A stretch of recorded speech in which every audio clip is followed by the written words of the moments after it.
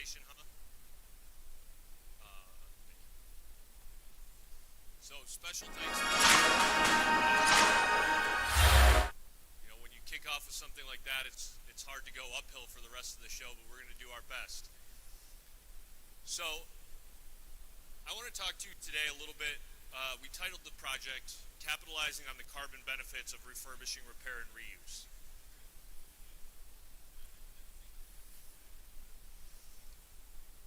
So our neighbors, our customers, our suppliers, the hospitals we go to, the banks we send our money to, have for decades benefited from the convenience, the access that electronics and electronic equipment provide them.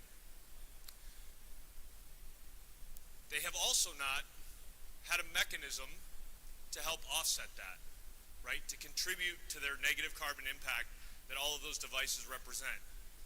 The average smartphone, 55 kg of CO2 emissions during manufacturing alone. That doesn't account for use. A laptop ranges from anywhere from 119 for a Surface to sometimes up to 600 kg of CO2 emitted during the manufacturing process. You'd have to use those devices for 10 years in order to offset that.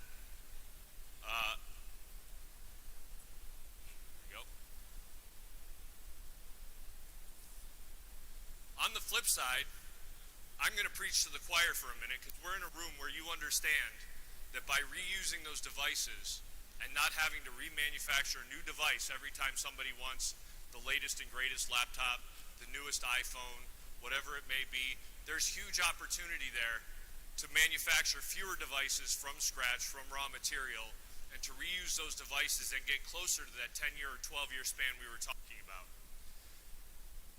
In 2022, 282 million smartphones were reused.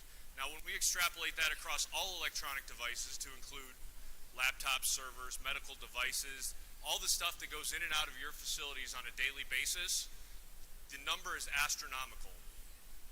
And through systems like Razor ERP and others that are on the market, we can see just how much is going through on a daily basis, how many assets are being bought and sold on a daily basis, and what the carbon impact of that is.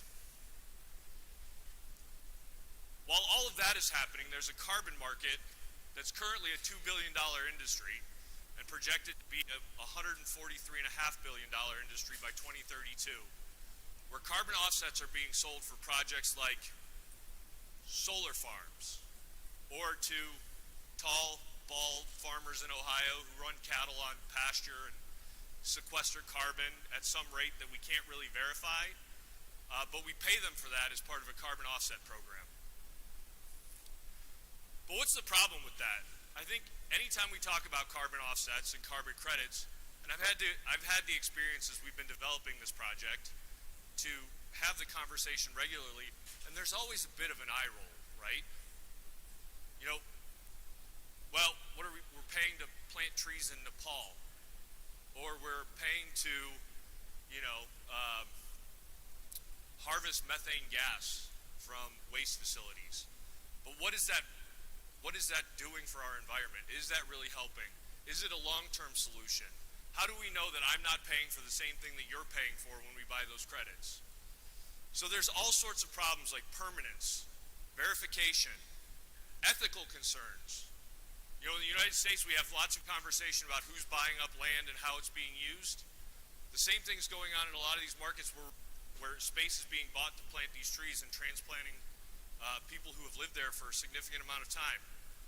And of course, if anybody's a Taylor Swift fan, you'll understand that when you use carbon credits, there's a risk of being labeled as a greenwasher and just taking the easy way out, right?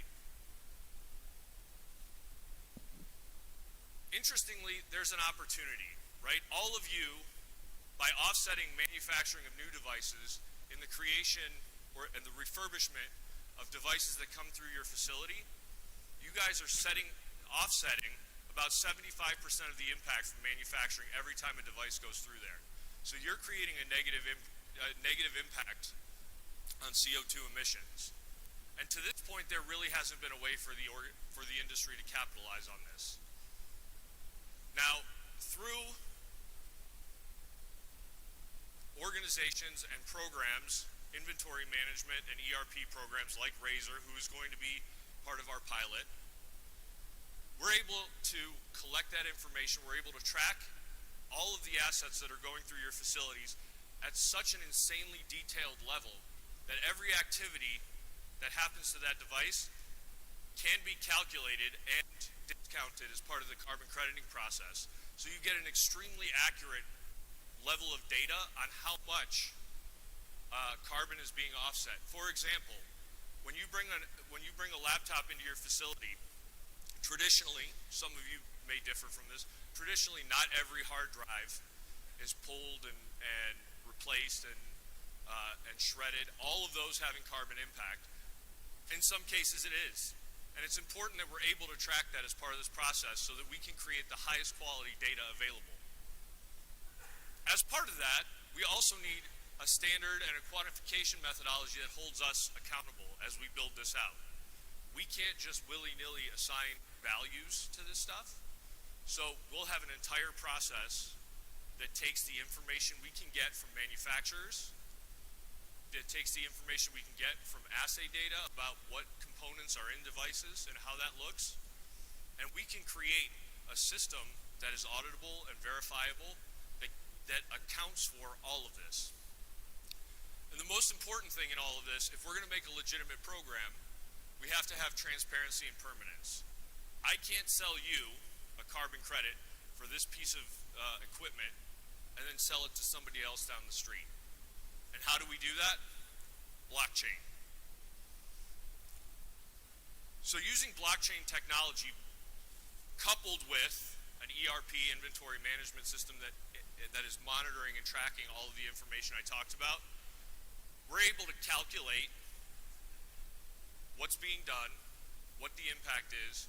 We're able to convert that then using a smart contract on an L1, Ethereum blockchain, for example. We're able to engineer a smart contract, essentially an if-then kind of program, so that when that asset goes through and is sold, we can automatically tokenize it, right? We can turn it into a non-fungible token that has value.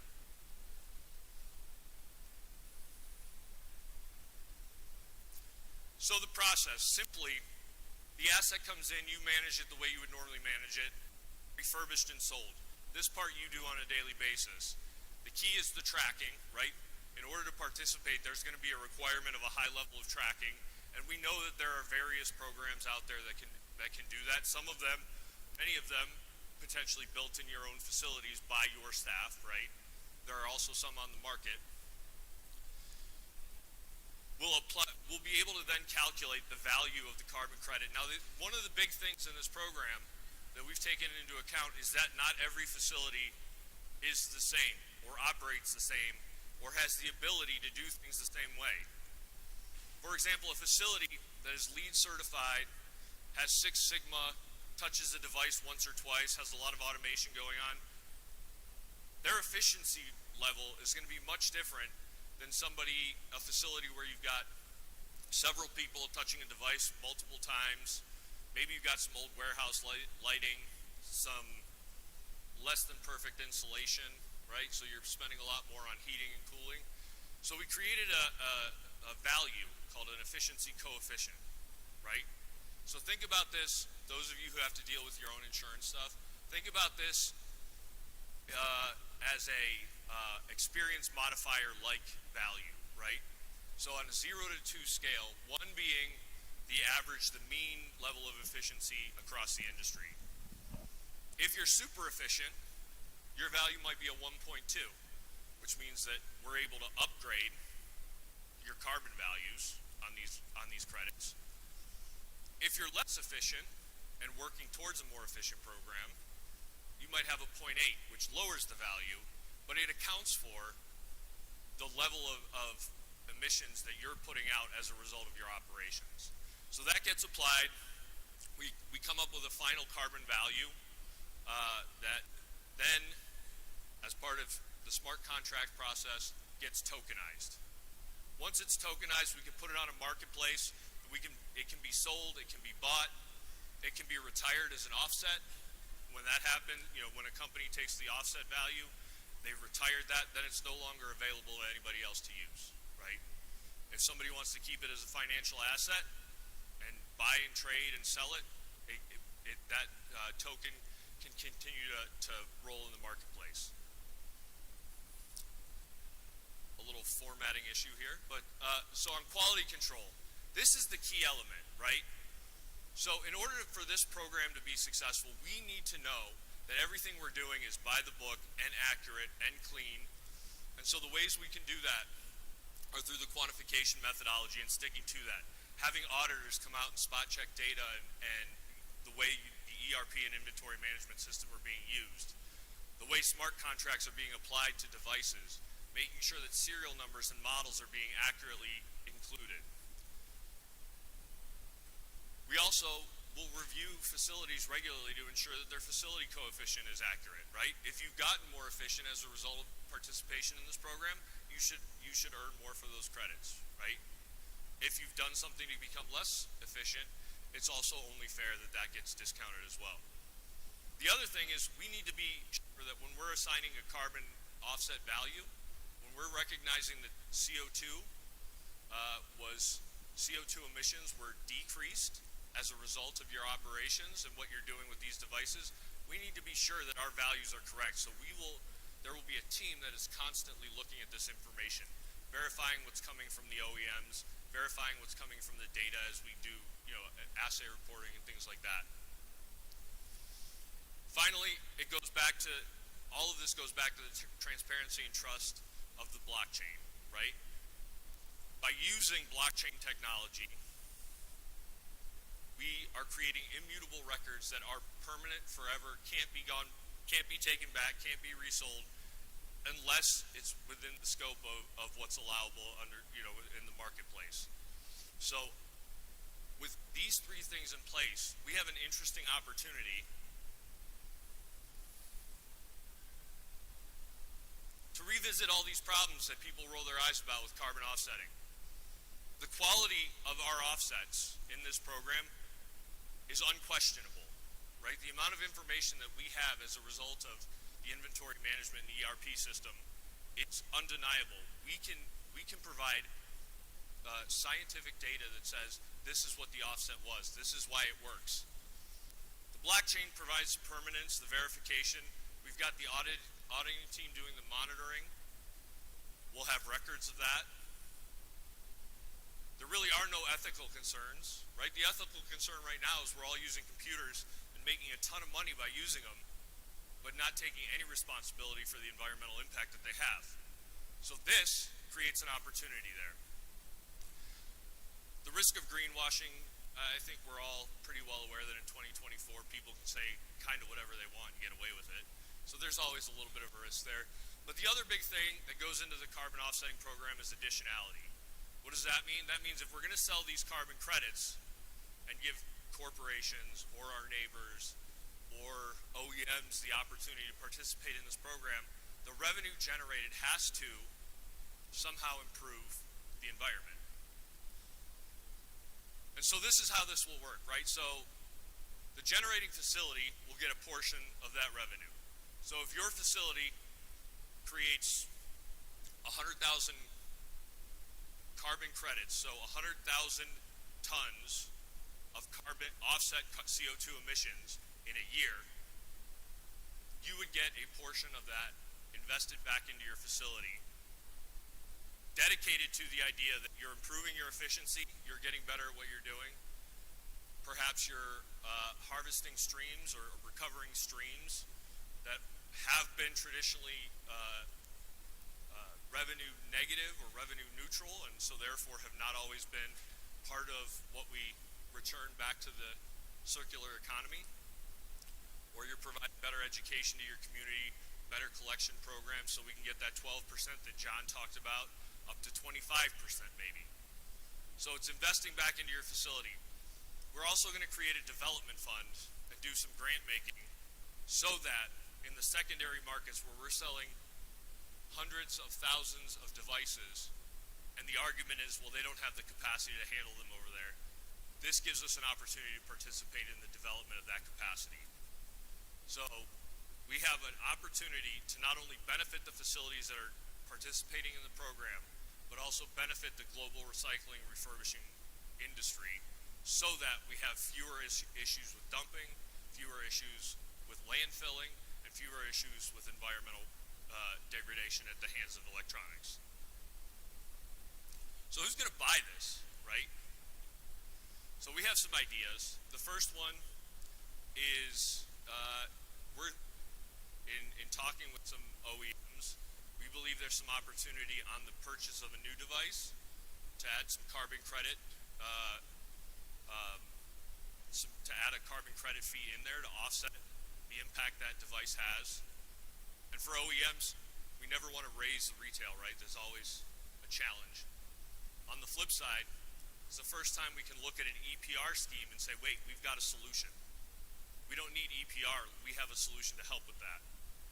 Individuals, right? We all have friends, some of us may be those friends, who have a strong love of the environment and are willing to invest in protecting the environment, helping the environment. Corporations who buy, as you guys know better than I do, tens of thousands of assets a year, opportunity for them as part of their ESG and their reporting to invest in this. And then of course there's the financial opportunity for those who want to buy and sell the tokens, right, and use it as a financial tool and invest and kind of play that market. So those are some opportunities for purchasers. So our goal, as we've done the background on this and if we've started to put things together, the good news is a lot of the infrastructure that is needed exists. So we're hoping to have some pilot facilities working with Razor ERP and our blockchain partners. We're hoping to have some pilot facilities testing our quantification methodology and our standard by Q4 of this year. We're hoping to tokenize our first assets within the next 3 months after that, and we would love to see initial distributions by the time we come back to ITAD 2025. Aggressive, probably. Possible, I think so. So that's what I've got. We believe this is a really interesting and transformative opportunity for the ITAD industry, particularly for those of you that have invested in tracking assets and components of assets in your facility at the level that is required. It's a small lift in that case. For those of you who haven't, this is an opportunity to look into that. But we believe this has an opportunity, we have an opportunity with this program, and we have unique timing to really make an impact on what this industry is doing, not only here in the US, but globally. So at this time, I'm going to open the floor up for questions. I do have our advisor on the blockchain side, Kapley, because the first thing I'm going to tell you is I do everything except the blockchain part. That's his wheelhouse, so the technical questions go to him. Yeah.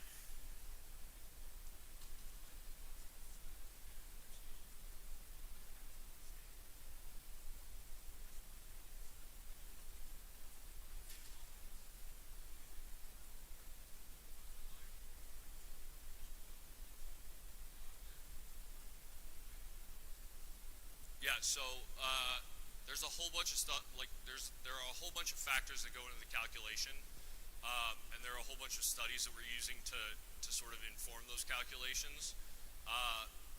What we are finding is that typically the resulting offset, the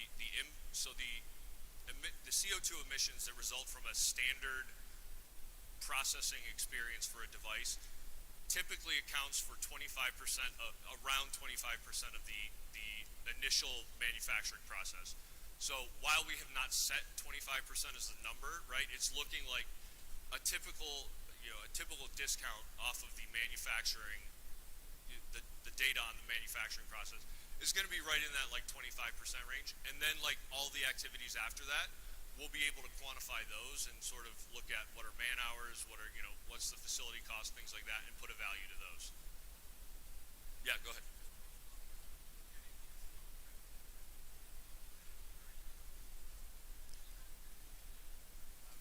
Are you getting these carbon credits independently verified, and how is that process going? Yeah, so we've talked to several partners about verifying the data, verifying the information. participating in larger networks, right, of organizations that do this stuff. We haven't set, we don't have a partner identified for that or whatever, but it's certainly everything we do with this project, we want to be above board, very clear, very decentralized. We want it to be transparent because really, if we're going to come into this and say some of those carbon offset schemes are silly, we have to make sure that we're dotting our I's and crossing our T's and having that stuff there. And by the time we're done, our goal is open the books and let's have a conversation about it, right? Yep. Yeah.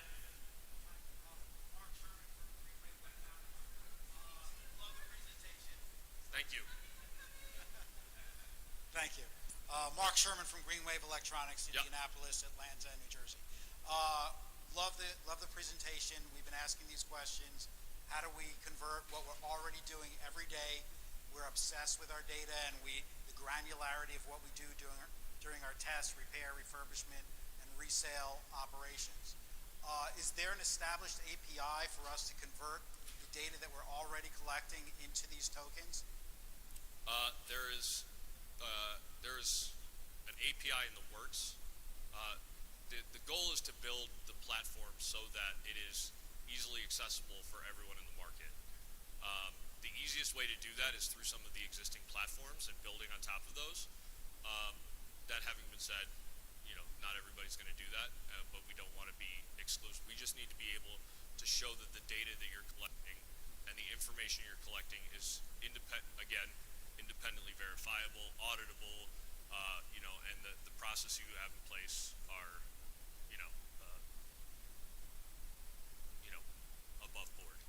Right? Thank you. Yeah. Thank you for that question. Here we have one.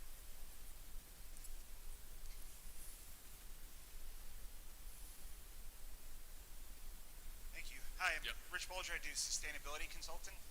Excellent. And I loved, number one, the concept. Makes a ton of sense having blockchain go through and create actionable tokens.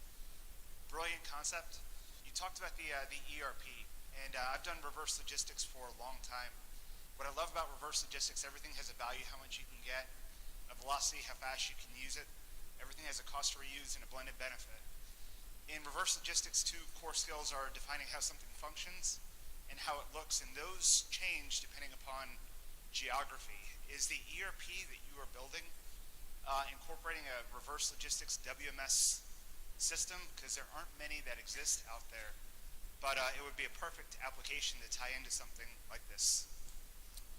I don't know the answer to that off the top of my head in terms of the ERP. So we're not building a new ERP system. We're sort of tapping into the ones that exist. Okay. And so certainly as I talk to Robert and others, as leaders of that program, certainly something to ensure right that it's there. Cool. Thank you. Over here. Oh. Who had it up first? I don't know. We'll take Yeah. both. I think this And then one maybe right here. You we'll have take the those better two and then smile. we'll get ready for the next session. I want to give a little question to your blockchain partner so he's not excluded. Yes. But first, could you guys introduce yourselves? Your names aren't on the program. So my name's Daryl Kendall. I'm sort of independently working with Robert on the show and also kind of building this project as well. So yeah, Daryl Kendall. Hello. And my name is Copley Judge. I'm from Canada. I've been one of the pioneers in blockchain since 2010. I've been doing blockchain and artificial intelligence since 2014, proof of intelligence, and I'm very excited about what we're doing with ITAD and ERP and Razor and the integration of blockchain. Blockchain and AI together will bring efficiencies and value that has been locked up in ITAD since the inception. And being able to use it is being able to provide real world asset value to your blockchain. So what it does is with the tokens, they actually have real value, not just like Bitcoin or Ethereum, which is the value is arbitrary, and that creates a marketplace where you'll be able to trade it. So that's essentially my background. I'm an engineer, been working in blockchain and AI for a decade and a half. I'm sorry, I didn't catch your name at the outset. Sorry, can you repeat the question? Your name, I didn't catch it. Your name. Your name. Your name. Oh, Yeah, my name is Capley Judge. I'm from Canada with the Spur Innovation Center and REIT.io and the Decentralized Artificial Intelligence Technologies. Cool. Look, so, hi, I'm sorry. James Garfinkel, my company is Vere.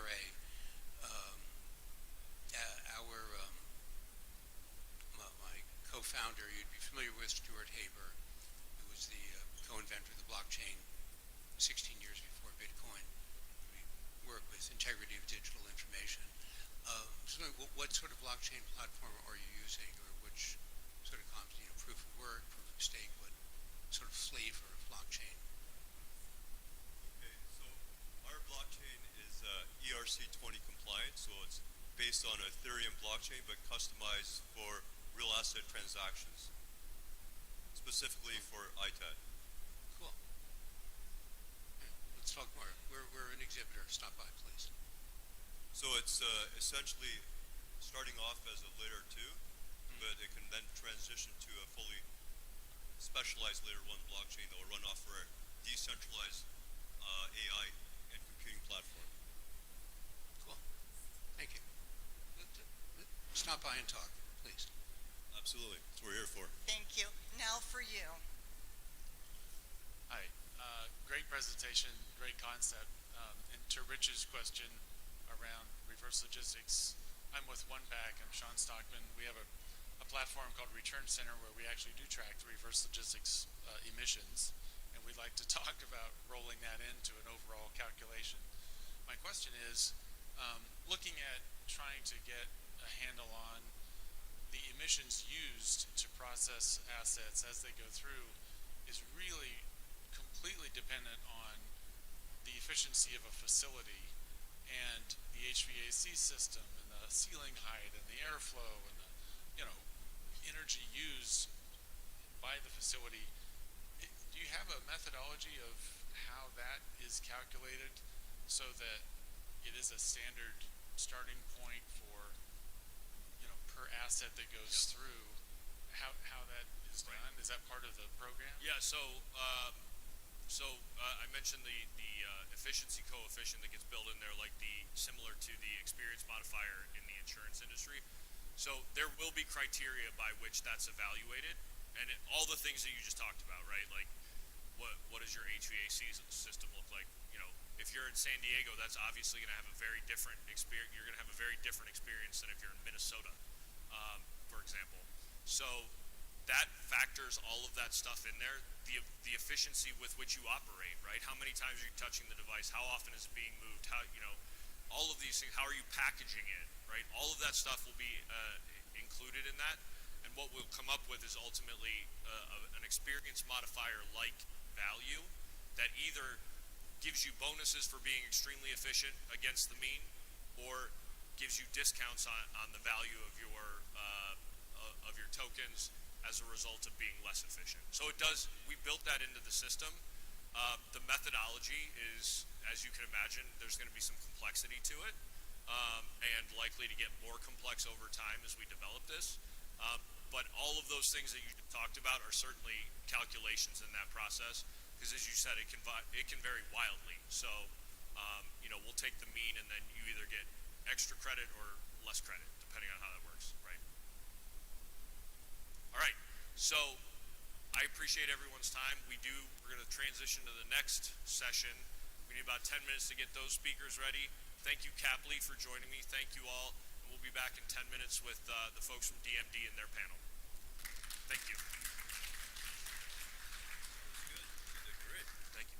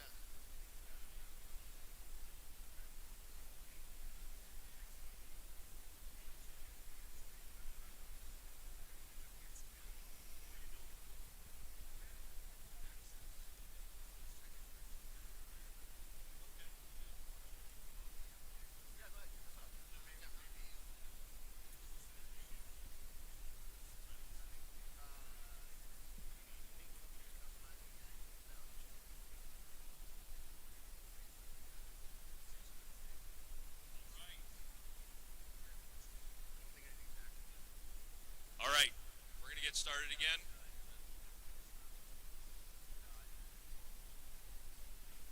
So we're going to get started. Panels that we put together a couple weeks ago with Jonathan from DMD called the Unique Companies Compromising the IT Value Chain.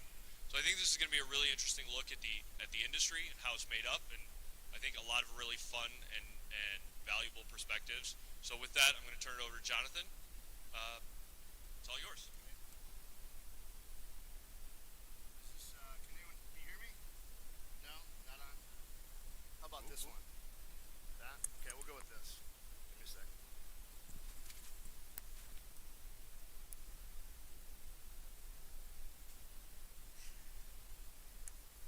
All right, well, thank you in advance for your time this morning. My name is John DeMette with DMD Systems Recovery. I'm the vice president there. I've been lucky to be with that company for 8 years. I spent 6 years in mobility recycling prior to that, and I think it's safe to say I've put in place well over assets in my career. I'm also a board member on the certification committee at NAID. The goal today is to highlight a couple of unique verticals or specific services within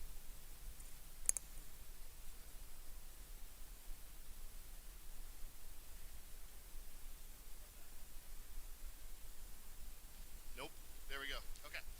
So, again, to highlight a couple of companies or some specific companies that compromise the ITAD value chain. So, I think we all provide unique services, and I think a lot of times people come to this event and you get your, 300 meeting requests, which is great, but are they the right partner for you? Do they really understand your solution? Do they understand all the unique pieces within ITAD that are necessary to provide, kind of an end-to-end solution? And so the group here, I don't think, comprises all of those. I mean, there's not unlimited, but there's quite a few different special solutions within ITAD that I think a good corporation needs to get the solution completed in entirety. But this is a good core segment of it. So we'll start with Simon Levin from Early Upgrade, CEO and founder. If you do a quick intro for us, and we'll kind of move down the line. I'm Simon Levin, CEO, founder of Early Upgrade. We're based in Jacksonville, Florida. I've been in the industry about 15 years, started off in mobility and transitioned over to recycling in the last 6 years. We focus on bringing in e-scrap, waste, and maximizing value for our partners in a seamless and easy way. My name is Rob Alston. How about now? Everyone's on green. All right, we'll try this one. That sounds better to me. So my name is Rob Alston. I'm the CEO of Guardian Data Destruction. I've been in the industry for about 15 minutes. I joined Guardian on May 2nd, so really 2.5 months in.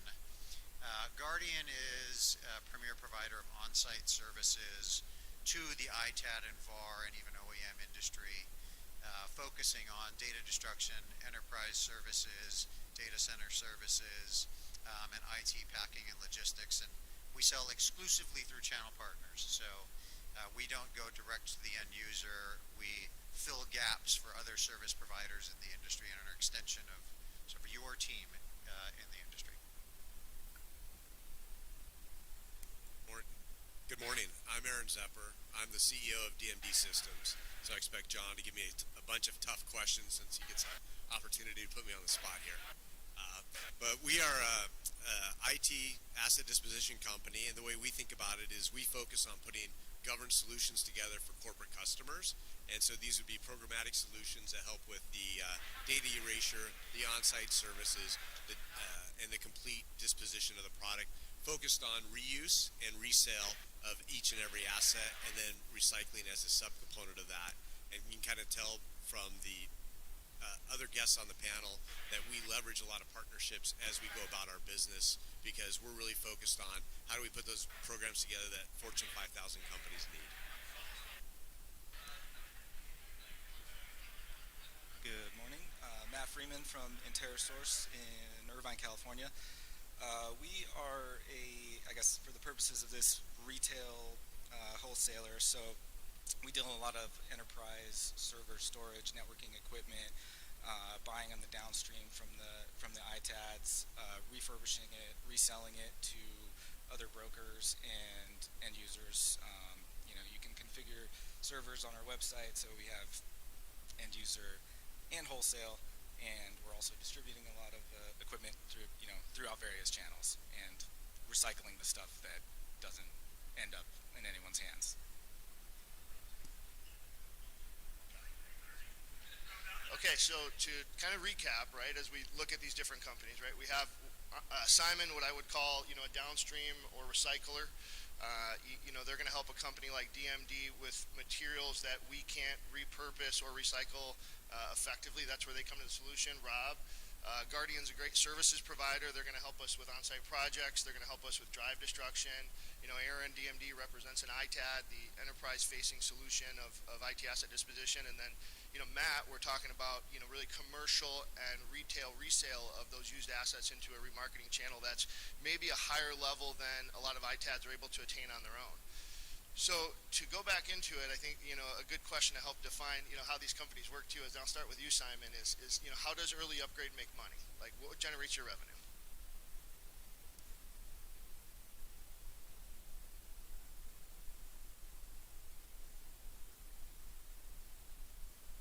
How about now?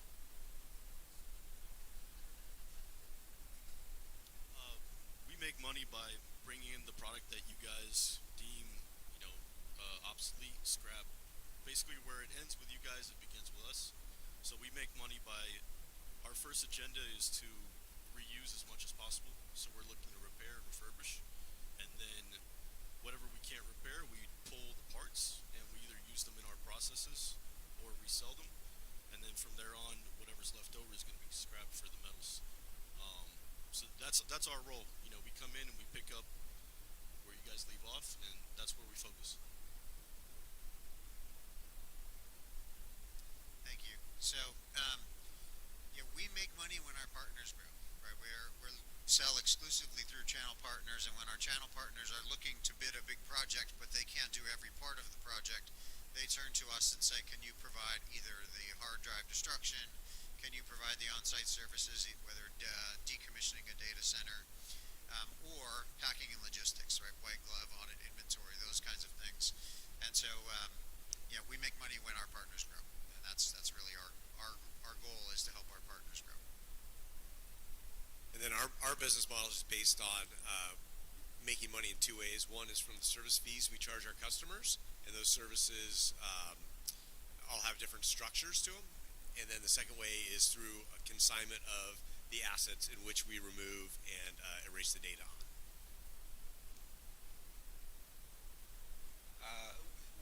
We make money really when the ITAD guys that are higher on the vertical than we are sell us equipment at very good prices.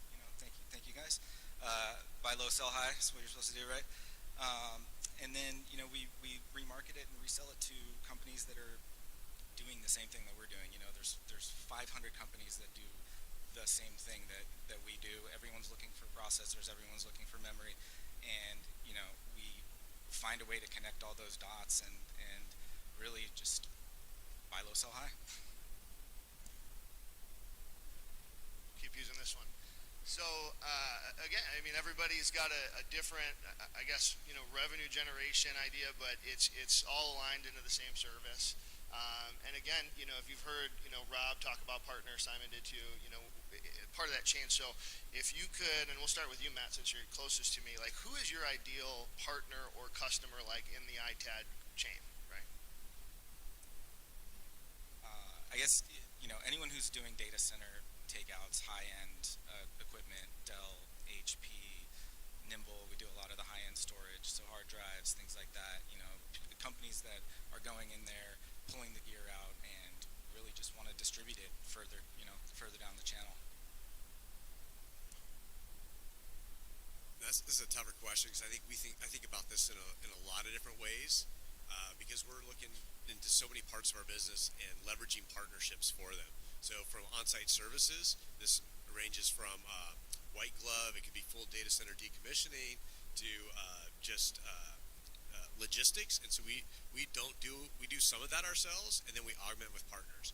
And so basically we always think about it, we can do almost anything, but we always assume that we're going to use partners for it because that allows us to deliver with scale across the nation. And so we're looking for partners here that help us with the decommissioning, the component of it.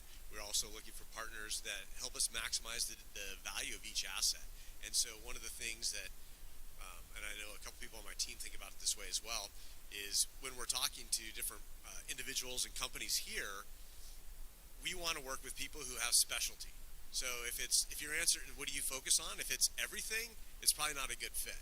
It's what is it like? Hey, we're really focused on Juniper networking gear. Okay, great. That's an interesting conversation. And so we're always looking to augment and improve our processes by what does somebody do better than us, and then building those relationships. And that's both the downstream, it's from the services side, and then it's also from the refurbishment and repair side as well. So I feel like that was a perfect segue for what we do, right? We're a partner to folks. We have a nationwide footprint, one of the largest fleets of shred trucks and trucks across the nation to do what we do, right? Provide the hard drive destruction on site, but also the IT packing and logistics services. But then also we have remote techs to do the data center decommissioning. And so our ideal partner is someone who can't do everything, right? Someone who does have gaps to fill, but wants to bid on a bigger, more strategic project. And that can be anything from a small regional ITAD in one market who wants services in other markets that we can provide, to some of the larger companies in the industry where we handle overflow. So, for example, we'll handle overflow for Iron Mountain and provide some services for them when they can't provide all their services. So really, we have a hugely broad lens on who our ideal kind of partner is, because it can be anybody who needs the services we provide. We are a specialty provider in a number of things, and when you don't have enough room or enough space or the geographic coverage, that's when people come to Guardian. For us, I think we specialize in cell phones, tablets, and laptops. We do traditional recycling as well, so servers, hard drives, all that kind of stuff. But our ideal partner would have a consistent flow, a good amount of transparency on the product, and really a commitment to partnership. I think that's what we're really looking for, because our goal is to pay the most and pay the most for the duration of the relationship, and also to keep the flow going. And I think it's a two-way street. And real quick, based off something that Rob said, I think something else we need to talk about is we also look to partner with other companies that are just like us, but we think about that from a regional perspective and primarily internationally. So, as you talk about geographic expansion, we're also looking for partners that can do a lot of the same services we do, but in other countries, so that we can deliver a global solution for companies that are looking for that. All right, you get the next question since you went out of line there. So I gave these guys a list of 5 or 6 questions. I'm gonna go off script a little bit because I want to do something a little more engaging and opinion based. So I think, and I'll start with Aaron. So and then it'll relate to each one of you. So what are you most excited about or concerned about as you look at ITAD and your solution over the next 5 years? Like, what do you think is going to be the biggest trend that's going to create improvement, or what do you think the biggest risk factor is for your specific service over the next, let's call it 5 years? So the biggest existential threat, I think, to a company like ours is the OEMs. So that's something that I always think about in the back of my mind. I think about it from device as a service. I think about if the OEMs ever lock down, tying the retirement of the asset back into the purchase of the asset and controlling it, no different than they do from some of the firmware, from some of the software upgrades, some of that. I don't know how likely it is, because at least from my perspective, most OEMs outsource a lot of the services. So I think that at the same time that's an existential threat, but it also creates opportunity for companies to be the actual service provider back to the OEM. But that's one thing that I think about from a risk factor. So I'm going to remind everybody that I've been in the industry for 15 minutes before answering. Look, I am incredibly excited by the amount of opportunity that I see. I just think that there's so much growth here. There's so much opportunity. The way I've been describing it is, yeah, there's room for everybody. We just all need to set our sails right because the wind is blowing. We have lots of tailwinds here, um, and I think discipline and focus matters a lot. Don't get too distracted by every shiny object out there, but say yes a lot, right? One of our core values is a can-do attitude, and make sure that we provide the very best service. And I think as long as you're doing those things, and you don't get too distracted by every single opportunity, stay true to what you are, um, while being open to the new opportunities. I think there's lots of room for success for everybody. Yeah, I mean, I like that. I don't have too many concerns. I just don't sit down and think about them. But I am very excited about, the growth of my company and, uh, expansion into, keep digging into what we're doing and what we're good at, expanding a little bit into a few other product lines, and also expanding to other geographical regions, and meeting new partners and having very good partnerships for a while. I wish I could say I didn't have any concerns. That's a pretty cool outlook. And like Aaron said, the OEMs are the biggest concern. I think locking down firmware upgrades, things like that, is going to really hamstring the industry. If customers can't upgrade their firmware, if there's a critical fix or something that they don't have access to, they're going to look to buy new. They're not gonna keep purchasing off lease or retired equipment. They can't do it. So like Aaron said, that's my biggest concern. Hang on, Aaron. like Before you jump in, I wanted to say one more thing. I've been quoting somebody a lot, and I don't know who said this to me first, but obsolescence will never be obsolete, right? And that's something I've been saying a lot, and I think that is only going to continue, right? And technology is advancing faster than it ever has. It's becoming more widespread than it ever has, and so that's another tailwind for me, is just this continuous cycle of increased obsolescence that's going to feed all of our businesses for a long time.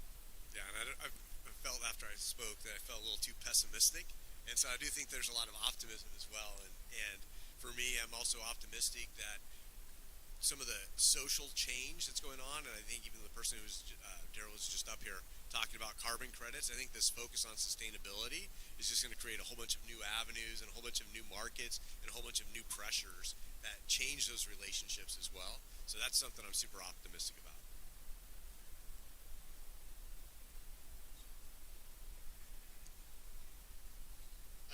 Okay, we'll do maybe one more here. Could be either one. Yeah. Kind of got to tell your personality based on what your response was, right? I would have talked about concerns, certainly.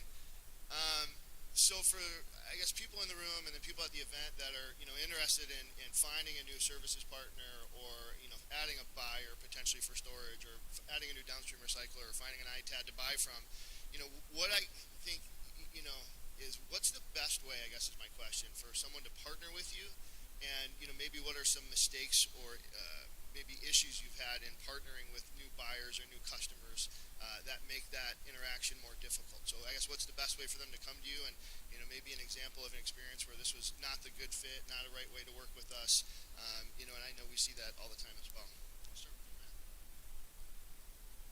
Yeah, I think it's just like we said earlier. Like you said, not everyone's good at everything. So we're focused on enterprise equipment. That is our niche. That is what we do. We're good at it. So sending us lists of printers and cell phones and tablets and things is not going to work for us. Send us lists of servers and big data center equipment, and that's really like our niche. We stay in our lane. We don't get out of it, and that's the best way to partner with us. Find us on ITERSource.com. Come see us. So I'll take a bit of a different approach to it, and for us it's more about values orientation. And so Rob and I were talking a little bit this morning. It's the first time we've met. Like he said, he's been here for 14 minutes. But he said one of the things he appreciated about our team was the transparency. And so I would say that that's one of the ways that we get along with our partners best is, and I see some of them out, like actually out in the audience, and they've been at our facility and helped us set it up, or we have an issue, and they come out and helped us with our wipe software as an example. So thank you, Joe. We see you. But for us, it's about like, here's what we do well, here's what we're not doing, here's where we're struggling, how do you add value to that, here's the ways that our companies need to get along, and it's okay if we have problems, it's okay if there's mistakes, it's like, how do we start to work through those, and the real partners that you develop are the ones that work through that. And so for us, it's really about the alignment of values and the ability to converse honestly, transparently, and share where it works and where it doesn't. Yeah, appreciate you sharing that. So we work together. We work together in a number of different capacities. But Guardian does a variety of things, right? So you can work with us in a very transactional capacity. We can shred hard drives for you wherever you need them shredded. We can move items from A to B. We can do audit, and we can scan your assets and track everything from point A to point B. But we can also be very strategic, and we are leaning heavily into more strategic solutions on the data center activities. We call them our enterprise services, because every opportunity that comes to us, even if it's just shredding the hard drives, is linked to a bigger project, right? We're just seeing portions of the project, and so we are trying to engage with our clients and our channel partners. Again, we don't sell to the end user, right? So we're selling through channel partners who are engaging with the end user just to learn more. We want more future visibility into what is the full scope of the project and where do we fit in, so that we can fit in appropriately. Before I became CEO of Guardian, we did a lot of calls with our channel partners, and I was incredibly impressed. I've done a number of diligence calls with clients of potential acquisitions, and I've never had such consistency. I can't take any credit for it, but everyone said 10 out of 10 Guardian is the best at what they do, and that's an incredible thing for me to inherit as CEO and to be a part of this team. But it's a huge responsibility, and unless we continue to do that, we won't continue to grow. So, try us for something transactional, try us for something strategic, and I'm a big fan, as Aaron said, of transparency, and we'll just work together to do the best we can for your end user.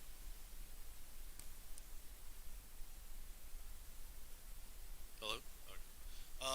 I guess we try to work with everybody. We tend to be a neutral in the ITAD space because we're not competing with traditional ITADs. We're not going after enterprise or end user customers. I think the only challenges that we could have is maybe if you don't have as much transparency and you're just looking for like a one-off, because in the way that we're purchasing a lot of unknowns. A lot of times we're purchasing gaylords or truckloads of broken electronics, and if you're just looking to, I guess, mislabel the product and just get your top dollar one time, then move on to another recycler, that's probably not the best fit for us.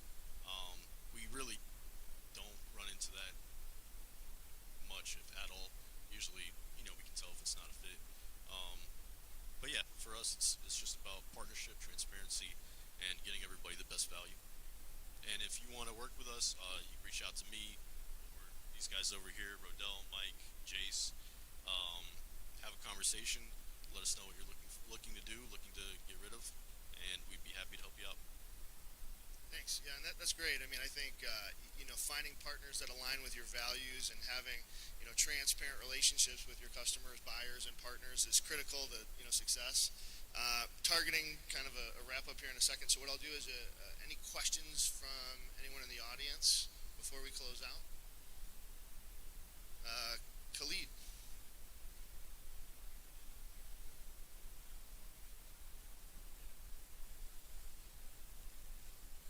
Still one time you don't want to fall, right? I got lucky.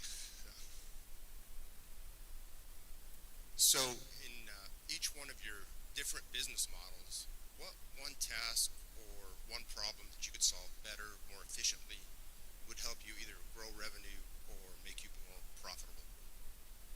Great question. Let's start with, I'm not jumping back up there. I'll do the rest from down here.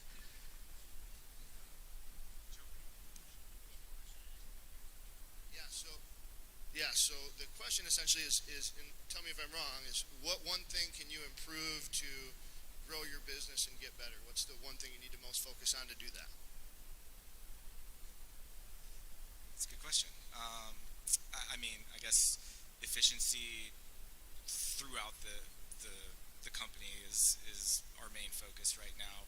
We're cycling through so much equipment that, we're probably 2-3 weeks behind on receiving right now because we're taking these complete systems, we're breaking them down, we're inventorying everything, serializing everything, stickering it, and it's a long process. So how do we fix that? If anyone has the answer, I would love to hear it. It's been a long process. We're getting more efficient. We're streamlining some of our programs in NetSuite, and I think we're getting there. But it's a long road. I'm sure, as anyone who breaks down equipment knows, it is an arduous process. So I think about that question in two ways, and the first one is probably on the efficiency side, but it really is, hey, what are the things that we're already doing, and what can be just a little bit better? Like, how do we get like another, for certain types of equipment, finding another channel that is closer to the end user. But all those, like, you're kind of really more functional or departmental. I think for us, the other side of it is, where are some of those other innovations coming? And trying to get us, so while I'm here, I'm hoping to find some other things that help us to increase the reuse rates. What are some other technologies out there? What are other companies doing? What are some other ideas that companies have to repurpose things? And I think that's something that I haven't seen a lot of, and I'm sure it's out there. How are we taking some of these electronic goods and repurposing them into something new or something different, not just in the same format or the same use case that it had previously? And it's like, oh, it's just 2 years older or 4 years older. It's, oh no, we take it and we transform it into this. And I think that's something that the industry, and I'm sure there's companies doing it, and I see some interesting use cases, and so that's something that I'm looking for while I'm here. Thanks for sharing that. So I've thought about this a lot as a new person to the industry, and apologize, this might be a little bit of a long answer. I've discovered we're very reactive, right? Like, we have channel partners. Our channel partners are getting projects from their end users, and then we have to react very quickly. And I would like to get from reactive to responsive to proactive, and so where I see the greatest growth opportunity for Guardian is to create more intimate relationships with our channel partners, learn more about their forward-looking pipeline of opportunities so that we can strategically allocate our capital to growth, and to growth in geographies where we may not be, or just to bolster geographies where we may already be, but there may be more work coming. And so I'd like to move, again, from reactive to responsive to proactive, and that is through creating deeper, stronger relationships with our channel partners. I would just piggyback off Rob, and it's just about better relationships and really availability and being more available to listen, make connections, and take the feedback for the pain points that our vendors have and our partners have.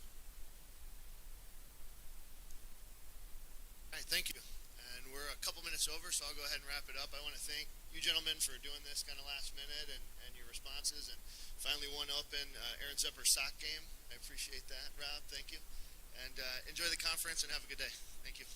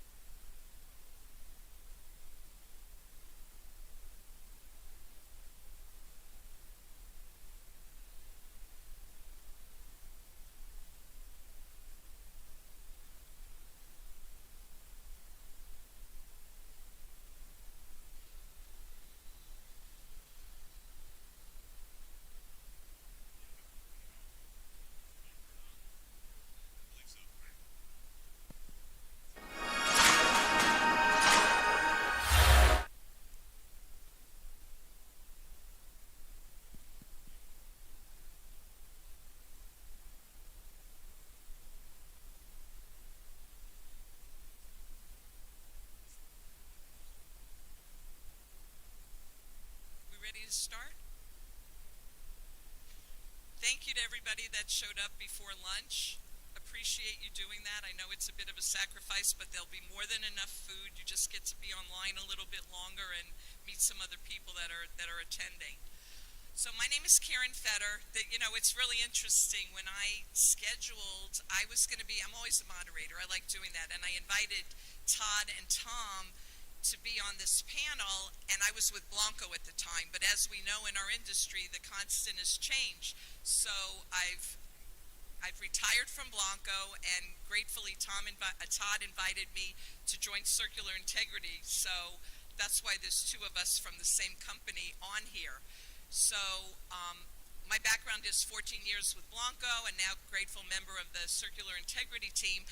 I'm going to let Todd and Tom introduce themselves. There we go. Thank you, Karen, and welcome to the team, by the way.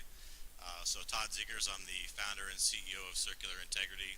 I've been in the ITAD space for about 21 years now. I started out in the IT sector at Insight selling computers, hardware, and software, and realized I wanted to go do something on my own, and started an ITAD company in 2003 called Green Asset Disposal, which we built that and sold to a company called Cloud Blue. If you've been in the business for all, you probably remember Cloud Blue. Sold that business to them in 2009. We then built Cloud Blue, sold it to Ingram Micro in 2013, and I left Ingram Micro after building that global business for about 10 years. I left there a little over a year and a half ago or so. So just a quick background on me. Thanks, Todd. I'm Tom Delich with Green Eye Partners. I've been grew up in this industry with my family throughout this time. Been in this position for the last 8 years with Green Eye.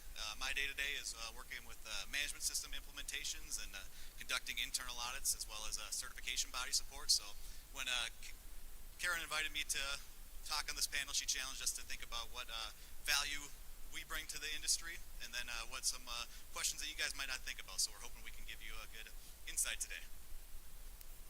Thank you very much. So the topic is the OEM and service provider perspective, looking at ITAD through a different lens. Am I speaking too loud?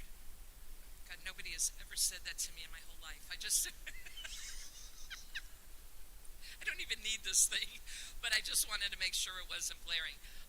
So the most important thing, because I've done a bunch of these, I moderated a lot of these. I like it to be interactive because you all have a lot of knowledge and you may have questions for us, you may have questions for each other, so I definitely will encourage questions and even commenting on things that we're discussing. So with that in mind, my opening question is going to be for you all. How many of you are currently working with OEMs or are working with consultants? Great. There's a fair amount, so that's great. That means you have stuff to add to the session as well. So I'll encourage you to do that. So for Todd and Tom, I'm going to ask, what are the major areas that an ITAD needs to consider when they're looking at moving into or expanding their services, whether within what they're doing now or moving into the OEM arena? I'll take that one first. Well, I think the lesson I've learned, first of all, is you need patience. You need to be ready to work with a potential partner or a customer that isn't typically as quick as you may see, whether you're going after a school system or a hospital or something like that. When you get into the world of an OEM, just because of the nature of their business and size, right, whether they're a $20 billion or a $100 billion OEM, they got to be that way for a certain reason. So they've got different procedures and processes built in place that can be challenging to work with. So you have to be patient, right? Most of them are obviously built to produce products and sell those products in the market. So as you start introducing a services concept, much like I did in my distribution days, it's a different process, right? And I think it's much more complex than they give it credit for. So the first thing you need is you need to go in there with quite a bit of patience. But I think you need to understand, as far as most OEMs obviously are fairly global because they're selling their products all over the world. So you need to try to understand, if you're going to go try to partner with an OEM, what's your approach going to be? Do you want to try to just service them in the U.S.? Do you want to try to service them in other markets? And if it is in other markets, why would they want to use you versus going to someone else? If you're using partners, because I know most of us in the room in my history is you find international partners to support you, which can be a little bit challenging as far as pricing and margins and stuff like that. So I think being able to figure out your global footprint strategy, but also, what do you really want to get out of the relationship? Because it could be an OEM that makes multiple different types of products, and maybe you're really good at product A, and they want you to focus on 5 products, and you're going to try to stretch yourself and probably going down a path where you're going to try to go out and build something where someone else down the street already has that practice in place. So I think really focusing on where you want to try to play, what you're really good at, focus on what you're great at. And when I sit down in consulting sessions, which by the way, I never thought I would be a consultant. I was never a big fan of consultants, but here I am today. Just kind of backed into this one. But when I sit down with clients, the first thing I ask them is what makes you special. Why do companies do business with you? Where do you win? And if what you're trying to do with an OEM is kind of outside of your comfort zone or what made you great, sound like Donald Trump now, but whatever made you great in your business, right? You want to try to really focus and leverage that. I think that's a really important piece. I think also, systems and reporting. Different OEMs are going to require different data points back from you. So understanding early on, what are the system development requirements you're going to have to build to develop to make sure you can support an OEM.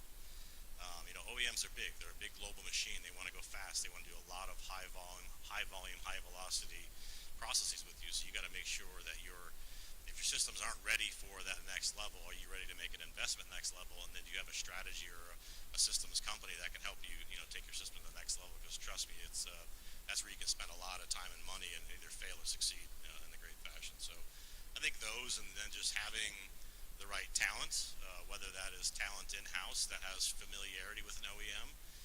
I also think, in some of the work I've done with OEMs, I see ITAD providers that'll say, okay, listen, we're going to try to work with you, and then they put like a junior account manager on top of this account, expecting it to be just a transactional relationship. You really need to put some of your best people on an OEM relationship because of all those complexities I just mentioned and everything else. And I think where the role of a consultant works in an OEM world is a lot of these things you're going to go build to do business with the OEM.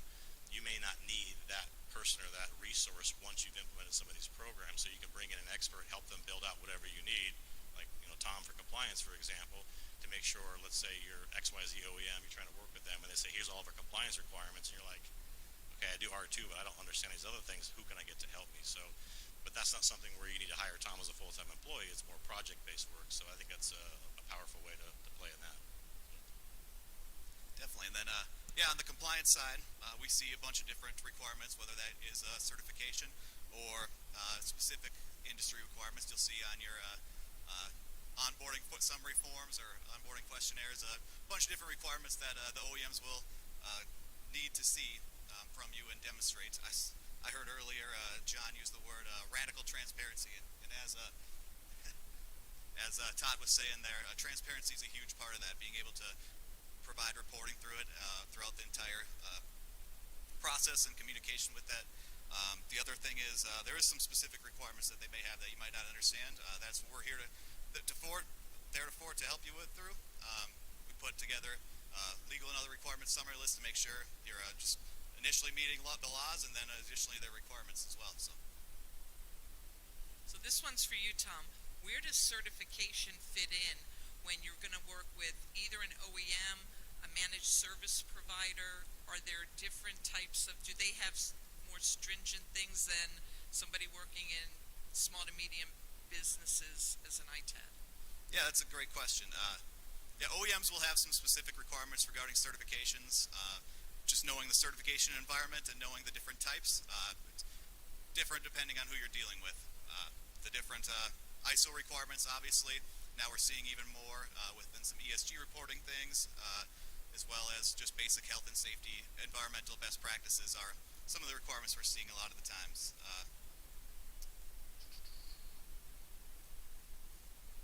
You want to rephrase that question real quick, Karen? No, absolutely. Yeah.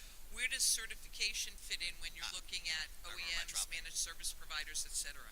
Yeah, definitely. So the certification process is a great way for verification and some other way to show your conformance to the best practices within this industry. So we have some specific industry standards that a lot of people will look for, like your E-Stewards, R2, RIOs, NAID, ADISA, CTIA, all those that are important that some people will require, and then there's some additional requirements on top of that that validate what you're doing is important. So if you haven't looked into certification, great idea to be able to demonstrate that right away, check that box off right away in your vendor questionnaire.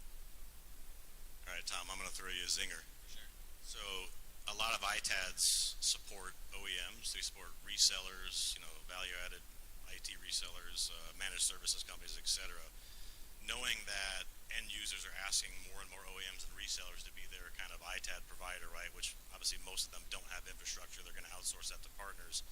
How does an OEM or a VAR or a managed services company who isn't physically doing the operations, are they able to get like R2 certified or something like that, saying, listen, we just disclose all of our downstream partners and who manage everything are R2. Do they get to check the box, or how does that work? Or have you even seen that before? I don't know. Yeah, it's an interesting question. Haven't necessarily seen OEM be certified, if that was the question there. But we have seen the requirements of, hey, we've adopted this standard as our best practices. We want people to follow this and be able to do that. We have see a lot of more OEM like take back programs. So there's some being able to fund it through either the city or the companies initially that you can buy into and be able to have that transparency to report back to them.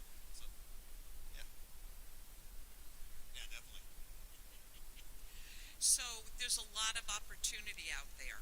Why do you think ITADs are not going out for more things, that they're staying in their comfort zone, whether it's a niche market, whether it's a certain vertical, why they're not going after managed servers, things like that, OEMs? Why are they not doing that, do you think?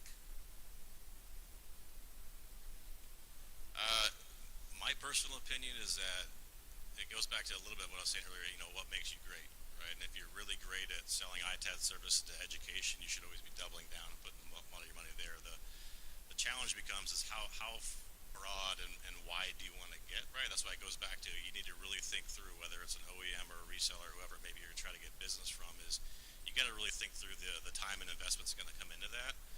I think if you look in the more sophisticated space of an OEM or an IT reseller or a managed service provider, right? These guys are from the IT space and they understand margins and values, and they also understand the fact that if they're going to start, having you provide these services for them, they're going to be shopping you around a lot more than maybe an end user would. So I think the margin profile typically going through more of a channel model versus direct is a little bit less for obvious reasons, but obviously you get the more opportunities to come in. But it also goes back to just all the complexities that come with dealing with an OEM, right? You need to have a lot of people. It has to be part of your strategy. You have to be committed to it, and you have to be able to be prepared to walk away if it doesn't work out. So I think it's a big piece of it. Yeah, what we're seeing when put in front of these requirements, what you need to meet to work with someone, you can see it as jumping through hoops, or you can see it as having best practices and being able to meet these requirements. There's a lot of things that you're doing right, even initially if you're not certified, that we can probably document. We take the approach of what you have in place already is great. If we need to correct something, we will, to be able to demonstrate these requirements. But it's usually not too far off from what we're doing already, just best practices. Yeah, something else that just came to mind I think about is when you work with an OEM, again, OEMs mostly are global. They've got stuff everywhere, right? And if you think about if you're an OEM and you want to build this partner network to manage whether it's returns or reverse logistics and repair services or ITAD services, there's no such thing as what I call McITAD, right? There isn't an ITAD player in every single state or country around the world, so it's always going to have to be delivered through some sort of partnerships. But what I would tell you is, knowing the bigger guys who have a much bigger global footprint, if you don't have a large global footprint, a lot of times you won't even be considered to work with an OEM, because if you're kind of a one-trick pony, maybe you're in Uruguay or some small market where there's not a lot of ITADs, and they're going to probably bring you on, right? Or someone will use you as a partner. But the last thing an OEM or a VAR or anyone wants to do is try to manage 100 different vendors, right? You're trying to control your quality and your reporting and issue escalation and root cause analysis and fixes and all those kind of things. It can turn into a big rat's nest very quickly. Okay, so it's your turn. Do you have any questions? Do you have any comments on anything that we've discussed so far? And please, somebody raise their hand. Oh, there you go. I don't know who you are, but thank you. Hold on. I think somebody's bringing is somebody bringing a microphone? One second.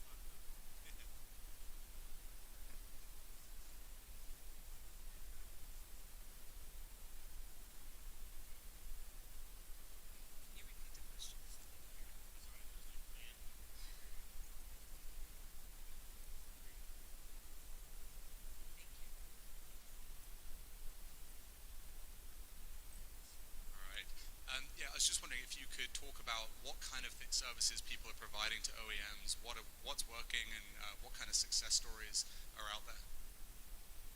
Yeah, so from an ITAD perspective, the way I look at the OEM landscape as it pertains to ITAD, and the way I define ITAD is more of a true service of taking stuff out, packaging it, white glove, bringing it back, doing data erasure, separate the stuff out like that versus like returns.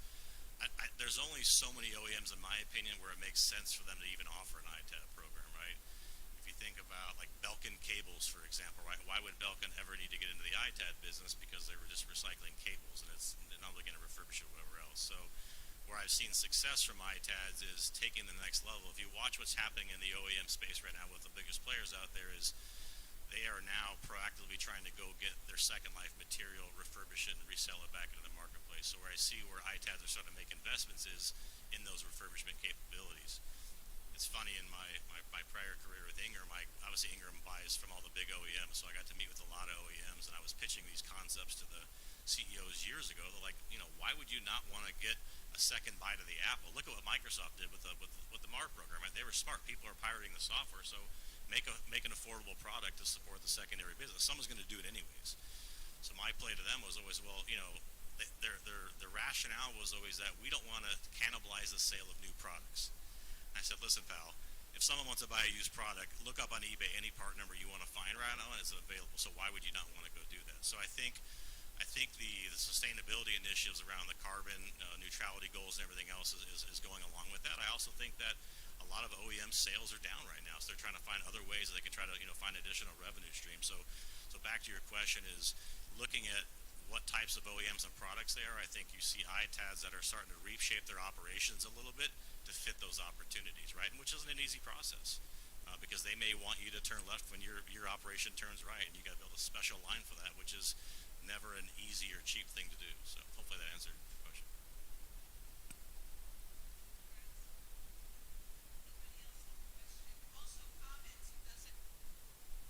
I think they heard me like two doors down.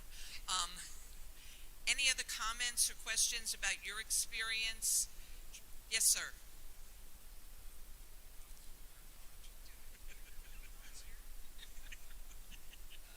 Thank you, guys. Great presentation.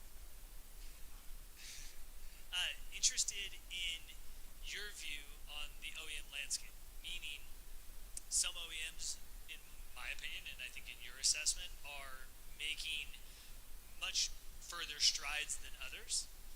Kind of, you said Belkin as the example, and that's a good one, right? But if you think of in the server space, in the data center space, in the notebook space, in your assessment, who's playing where? Who's making the strides forward? I think we know who some of those partners are because they're here, but who's also beginning to realize the importance of ensuring that there is an ITAD associated with their products and ensuring that there is the second life in the circular economy.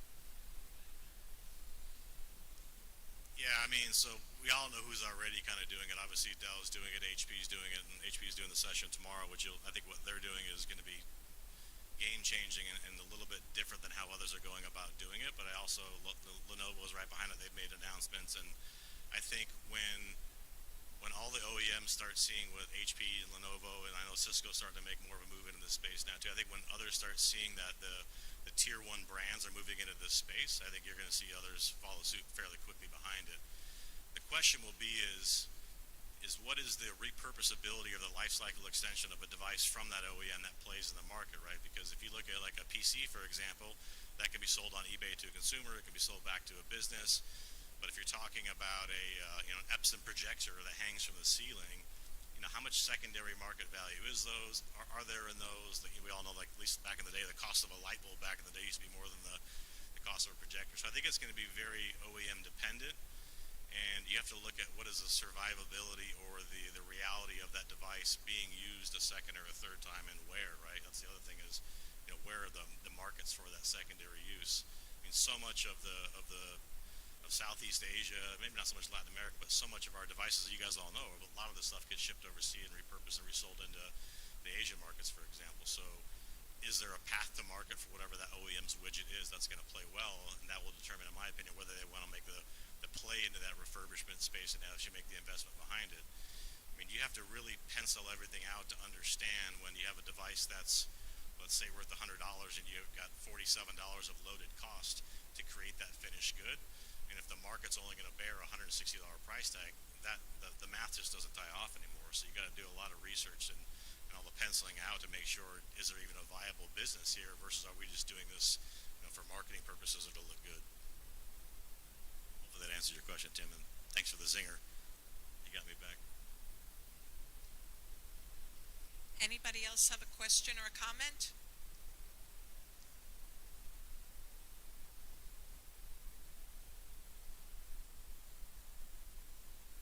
Hello?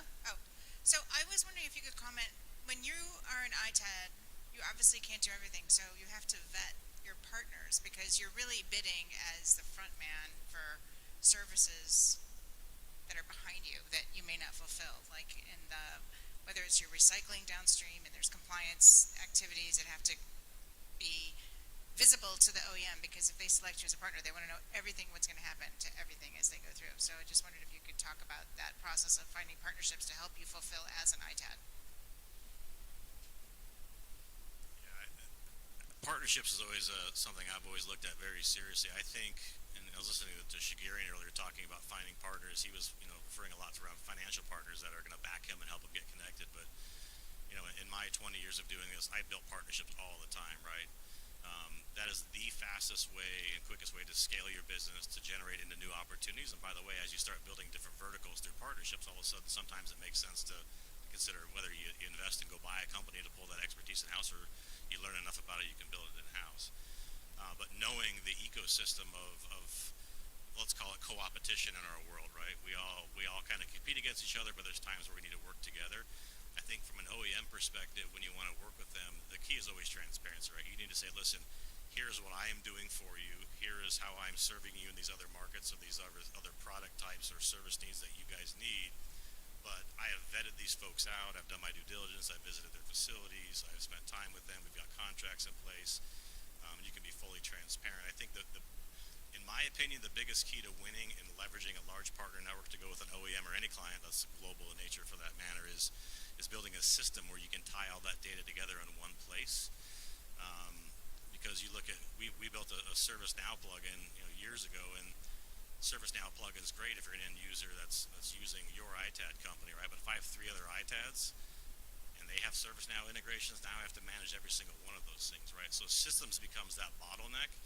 And I've been talking a little bit lately with some of my clients more on like digital transformation and opportunities, right? And I think there is a massive opportunity. It kind of goes with what John was talking about with around the AI and automation and robotics, is how do you digitally differentiate yourself from the rest of the industry? And I think, software tools, a great client portal, integrations with whether it's an ERP system at an OEM or an IT asset management system at an end user, I think that's the biggest thing. And to your point is the transparency and visibility into that. Everybody has to kind of be feeding into that same pool of information to share with the OEM, probably on the compliance side, right? Yeah, definitely. Yeah, as you're putting together a vetting process for your partners, you should be considering the OEM requirements specifically, and then any other things related to data security, where the things are going downstream end of life.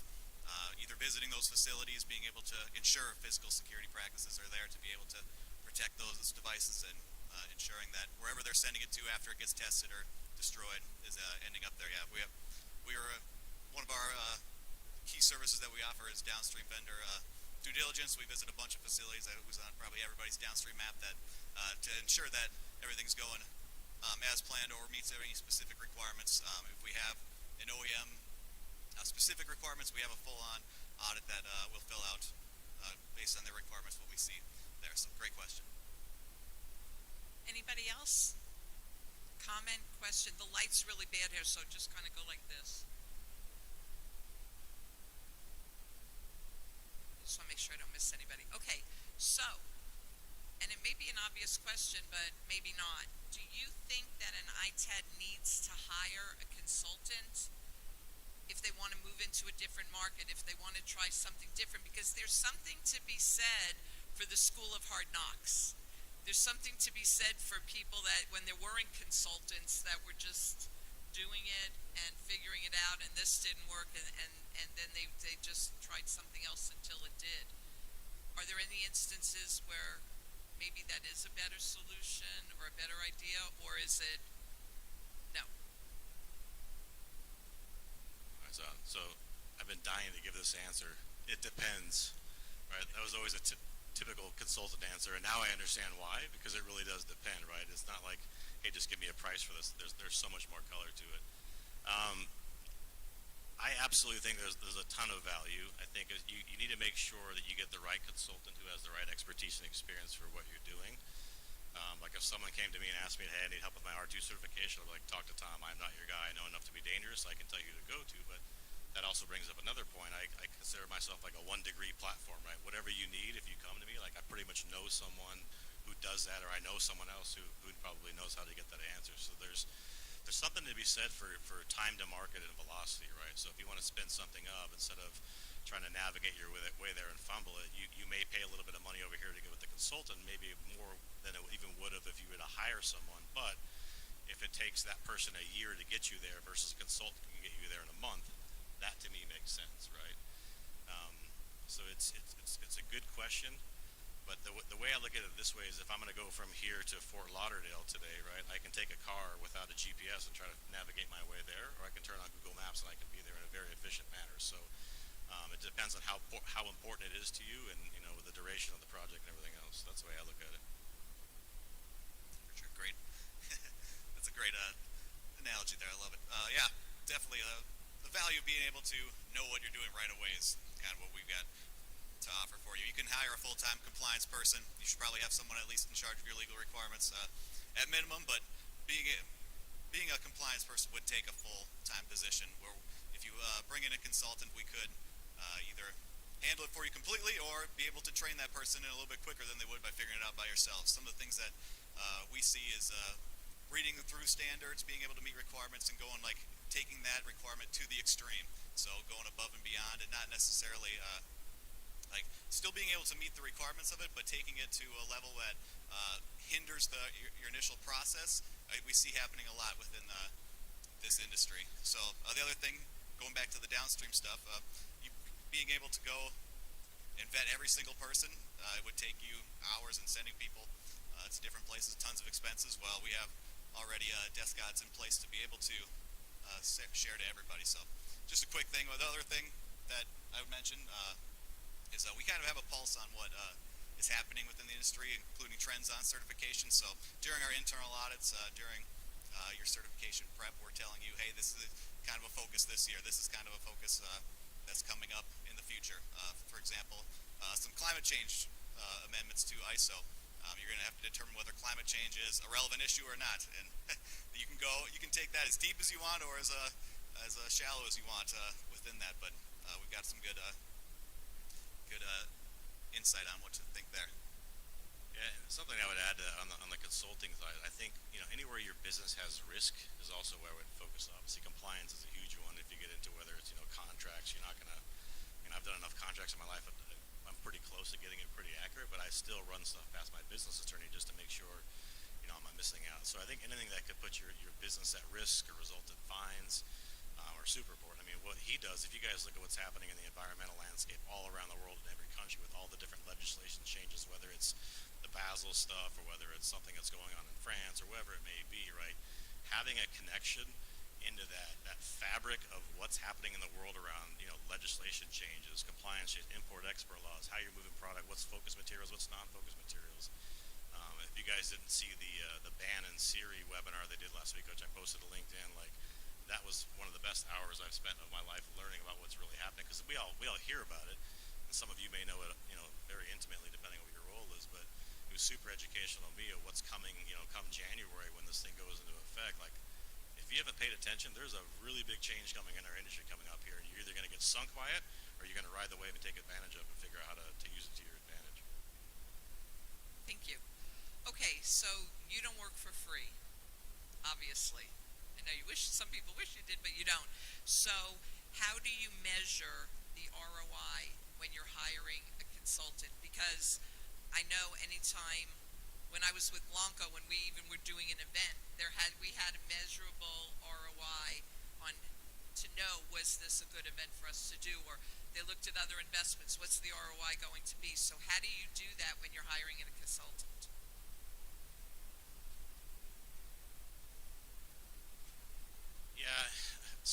in my early learning of this new change of being a consultant, I learned some lessons as far as doing certain things without kind of time stamps as far as when certain things need to get done. People bring you on, they like you, they've known them for a while, okay, great, but you really need to look at a couple areas. I mean, number one obviously is whatever you're doing, is this going to grow revenue, right? So that's obviously an easy ROI. So what is your target? Clients come to us all the time, hey, can you help us go sell our business? No, I'm not here to bring you. I may have clients that come to us who are looking for a solution that I know is a fit for what you do, but if you want us to help you grow sales, let's look at where you're doing now, who you're going after, how's your sales team structured, how are they compensated, all those things, and we help them build the right engine to help them go after whatever market they're going at. And that's a fairly easy one. We're going to invest this many dollars in these salespeople, we're going to do this marketing campaign, whatever else, and then we want to review every 90, 180, and 360 to make sure that based on what we put together in our scope of work that we're meeting those targets, right? It could be cost savings, which is a fairly easy one. So you spend a day, you walk through someone's warehouse and say, you can do this different, that different, that different. It's going to save you 10%. You pencil out the math. Okay, listen, it's going to take us 90 days to roll this out, and based on saving 10 cents an asset, we know it's going to equate into these savings. So you can actually go back after, again, do 30, 60, 90-day reviews and go back and measure that stuff. I think the other thing I think a lot of people forget about, so for the business owners in the room, going back to, again, the earlier kickoff about selling your business is, doing a lot of these things creates enterprise value. So there's money, and whether it's cost savings or additional revenues you bring in today, but outside of that, or because you did these activities, you've now taken your business, let's say it does $5 million a year in EBITDA, but you made these changes, now you're $7 million a year in EBITDA, and you've also added a couple new locations, which becomes more attractive to a private equity investor, for example. So there's a lot of fairly tangible ROI cases, and I would highly recommend if you work with a consultant, ask for those, because if you don't, you're going to spend a lot of money. Like, what the hell did I just get? I've done that a few times, and I'll be honest with you. But I think it's important to measure that out. But you need to be very diligent about it. And if you are going to hire a consultant to spend your time and money, make sure you and your team are going to be on board with it. Show up to the meetings on time. If you're going to work on a project together, make sure your team who is going to be involved with that is readily available to do it. Because otherwise, everybody's got day jobs. Everybody's going a million miles an hour right now. And the last thing the guy in logistics wants to deal with is, hey, I got to come up with this new software system, and it's going to take me, I'm already working 10 hours a day. How am I going to do this? So you wind up throwing money out the window. So you got to make sure a good consultant will work with you to make sure you guys really crystallize what the output is that you're looking for and what the investment is to calculate the ROI. For sure. I think the name of the game is efficiency in this industry and most industries, as Todd was saying. Being able to have cost savings, you already need to meet these requirements, conform to your certifications. It's just how long you're spending, human power, financial resources. We're able to have the expertise in different areas and seeing how other companies do it to be able to advise you the most efficient way to do that. Okay, I'm going off in another direction. I'm a bit ADD, and I was thinking I like going in other directions. What kind of changes are you seeing with the ESG requirements now? That's the big buzzword for everybody. Yeah, definitely. Biggest things is starting to identify in Scope 2 and Scope 3 emissions for these OEMs. Being able to, they're not direct emissions, but what their service providers are able to do with them. So one of the standards that we're seeing be more and more used in this industry is ISO 50001, which is energy management, which besides just your emissions to the atmosphere, emissions with traveling, things like that, you're also your energy management, being able to identify your electricity and natural gas usage and report that to the OEMs. That's a big change that we're seeing. Yeah, I mean, obviously we already know about the different, sustainability calculators that are going on out there that people are trying to build and reporting wise. I think if you look, going back to the OEM topic, these OEMs, Shigeru mentioned earlier in the session around, 20 years ago, there was no head of sustainability back then. Now, every large organization has a head of sustainability. That's a tough one. Head of sustainability, but they also have, teams of hundreds of people that are in this world because to this point, it's not just the e-waste side of it. They're looking at from the front end procurement of all these raw materials through the manufacturing process and out the door, and this is kind of the end of it. So I think you're going to see a lot of development there. In my days at Ingram years ago, we would do a quarterly business review with a client or an annual review, and we would have the little nice slide that says how many elephants were saved and how much gas and water savings, et cetera. And it was always a nice slide to have. They would pass it to what they they called their green team back then, right? It was just kind of a group that agreed to get together and try to be environmentalists. But now you see where clients are coming to their ITAD providers saying, hey, this is table stakes now. I need to get this report on a regular basis. So whether it's you sending me this file monthly or quarterly or on your website, I can go in and run queries of reports of what material I sent you from what locations, and it gives me real-time calculations because maybe they only have to report on the environmental benefits in Africa. And so they don't want to look at all their jobs. They want to narrow it down to what jobs did we do in 2023 in Africa. So I can provide that information back to the sustainability teams in that market. So it's a big growing space. It's going to continue to get more and more complex, I think, which obviously for everybody in this room should present more opportunity, in my opinion. Wonderful. I want to ask the audience, any thoughts, any experiences you're having with consultants, any questions? Or is everybody just so ready for lunch? Yes.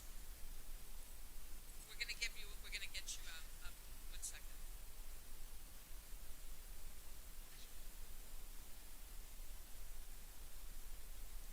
Is there a standard calculator that is, it seems like there's a variety of calculators. Definitely, great question. Calculator for, I assume, emissions, right, or your energy usage. Good question. That's currently in development. I know East Stewards and Sierra are both working on their own ESG standard, specifically the committee with Siri, and then I know in the panel right after lunch, I'm on a panel with Daniel Puckett. He'll be talking a little bit about that as well. So, good question. It's in the works. Nothing at the moment to say, hey, this is how you calculate these things. There is best practices on what you should point to, but you're right that the exact formulas of it, nothing identified yet.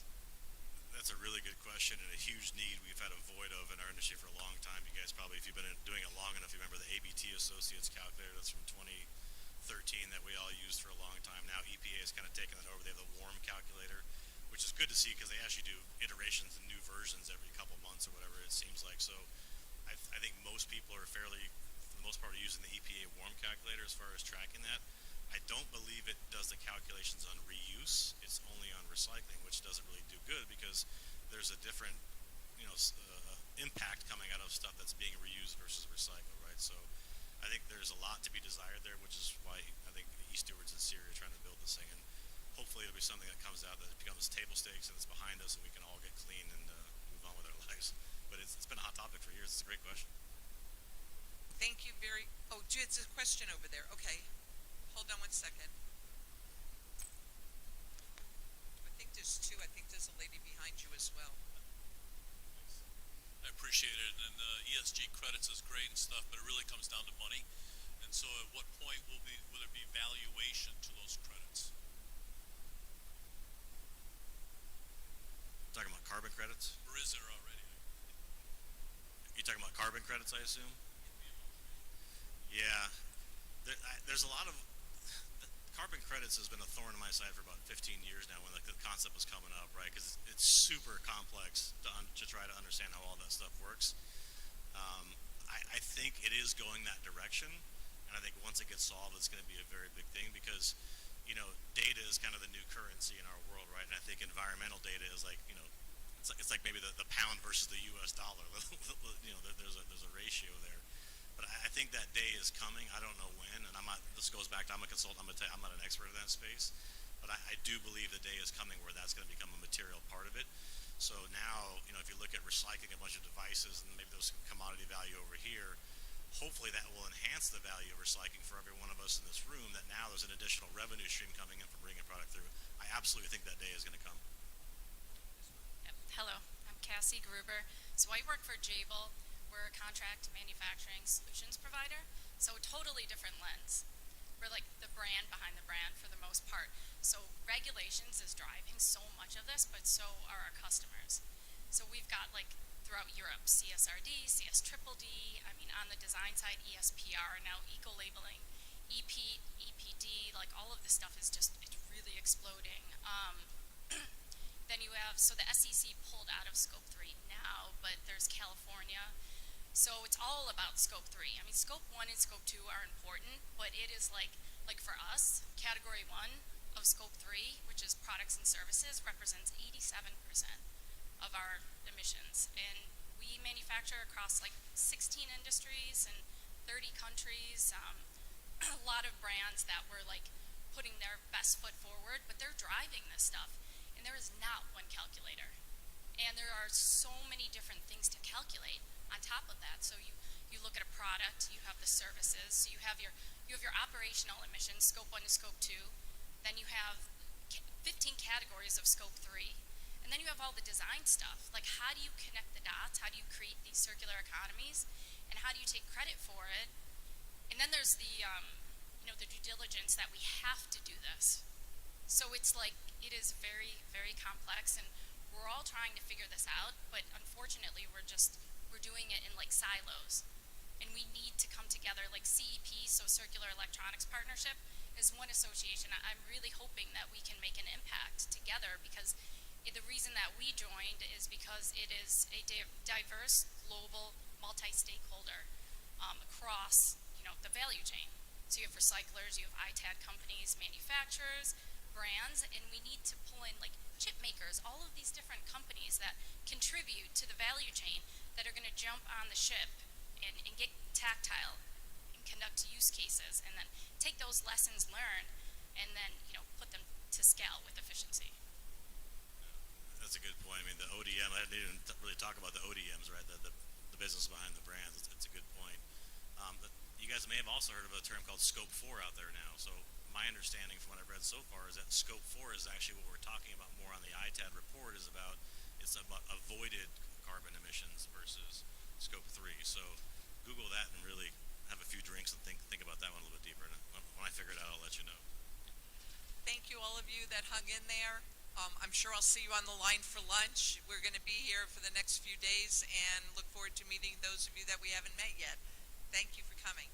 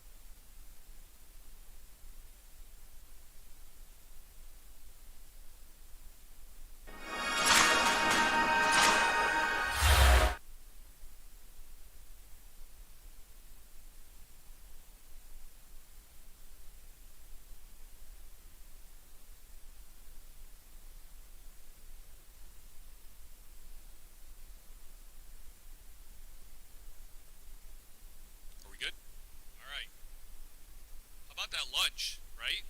This place has pretty good food. So just a quick reminder, tonight's reception has been moved from 7 to 10 to 7:30 to 10:30 here in this room. So I encourage everybody to attend. We're going to be announcing the winners of our first annual ITAD Industry Excellence Awards that were nominated and voted on by you, the peers of the industry.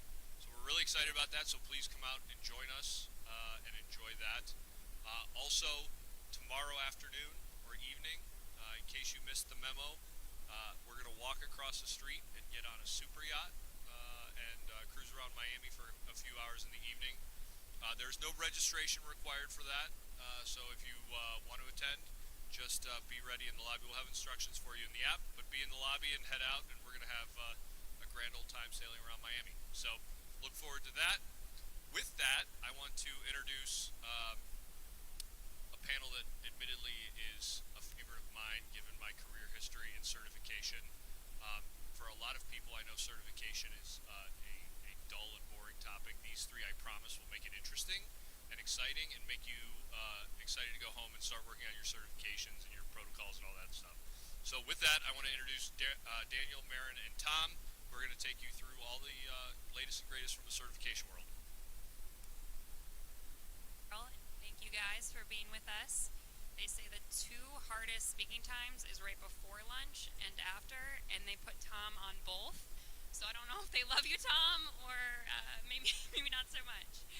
But we're very excited today because, as Daryl said, we are all very passionate about the topic of certifications.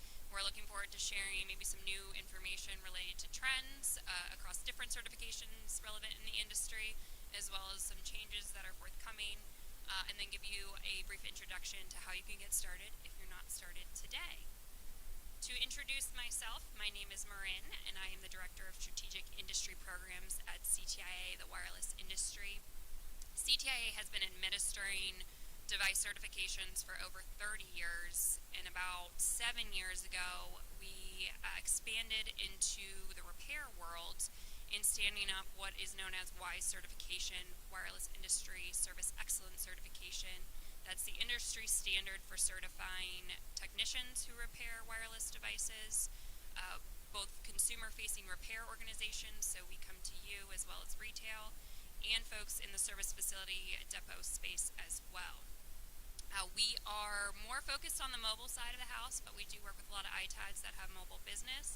We're also expanding into Chromebooks. We do a lot in the K-12 space, hoping to do more. So I'll touch on that today as well. And with that, I want to go ahead and turn it into two guys who were born into this industry and so have grown up in the worlds of certification in ITAD. And Tom, do you want to go ahead and introduce yourself? Sure, definitely. Thanks. Thanks, Maren. You hear me out there? All right, great. Thank you. Nice to see everybody again. Thanks for joining me again after lunch. My name is Tom Delich. I'm with Green Eye Partners. We offer services to our clients regarding the certification process, including management system implementation, internal auditing, downstream vendor management, due diligence, and certification body audit support. In my day-to-day role, I'm working with that implementation and conducting a bunch of internal audits. Over the last year or so, I've been in a bunch of different audits, a couple hundred facilities. So happy to hop on today and talk about some trends and changes in the certification world. Daniel? Awesome. My name is Daniel Puckett. I'm the business director for eStewards. As Marin mentioned, some of you guys may know my dad, Jim Puckett, who's the founder of eStewards, founder of the Basel Action Network. So I've been coming to conferences like this since I was like 10 years old, born and raised in it. And eStewards, if you're not familiar, we certify processing facilities to the eStewards standard. So my day-to-day looks like working with processors, working with certifying bodies, and then talking to folks like y'all. Great. Real quick, just so we have an idea of what the room and who we're talking to, raise your hand if you have a certification of some type right now. All right, so we got probably about half the room that is, half not. So we're going to try and speak to a little bit of what's going on currently and maybe some changes, and then talk about a little bit of what would it look like getting into it. But kick back to Maren to moderate. No, excellent. So we're going to start because I'm a little biased on repair, which is a very, my favorite topic. But But to talk about kind of what we're seeing in repair, I note, Daniel, your organization is starting to do more. You want to talk about what you're seeing? Yeah, so I think that's a definite trend in the industry as a whole, and I think we all love to see it, more repair, more reuse. I think that's the goal for all of us. And at eStewards, we recognize that it's a growing sector, and we also recognize that our current eStewards standard, or when things go to fully end of life, it can be a little daunting for repair shops to navigate what does the eSteward standard look like, what are all these requirements, etc. When a repair side might be a little lighter. And so we took the step of actually coming out with a new standard that should be released soon, that's really focused on the repair side of things. And like I said, it's really to make it a little bit less daunting, take away some of the requirements that don't apply to repair-focused shops. And I think it should be successful. There has been a lot of positive reception to it. But basically at eStewards, we're looking to just cater to that side of the industry a bit more, because I think we all see it growing a lot, and it seems to be where the industry's headed. I would say from a Y certification perspective, obviously that's what was the driver in standing up our program, was helping to feed the need of those standards and certifications in the repair space. What we're seeing now is for those that endorse or look at different certification programs as contractual requirements or prerequisites to doing business, they all now want something that's more device agnostic. So where you have a device, a mobile device repair program, they want to see something that they can use across all their product categories. So if you look at for the marketplaces, for instance, we work very closely with Amazon. They point to our program as an Amazon premium reseller prerequisite. They're looking to say, okay, how can we stand up something in a framework that's actually going to look at repair across all product categories? So computer electronics being a big space, Chromebooks, which is why we expanded that program, and even in the appliance sector too, because sometimes it's these folks are collecting a lot of different things. So we're now trying to look at how do you build frameworks and certifications that are going to meet the needs of multiple product categories, both looking at it from a process perspective, but I think the greatest challenge, what we've seen, is the people perspective, in making sure that you have a workforce that's credentialed to do repair on different device types. There's toasters, of course, but when you look at a computer, a PC, a mobile device, and that there's battery handling involved, battery safety, and then you get into the device sides of things, which we'll talk about a little bit more, it becomes a little bit more complicated. So in our world, we're also focused on creating those pathways to credential your technicians, because I think a lot of the process is already in place for a lot of those high-quality businesses that are doing repair today, and we hope to do more of that as well. Another, I would say, probably biggest buzzword in our industry now is the buzzword of ESG, environmental, social, governance, and so it's becoming the new age in terms of trying to meet financial metrics, trying to report out on your ESG goals, but of course, if you're not looking at sustainability in the way you do business, then you're falling behind. So, Tom, do you trends you're seeing on the ESG side? Yeah, definitely.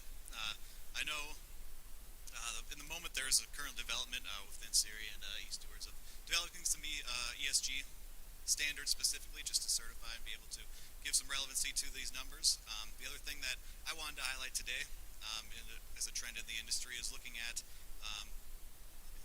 not only just the emissions but also your energy usage within your company. So we've seen a lot of companies recently getting certified to ISO 50001. So that's an energy management standard. So that's taking into account your significant energy users for electric, natural gas, and being able to identify where you could save some energy based on different shift stations, production lines, different ways to do that. Some LED high efficiency stuff are some other ideas. In Minnesota, where I'm from, it's heavily reliant on your heating degree days. Down here, it'd probably be your cooling degree days. But what you can do to combat those things, as well as within the climate change, is what that standard's really around. So that's been a good thing in the industry that we're starting to see, being able to certify that you are taking best practices to take steps towards better energy management. And Daniel, I know you have a little bit to speak to on ESG. Of course. I think the first thing I'll I'll say is, it's definitely a buzzword, and we're definitely probably a little sick of hearing about it. But I think it is for a reason. What we've found is, our customers and then their customers are really starting to ask for it and starting to expect a level of reporting that I think we haven't seen in the industry, and a level of sophistication in that reporting that I think we all need to move towards. And it's not just our customers, it's our enterprise partners as well stressing it. So I think it's definitely here to stay, is kind of my point there. As far as what eStewards is up to, we're really focused on building tools for our processors to be able to, do that reporting, to be able to create roadmaps to improve on their ESG metrics. But at the end of the day, it's really about, the actual tools to measure and then report. So those can be calculators, those can be, report generation tools, etc. But I think that's a big key. On the R2 and Siri front, obviously they're not represented up here today, but to speak to what they're doing, they've put together a TAC and are looking to create a standard and some frameworks, and I think that's fantastic because it really brings kind of the industry together and sets the table for, okay, what are we going to be measuring, how are we going to measure it, and puts all those reports and measurements on a level, starting line, so that customers and the folks that are interested in those reports can actually see what's going on. So yeah, that's what we're up to. That's what R2's up to. I think it's here to stay. Do you have any guidance on how to find one of those ESG calculators? I get this question a lot from facilities, or even just how to get started. Well, stay tuned. That is what we're working on. For those of you guys that are familiar, back in the day, we put out an environmental benefits calculator that was pretty rudimentary, and I think the sophistication that I mentioned a moment ago is where we're trying to head. So that was basically an Excel spreadsheet with a bunch of data in it. Obviously, that doesn't cut it for the OEMs and your customers of today. So right now, we're working on developing a calculator that's far more comprehensive, that really takes into account, okay, what are the carbon, emissions avoided, what are the water, etc. avoided when you reuse this specific device, this specific model, when you have your process do X, Y, and Z. So like I said, the sophistication needs to come, but it does take time, and hopefully eStewards will be putting something out soon. But yeah, stay tuned on that. When we were working on this panel, it was interesting because we do come from different sides of the certification space. And so when we started talking about trends, there was definitely overlap, and it was easy to kind of point out the top four. So we've covered the repair and ESG as the first two today. The third one surprised me a little bit that more folks were seeing it, especially on Daniel's side. But that kind of goes back to the evolving industry that we're in. There's always changes, and there's always organizations that are going to look to partner and specialize in different areas. So if you look at the value chain of what we do today, you might see folks, sourcing out the grading, sourcing out the processing, sourcing out the repair, the 3PL, the kitting. And what that happens is there becomes more of a need for oversight across the whole channel, particularly on the product itself. So obviously on the R2 side, you have downstream. Those downstream vendors have to be qualified or have to be certified themselves.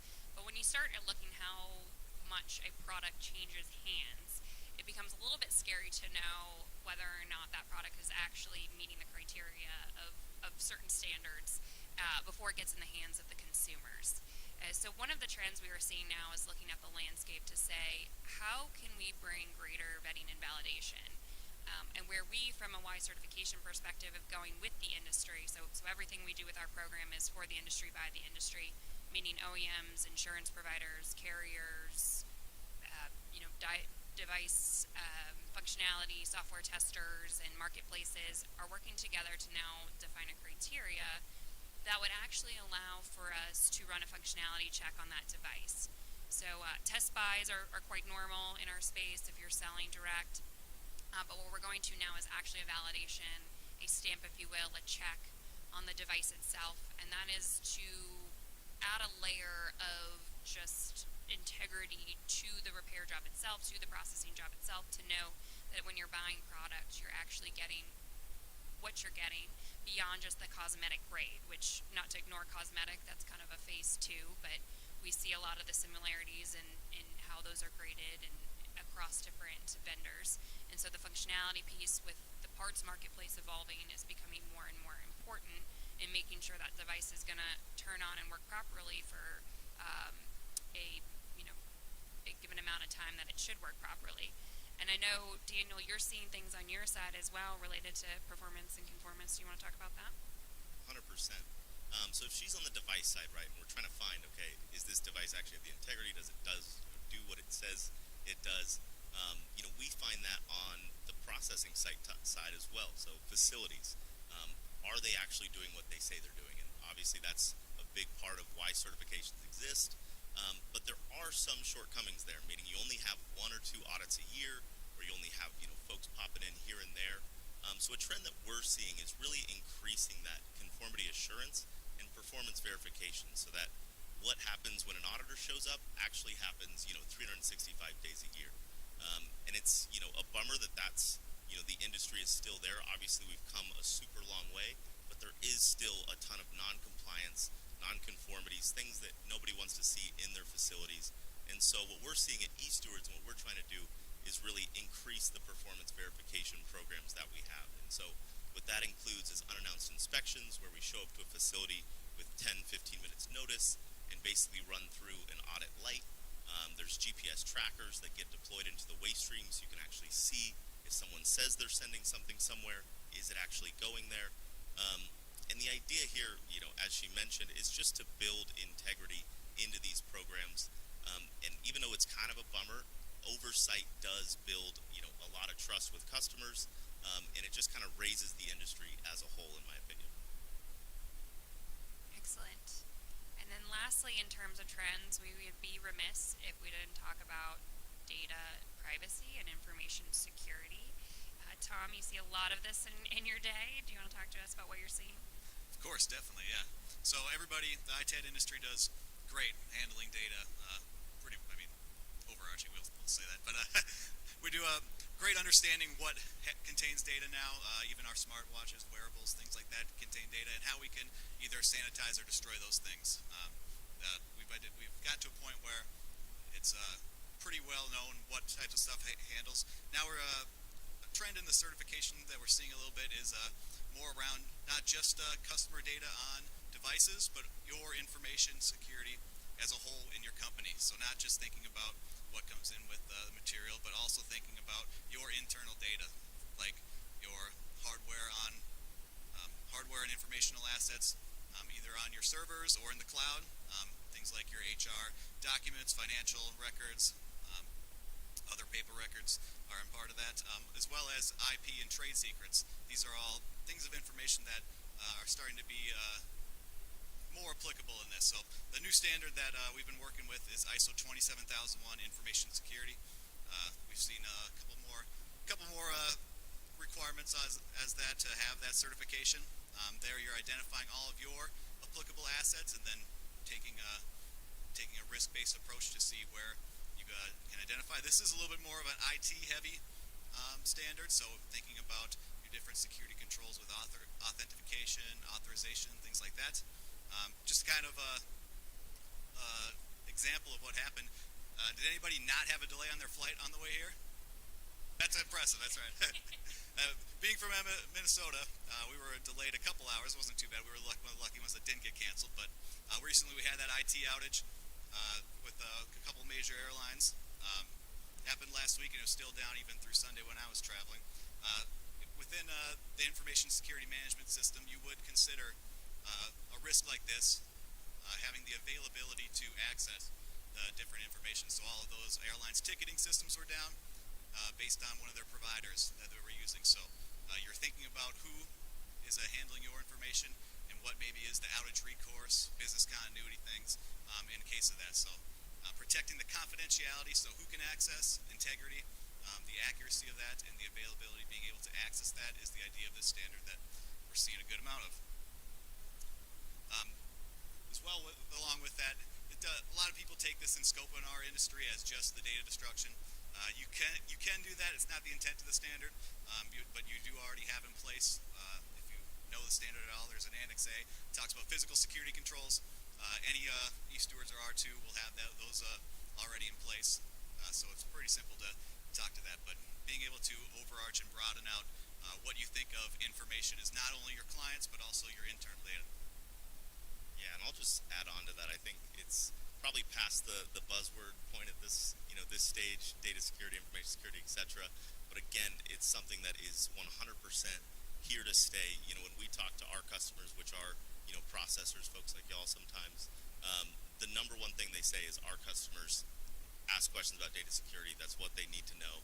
And I would say for anybody that's either new getting into the industry, just getting certifications, whether you're getting ISO 27001, whether you're getting NAID AAA, which is an e-stewards requirement, have your answers on data security completely dialed.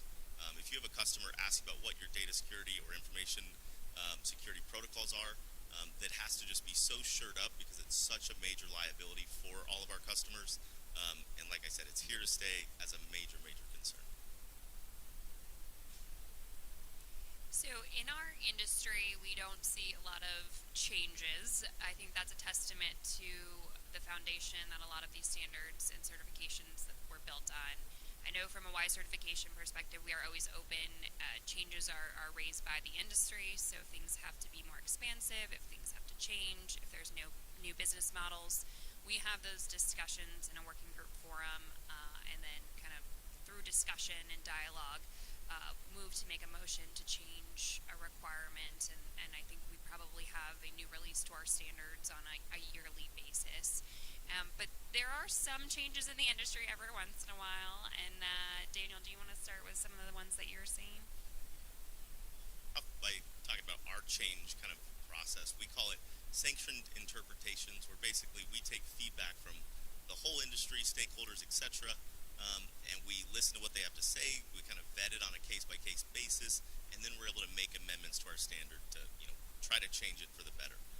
As she mentioned, not a whole lot of changes all the time, but we do like to listen to feedback and change, when it's necessary. As far as, other changes that I'm seeing, Basel's always one that we have to be mindful of. Unfortunately, I'm not quite the Basel expert as some other folks on my team, including my dad, are. But that's something where the regulatory landscape's always changing, and so is our standard keeping up.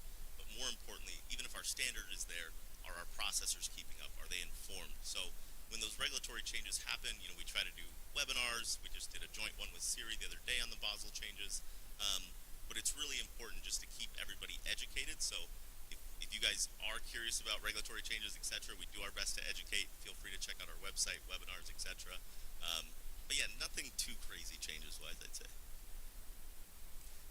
Yeah, on our side, I would like to highlight one change that was recently made within ISO that some people may or may not know here. Related to ISO 9, 14, 45, and 50, immediately they added the requirement that an organization shall determine whether climate change is a relevant issue. It's kind of a loaded question. So what we've taken as this is, what is it a relevant issue to your organization, and how can you determine your risks and opportunities related to that? So this is in section 4.1 of those standards, talking about internal and external issues. So which we've tried to boil it down to not be as a loaded question as that. It doesn't necessarily specify in that requirement that you have to have documented information supporting this. You could just say, yeah, it's relevant to us. No, it's not. That would be acceptable. But what if you have used our system, you have a risks and opportunities matrix or a SWOT analysis or some internal and external issue analysis. And within that, we've been recommending people to consider the risks of climate change within that tool. So an example of that, risks of climate change to consider, is the increase of severe weather events. So for quality, you could have supply chain issues. It's even some service disruptions, health and safety, just emergency severe weather coming your way, or even being exposed to that in the working environments, being too hot, too cold. In the environmental side, in 14,001, thinking about the possibility of what would happen if your facility was destroyed or had some damage to it. Is there any environmental releases? That's a possibility. And obviously, energy management, like I talked about earlier, the crazy change in weather will change our heating and cooling degree days. The second change to this is noted that in 4.2 of ISO, talks about interested party requirements can include climate change requirements. So this allows your interested parties, which includes your customers, upstreams, to be able to define some specific climate change requirements. We haven't, in my experience, we haven't had any specifics related to this directly, but as they're making this change, it's probably coming in the future. We'll start to see that. So at the moment, we've just it said that you should continue monitoring and ask your clients if there is any specific climate change requirements that they need to be meeting. I think it's probably similar for you guys in your fields that it may not necessarily be a change, but often what we see is a gap or a need in the industry that's not being fulfilled. So we talked a little bit about repair in Daniel's experience. Another thing where we've kind of risen up and we're trying to play a larger role in is the K through 12 space.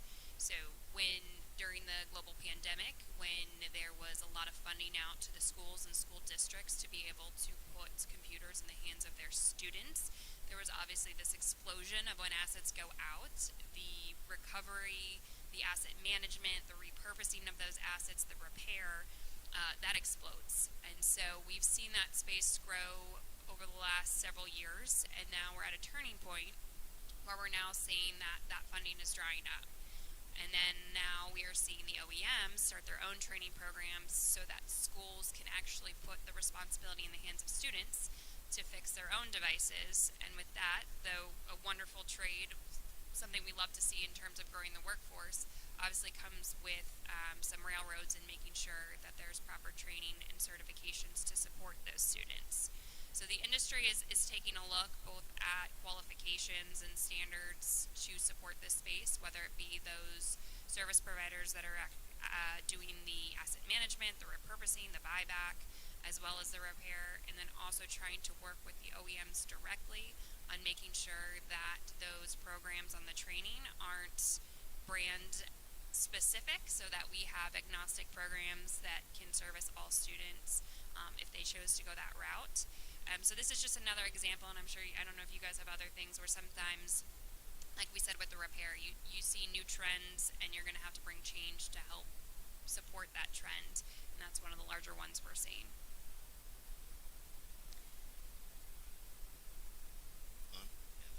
I was just going to add, yeah, I think when folks do see a trend in the industry, whether it be ESG, etc., it's, kind of up to the industry to decide whether it sticks around or not.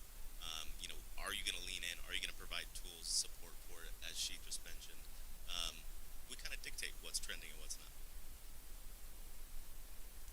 So now that everyone knows a little bit more about the landscapes in terms of trends and changes, how do we help everybody get started? I'm going to start with Tom here, who's a little bit more, I guess, has a wider scope on certification. So how would you advise the folks get started? Yeah, definitely. When people come to us asking about getting certified, they just say, I need to get certified. The first thing is to figure out what you need to get certified to. There's a bunch of different requirements, standards out there with different requirements, and it's up to you guys to determine what is it. We asked right away, is there any internal customer requirements that you need to meet at the moment? Any future customer opportunities you're going for? Another thing to think about is who you're already aligned with. Your upstream and downstream, do they have any specifics, like are they already R2 or Easters, which makes downstream a little bit easier? Is there any upstream specific requirements that you need to meet within ISO or RIOs or whatever is going on? The next thing is, what's important to you? What your goal is with this program? What you want to get out of it? If it's just meeting customer requirements, being able to demonstrate these things and have transparency is a perfect explanation for why you want to get certified. So then the next step, after we determine what standards you want to go for, is starting to do a gap analysis, see what you already have in place, where you're missing some different things. We like to take the approach that we document everything you're doing currently, and then find some gaps that we may not specifically align. If you're not certified already, my guess is you're probably doing a good amount of the best practices. There's just a little bit there that we need to probably bring you up to speed on some different stuff.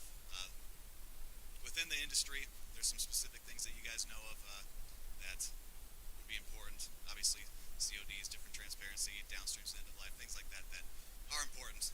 But I'll let these guys talk about their specifics and see if I have anything else to add. Yeah, I'll jump in on that. I think what he pointed out, is there's a ton of different reasons why someone might be pursuing a certification, and they're all really valid reasons. But I think what I've found, or what we found at eStewards, is that at the end of the day, no matter what the reason, the decision is best when it comes from the top down.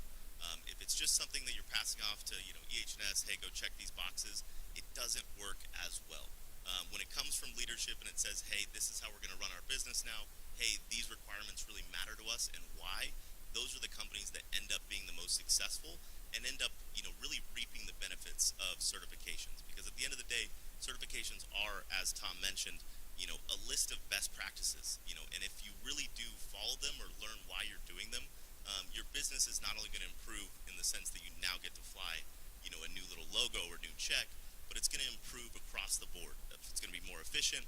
There's going to be more transparency between teams, and then, like I said, the best practices are going to be, actually happening. And so that would be one thing I would say, just as far as when you're getting into certifications. I think it's best when it does really come from a leadership position, and it really is something that the whole company is going to pursue and embody. The second thing I'll say is, if you're looking to get into certifications, I almost always recommend going with a consultant. Go hit up the folks over on Tom's team. Maybe find a different one if they're busy, as they always are. But sort of having a consultant help you with the certification goes a long, long way. They know it like the back of their hand. They know your business after you break it down for them. And as he said, you can really fill in those gaps. So what we're doing on the eSteward side, as far as actually getting started with eSteward certification, is trying to have those consultants come on earlier. So the folks over at Green Eye have been kind enough to offer a lot of our prospects free consultations, which really starts them on a strong foot. Another thing we've done is trying to ease that first year burden, because obviously when you're implementing new systems, you're figuring things out. That's expensive, that's man hours, and so we've cut our first year license fees by 50% for all newcomers. So we want that money, going into your actual new and improved processes and labor. And then at the end of the day, with eStewards, we really try to just hold your hand as much as possible. So when you come to us, you say you want to get certified, we want to walk with you as much as we can, step by step. So whether that's working only with us, whether that's hopefully working with a consultant as well, when you come, and you're starting to learn about getting a certification, at least ours, we really will hold your hand and try to baby you through it, because, I don't know if I could get a company certified. It's like, it can be daunting. The standards are a little crazy. There's rules, there's terms you never heard of. And so I would say, ask for help, ask questions, get a consultant, and then, always reach out to us. We're happy to help. We are pretty lucky on the Y side because we have two prerequisites to the program, ISO 9001, and then we strongly encourage R2 or eStewards. So when folks come to be in our program, they're very well buttoned up because they've gone through those processes and they're in good shape. But I'll just echo that we're here to help you. We work very closely with Green Eye. They give wonderful support on the audit side of the house. I try and have conversations, or someone on my team, with every single facility that's either seeking certification or coming through, because we want you to be not only come through certification, but we actually want you to become part of the program. We want your voice to be heard. If you don't like something, if you want to change a requirement, if something doesn't make sense, being a part of our community allows you to have that voice at the same level that Apple, Samsung, Amazon, all those Assurant have. And that's something that we do because we want our services to be for the industry, by the industry. So we always strongly encourage that. So I would say definitely take advantage of the support. I love this industry because I don't think anyone's afraid to pick up the phone and call and ask questions, and I love that. And so encourage everyone to do that to get started. Any last minute, I will say, how about last minute advice for seeking certification? Yeah, I'll just echo what you said about pick up the phone, ask a question, whether that's, to us when you're seeking eSteward certification, over to them, or whether you're going to a consultant, or even other, folks in the industry, other processors, etc., that have gone through it. Obviously, there's a lot of competition. Obviously, it can be cutthroat. But there's people that have walked the path before. There's people that have every certification, under the sun. There's people that have had certifications and dropped them because they didn't see the value. There's people that are dual certified. So talk to your peers, talk to folks at conferences. Like I said, there's people that have done this before and can definitely help you, navigate through it. Definitely, yeah. Use your resources. There's plenty out there. Being able to contact everybody and speak to it and ask other people who have gone through certification what their value is. It's been really helpful. Another quick plug, along trends and changes. If you follow the Green Eye or sign up for the Green Eye newsletter, we have a monthly update that comes out that gives a kind of a rundown of what's going on in the industry, some of the changes we're seeing within certification. Has some of our training on there, and also a couple of trends and some findings that we've seen over the years and where auditors are going now. And I'll leave you with mine is promote it. Don't just get it and don't talk about it. Put it on your website, put it on your email signature, put it on your banners. Make sure all of your customers and your partners know that you have those certifications, because that's when the value is really going to be had, and you reap back all that work that you did to get it. With that, we'll open it up. Are there any questions? Gotta be one question. I think he's coming around. Thanks so much. Really enjoyed the discussion. Wanted to circle back on the point about data security and the increasing focus there in the industry. Are you all seeing that change trade flows at all, either domestically or in terms of what gets exported, what stays at home? Are there any certifications to be mindful of there? It's a good question. I assume, or I'm going to take a guess. Are you from the UK? Yeah.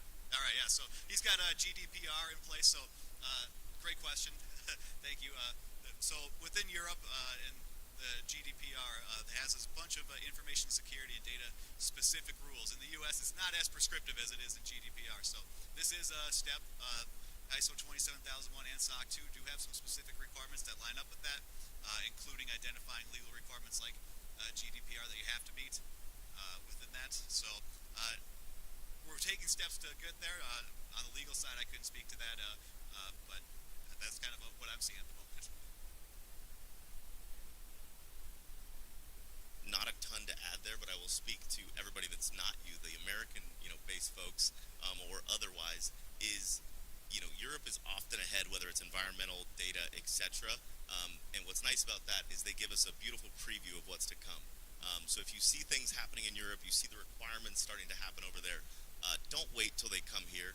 Start getting your, processes in place, start getting the certifications you need, because it's always, inevitable. The environmental laws that were there 20 years ago are now here. Data laws that are there will eventually be here. So, don't kind of wait around for legislation. I'd say try to get ahead of it. Hi guys, I had a question. I've heard a few times today the climate change requirements coming up as a new kind of frontier. Would you be able to unpack that and what the implications are both for the OEMs kind of designing and deploying these products and for the ITADs when it gets to that point?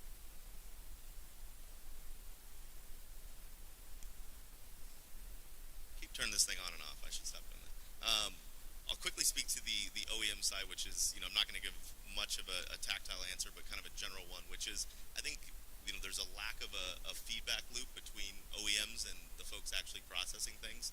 I think at eStewards, we, do our best to try to bridge that gap with our enterprise program, where we have the LGs, Samsung, Sonys of the world trying to communicate, with our processors. But in general, I would say that if there are any OEMs in the room in the conference, I think that, feedback loop needs to be tighter and closed, because right now I would say that there's a pretty solid disconnect between what the device requirements are and then what the end-of-life processing requirements are, and how that affects, climate and all the above.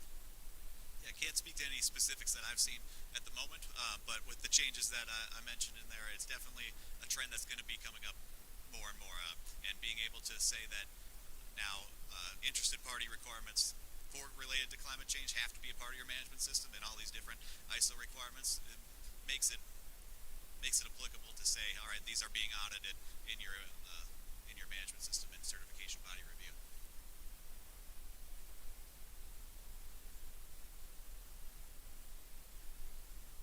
Thank you. Very educational so far. So Kirk Grinning, I'm with Securus, relatively new to the ITAD industry, so I'm going to ask you a new guy question. So what have you seen with organizations that pursue both eStewards and R2? My internal auditor said that there may be some confliction with having both standards. So what have you seen with people who pursue both, and why would you pursue both, or one or the other? Being on the eSteward side of things, yeah, we have a whole bunch of customers that are dual certified, and I think it goes back to what Tom said as, there's a myriad of reasons why someone gets a certification. So one customer might be demanding e-stewards, one executive might be saying R2 is the way to go, a different customer might also want R2. So there's different needs for, different certifications. So I think that's one, factor to it. As far as, conflicts between the two standards, I will say I think they've come, a lot closer aligned.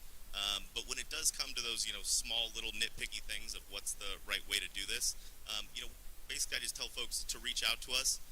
We can interpret, what the best scenario would be. But at the end of the day, if you are certified to a standard, you should, do your best. You kind of have to follow those rules. So whenever there's a question on, okay, do I follow this? Do I follow this one, etc.? I say reach out. We talk closely with Siri, so we can always, collab on an answer.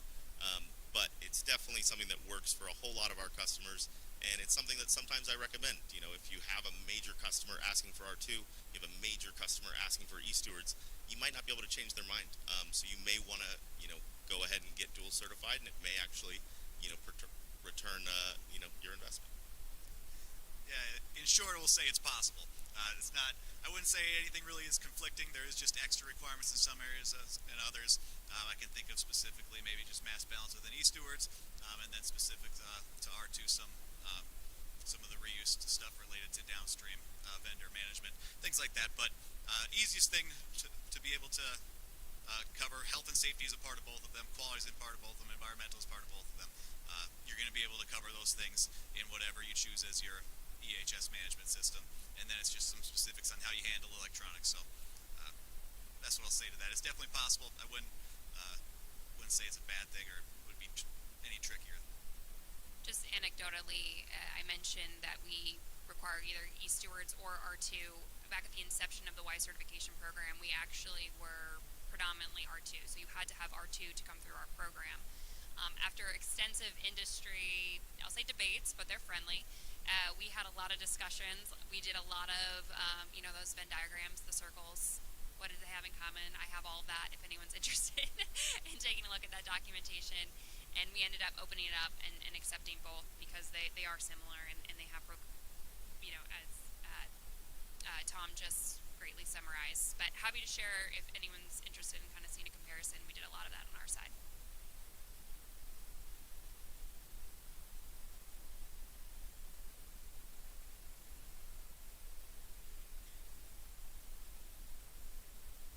Jyoti from Flipperphone, Toronto, Canada. My question is, what are some of the must-have certifications a company needs to have in case they want to start their own ITAD business? Must-haves, and also what are the approximate costs they are looking at? Thank you. Yeah, thanks for the question. I think first of all, the basis of the certification is a quality management system, whether that's ISO 9001 or RIOS in our industry.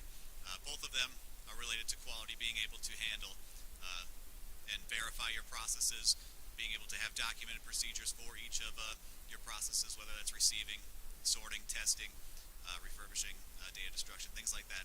Quality management system is pretty much the bare minimum of things you'd go through to be able to do that. In terms of cost, it's different every time. With us, we have a package that we can talk about later, but I won't give out specifics. But it's not a. We usually ballpark it around $20,000 for the entire implementation and CBI support. So that's and then ongoing on it. So just a ballpark. We can get specifics based on what your company is doing too. Do you have anything to add to that? Yeah, get e-stewards. No. Yeah. I think, obviously we're all biased up here. We're all very pro certification. So I would say, get the certifications that you can get, do what's feasible, and kind of always be working towards more is my opinion. You never know what customer out there is going to be won over by, X certification or Y certification. I'll also go back to what I said earlier on the data security front, which is, get a data security certification. Our preference is an AAA, but, get your data security absolutely dialed. And then I think, if you are really looking to be a major player in this space, e-stewards Stewards or R2 is almost at a point where it's, you know, table stakes to really grow and become a major player. Obviously, like I said, I'm biased, E-Stewards, but you know, one of the two I think is pretty crucial to become a major player if that's your goal.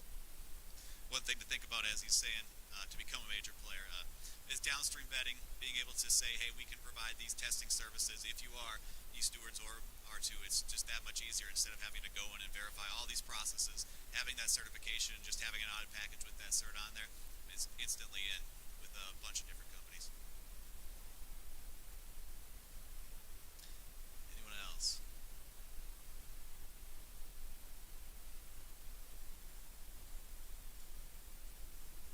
All right, thank you guys. We appreciate your time this afternoon. Thank you guys so much.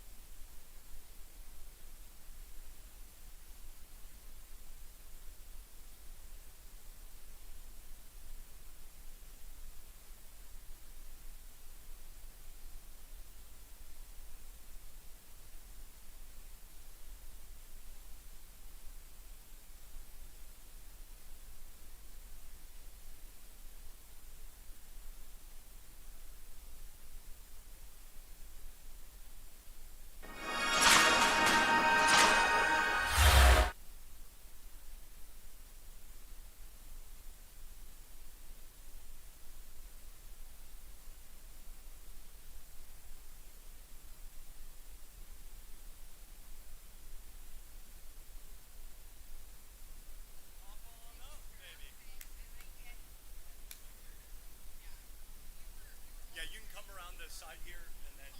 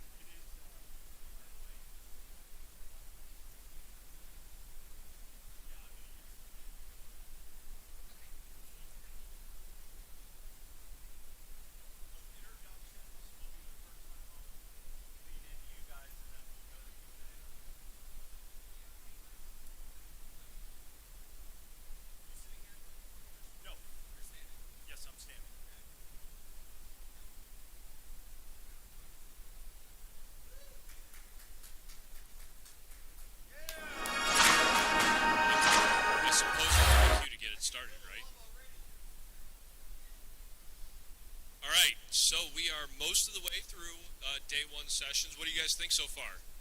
Pretty good? Yes. So this session in particular, from an organizing standpoint, is one that, you know, it's sort of, it seemed like there was a storm brewing and we weren't really sure where it was going to go, and all of a sudden we blinked and we put together what I think is going to be probably one of the most interesting panels that I've sat in on a long time. We've got a diverse set of experiences, some really innovative thinkers, and some people who've done a lot of really cool things. So I'm really excited to hear what everybody has to say, and I'm going to introduce Jason, who is going to moderate. And I had the opportunity to sit down with Jason at the Mobile Disrupt Show, and I have to tell you, as far as forward thinkers and, you know, sort of people who are trying to figure out how do we sort of navigate a path of new technology and things like that, I think you have a lot to offer, and you're going to bring these guys along with you. I'm really looking forward to it. So with that, Jason Willetts from Quipt, and you're off. Terrific. I'm going to use this microphone here. Thank you all. And thank you for joining. I thought to get started this afternoon, we'd do a little bit of audience participation so we could get a sense for who's in the room and kind of the audience, and the Q&A could kind of follow in line. if I could get anyone who has been selling online for 5 or more years to please stand up.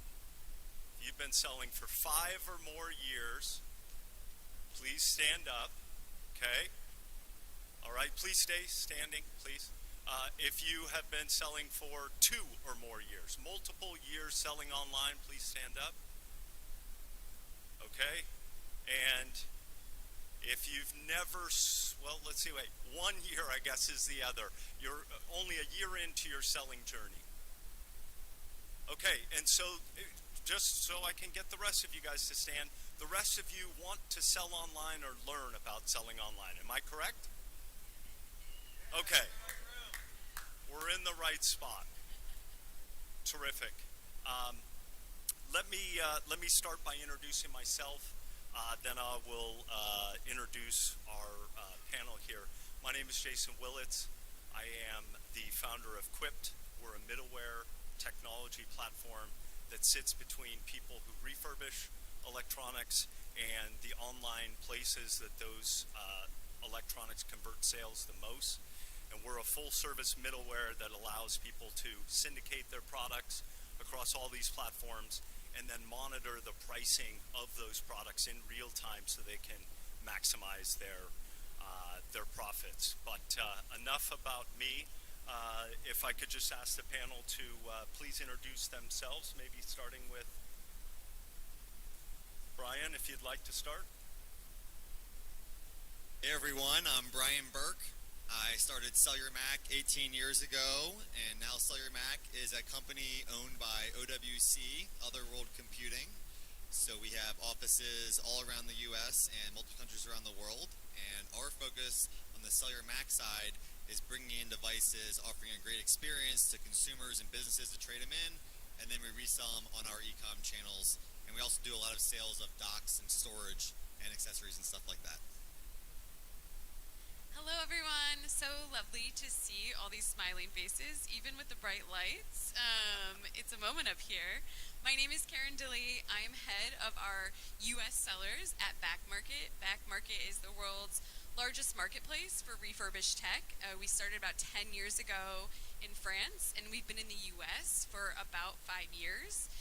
Kind of a weird, the most millennial thing about me, I would say, is that I've been in resale my whole career, but spanned from art at Sotheby's to fashion at The RealReal, and now here in tech at Back Market. And very excited to be chatting with everyone today.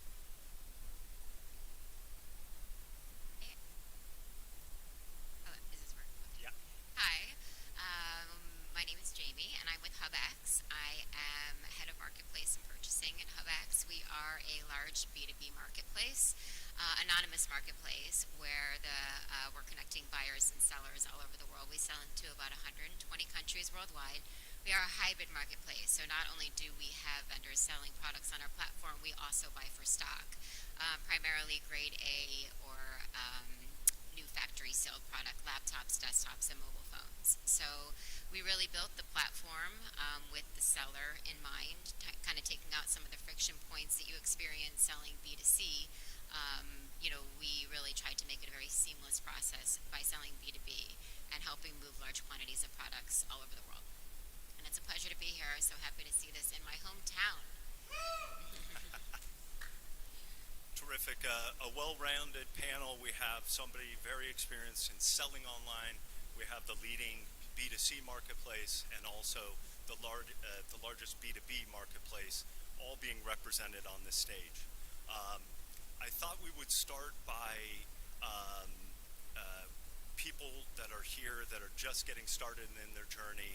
They don't know what sits in front of them. There's some reason they haven't sold online. There's some reason that they've just stuck with wholesale. In your guys' experience, when you take that first step into selling online, what are the things that you learn real quickly? What are the misconceptions that you quickly learn? Shoot, I wish I would have known this. But for the early entrants, what's some things that you could share? Brian, if you want to start. Sure, when you're first selling online, I know there's a lot of maybe fear to get going, but just get started. I mean, you could pick any channel to get started, whether it's a Back Market or an eBay or something like that, but but dip your toe in, provide great customer service, be very accurate with your descriptions, and if you're honest with your customers and provide a good experience, you'll quickly grow and you'll keep your business going from there. So find your niche of something to sell, and then just take action. Yeah, I was going to add some of our strongest new sellers, they start with something, maybe one particular product line or one particular area. They list it maybe on a couple marketplaces and they track it closely. And to your point, I think you can use KPIs, you can start looking at things like your return rate, your quality, things like that, and check to see where am I missing? What can I do better? How can I serve this customer better? And as you start understanding that, you can start iterating on it and moving into other product lines. So really kind of getting that first product line down and understanding it is a strong way to start. Terrific. And then B2B, what do you see? Yeah, it's very similar. I think really understanding who your demographic is, doing your research, understanding what products you're selling to what customers. So, you're not wasting anybody's time or holding product for certain platforms that you could be selling elsewhere. I think that also understanding the fulfillment piece of it, really learning each component. Where are you going to start? Pick 2 platforms or so that you're going to start with. Understand your product line, understand the fees, the customer service that goes into it, and what it takes to fulfill the product. So if you really get your arms around all of that and you understand how to succeed on one platform, you can just replicate it on other ones. That's great. That's great. And for somebody out here that is actually going to stand up an online business, is there advice you could give them for the headcount to start? Is it one person? Is it cross-functional? Do they need to have people in all departments within their organization? But how would you look at that if you're sitting out here, you want to go online? What is the headcount requirement? Well, I started the business all by myself, but I quickly realized I couldn't test the products to the right specifications, as quickly as I needed to, and provide the right level of customer service. So it really depends, on how many products you're trying to sell and what that flow rate's going to be. But if you're trying to sell, 50 items a day, you're not going to be able to test them all, pack them, ship them, and respond to all your customer service inquiries in a nice and friendly manner. So I think it's just about scaling up appropriately. Add people in where you need them and put them in roles where you're not an expert. If your number one expertise is customer service, then focus on that. If you're the salesperson, focus on that. Find someone to fit the roles that you don't love or you're not great at, and then focus on your key expertise, and you'll be able to grow more quickly that way. I think that when in my mind, if you're a new seller, there's 2 really important pieces of this. One is descriptions and inventory management. I mean, you can't be successful without accurately managing your inventory on a very regular basis. That's why API integrations and real-time inventory is so important. But if you're going to be doing it manually, there has to be someone that is representing your products online accurately with descriptions, reducing inventory when you're selling through other channels, and then the whole customer service fulfillment piece is extremely important as well. So I think if you think of it in 2 different silos that are kind of working together, that's the best way to take an initial introduction approach. Yeah, and I'll say too, don't be scared to use technology. So a little plug for Jason and Quote here is that I think integrators can also really help scale a lot of this. It's a big difference that we see with sellers in the EU versus the US. A lot of them in the US use integrators in order to not have to build out repeating tasks over and over again. You use an integrator, if you set it up well, you find that there's a lot of efficiencies in that too. Terrific. Yeah, I mean, in our experience, if you're doing B2B and you're going to move into B2C, some leadership will think, okay, we ship packages, let's just shift to B2C and we're going to have so-and-so do it as a part-time job. I would personally suggest that if you're going to go and sell online, make sure you have somebody who owns that business, at least one person that can own the business, the numbers, the metrics, all of these kind of things are really critical. Okay, so any questions as we move through? We don't have to wait till the end. If you have a question, just raise your hand if you have anything that you'd like to ask. But maybe we can move on to now more intermediate sellers. You now are selling on one channel, you're selling on 2 channels. How about the cosmetic conditioning of your products and grading those when different marketplaces have different standards that they use? What experience do you guys have in that? Any advice that you can give to people? Karen's probably. Yeah, I can start with that one. So I think two pieces to it. One is we've done a lot of consumer research on what consumers care about. And we've basically narrowed it down to two aspects. And there are two slightly different consumers, but there is a Venn diagram of overlap, is that customers really care about what it looks like or how it functions. And those are massively important to them. So when customers get something, and a lot of times it can be perfectly functional. You did all of your amazing testing, but if it doesn't look like what they thought it should look like, it is a massive disappointment to them.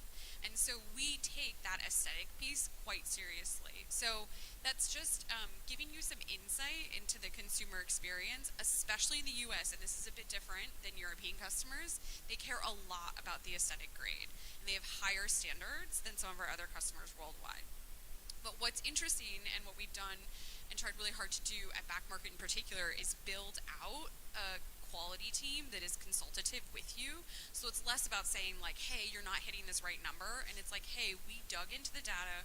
We saw that it seems like this batch from this time period isn't meeting, you're grading up a little bit or you're not quite at the right level. And we can help you think through, how do you change your processes? How do you change your systems? Especially when you're that mid-tier seller, we haven't quite built out a super robust system. I think that can be really helpful. So tap into the expertise of the marketplace and those people there. We literally have a full-time team that wants to help you figure this out. So use that expertise and use their time.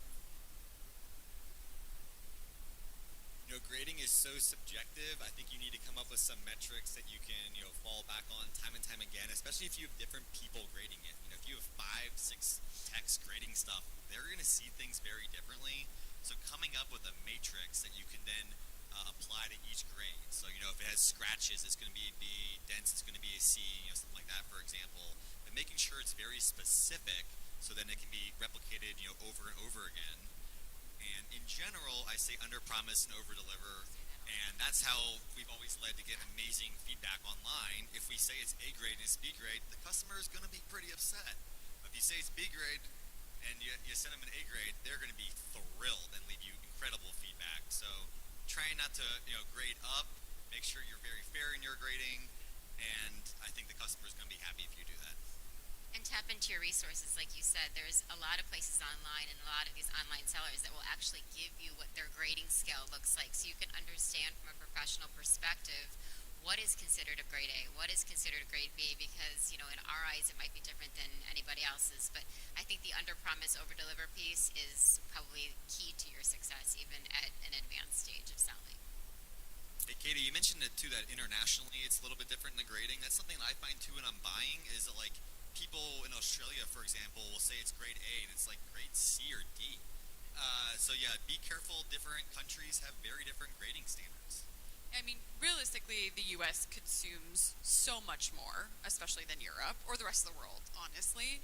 And so they're just more used to new being the standard. So when anything doesn't look new, there is an automatic kind of red flag in that consumer's head. And it's different when you're selling in different markets. So just making sure you're aligning with that particular market, I think, is really important. Geographically, it's so different as well. I mean, the expectations overseas are a lot different than the expectations here. But consistency and clarity, I think cross-platform is extremely important. I don't want to add to any confusion, but in regards to making sure that your descriptions, your product, your condition on that same product, even your pricing is consistent on every single platform, is really going to be important, because you don't want any kind of confusion there. Well, you guys bring up international. It's not something I know a lot about. I heard Australia, I heard you talk about international, but the standards you would say are generally lower on the quality scale when you go international? So maybe They're that's significantly highest here. Highest here. Okay. And one of the things that the marketplaces have started to do is, before they would tell you, align to our quality standards, ship against them, to be a seller on our platform. Back Market has taken it to another level, and a lot of their peers have followed suit, where they actually have an algorithm that's tracking the quality of your interactions, your shipments, a bunch of different metrics, and they will promote your business and make you more successful if performance is even better. Maybe, Karen, you could talk just a little bit about what that looks like, what goes into all these scores? Yeah, and I'll say all the marketplaces are a bit different, and we're in like secret company here, right? So I can just name names. So like when you're shopping on eBay, you have your own storefront. You know, they are buying directly from you. It takes a seller a while to build up that trust and that reputation. When they do, I think it's very advantageous. But before you do, it can be good to sell in places like Back Market, where there is a buy box. So for every item, there is one seller that the customer is seeing. So the customer does not get to choose between different sellers. And what powers that buy box is an algorithm. And our algorithm takes your quality, both your defective rate and your aesthetic, into account. So actually on Back Market, in our what we call back office, because we cannot brand anything without the word back in it, so everything has back. But in the portal, basically, that you see as a seller, you can see how much money you are missing by not hitting those quality metrics. So you can see that you actually could price up a little bit higher. We don't just take the lowest price. We look at that combination of quality and price. So if you increase your quality, it reduces your return rate, which obviously from an operational standpoint increases your margin, but also increases the amount that you can sell each piece for. Impactful. And it dawns on me that we've got the indirect selling through marketplaces well represented here. Brian has a lot of experience where you have the merchandise, you've cosmetically graded it, and you want to take it directly to the consumer yourself. You want to create your own domain, have your own shopping cart. Could you tell us a little bit about that and just kind of compare and contrast selling on a marketplace versus bringing the consumer to your site and your experiences? I think the biggest difference selling on your own site is you really own the customer. You know, a lot of other sites you don't get all the customer details. You can't always email them back again and stuff like that, and offer them, you know, new devices and upsells, for example. So, you know, OWC sells all their gear on MacSales.com. And, you know, when you sell on there, you can add your own warranty, you could add, you know, other accessories, peripherals, and docks and stuff like that. And that's harder to do than on another channel, you know, eBay, basically any other channel, unless you have your own e-commerce site. And then you can control the price more. So you're not competing with anyone else. You know, it's really just getting them to your site is probably the hardest thing. And then, of course, you know, having the right level of customer service and the right quality description to get them there, or pay a lot on Google ad clicks. So there's an advantage to both. You want to own the customer, you have to own your own website. But if you get the buy box on Back Market, you're not paying for that traffic. And how about the rest of the support economics and the team that you have to employ to work directly with the consumer versus a marketplace? Is there a big difference? Is there a big lift in the number of employees when they're coming to your website? I think you're still doing customer service whether you're on Back Market or not. I think you guys still do back care. So they have a customer service team that can help you out there as well. But, you know, when you're doing your own site, you probably can have a larger team. You know, we have a call center basically that's available 24/7. So if you have a problem, you can get a quick answer. So, you know, to your point, it does take a much larger team and kind of that around-the-clock service. And, you know, back in the day when I was running it by myself, I was a 24/7 team. So there's some disadvantages, you know, to having your own site that you're always, you know, working to provide that customer service versus other channels. They have some more customer service and some more automation built in. So, you know, you can try both and, you know, see which channel works better for you. Do you like the best price in your own website, or do you like having some of the support and the traffic on a third-party website? And, you know, it might just be that over time, maybe you can transition to your own site, but getting started on another channel might be the easy way to go. So we've got the high effort approach of taking it direct to consumer, having your own website, bringing the consumer to that website, the marketplace model, which Back Market is largely perfected, and then we also have a B2B angle. Maybe Jamie, you can talk to us about what are some of the advantages and compare and contrast just selling B2B versus selling direct to a consumer or on a marketplace. I think in regards to B2B, the two major advantages that I see are obviously quantity sales. You know, our average order on HubX is around $40,000, where, you know, I've sold B2C as well. You know, you're selling drop shipping single units to single customers. You know, that being being said, if there is an issue, it's a big issue opposed to a small issue. But we really, I feel like quantity and returns as well. We in regards to B2B, a lot of times our products will have their warranty from the actual manufacturer, so they go direct to the manufacturer. We're not facilitating anything in house, and obviously the clear one is price, right? So we're able to work on thinner margins on a B2B level, as they've got to make larger margins on a B2C level, which allows us to sell in quantity. So. And also, I mean, although I think HubX has done an amazing job aesthetically, we've got a lot of features and functions and tools built into the platform. It doesn't have to be as sexy as a B2C site. So, I mean, our back end happens to be really great, but we don't need all the bells and whistles that you do on a B2C site. We have an educated, seasoned buyer that knows what they're there and knows what they're looking for and at what price point they want to pay. You come stop by our booth if you want to see branding in action, because it is costly, it is expensive, it is. I mean, you said Google Shopping, but it got even more expensive in the past year to acquire customers. So it really can be quite a journey to set that up. There's a lot of competition on Google Shopping between Back Market, OWC, and some of these other people up here.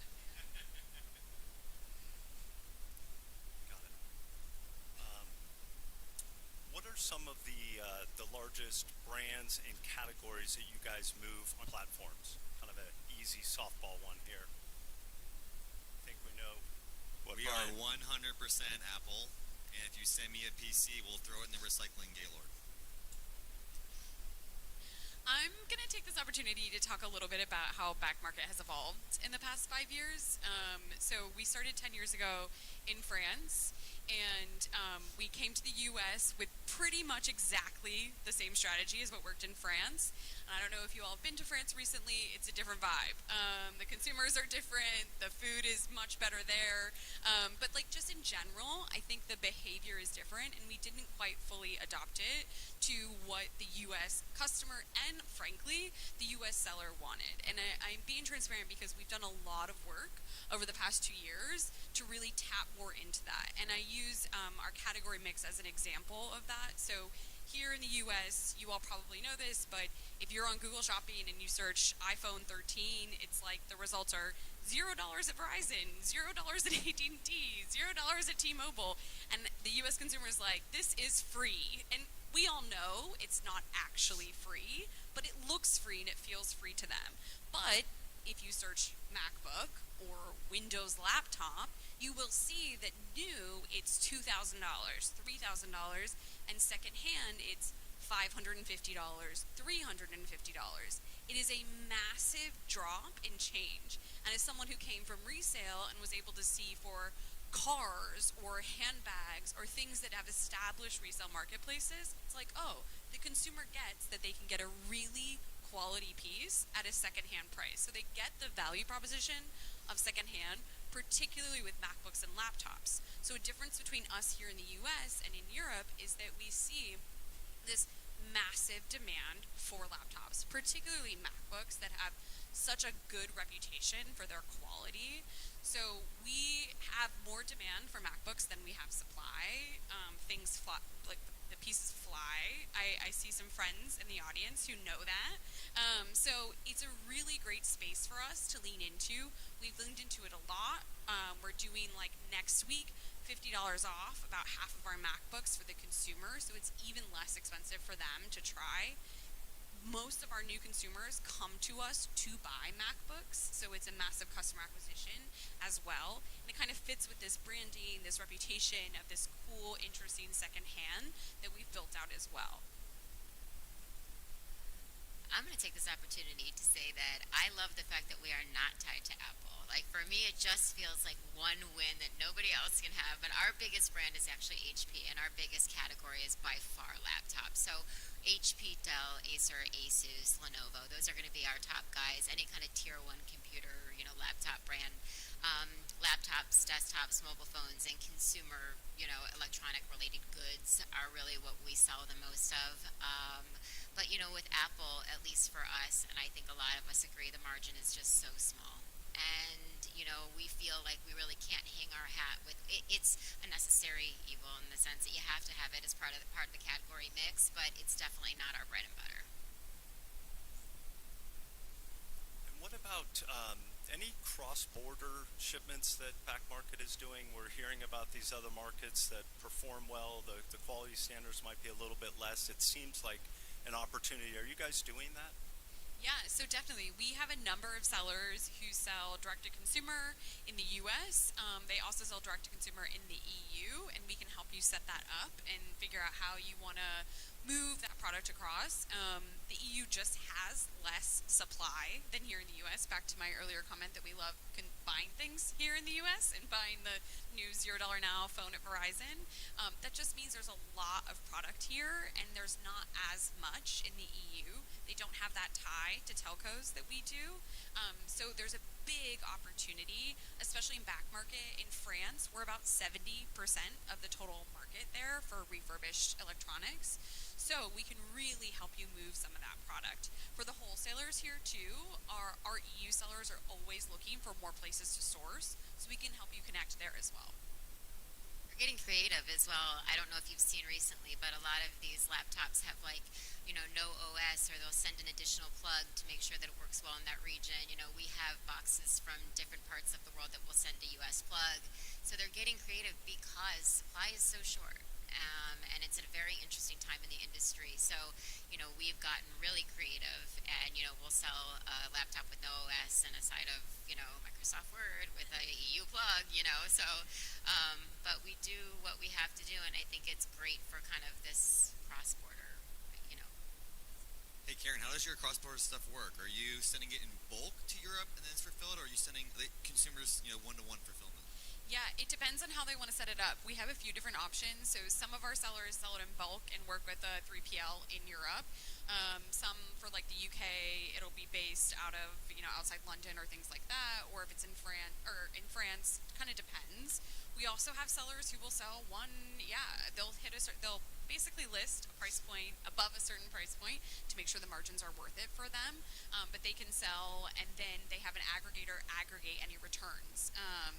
Rather than having the piece come back to the US, they aggregate their returns and then relist those.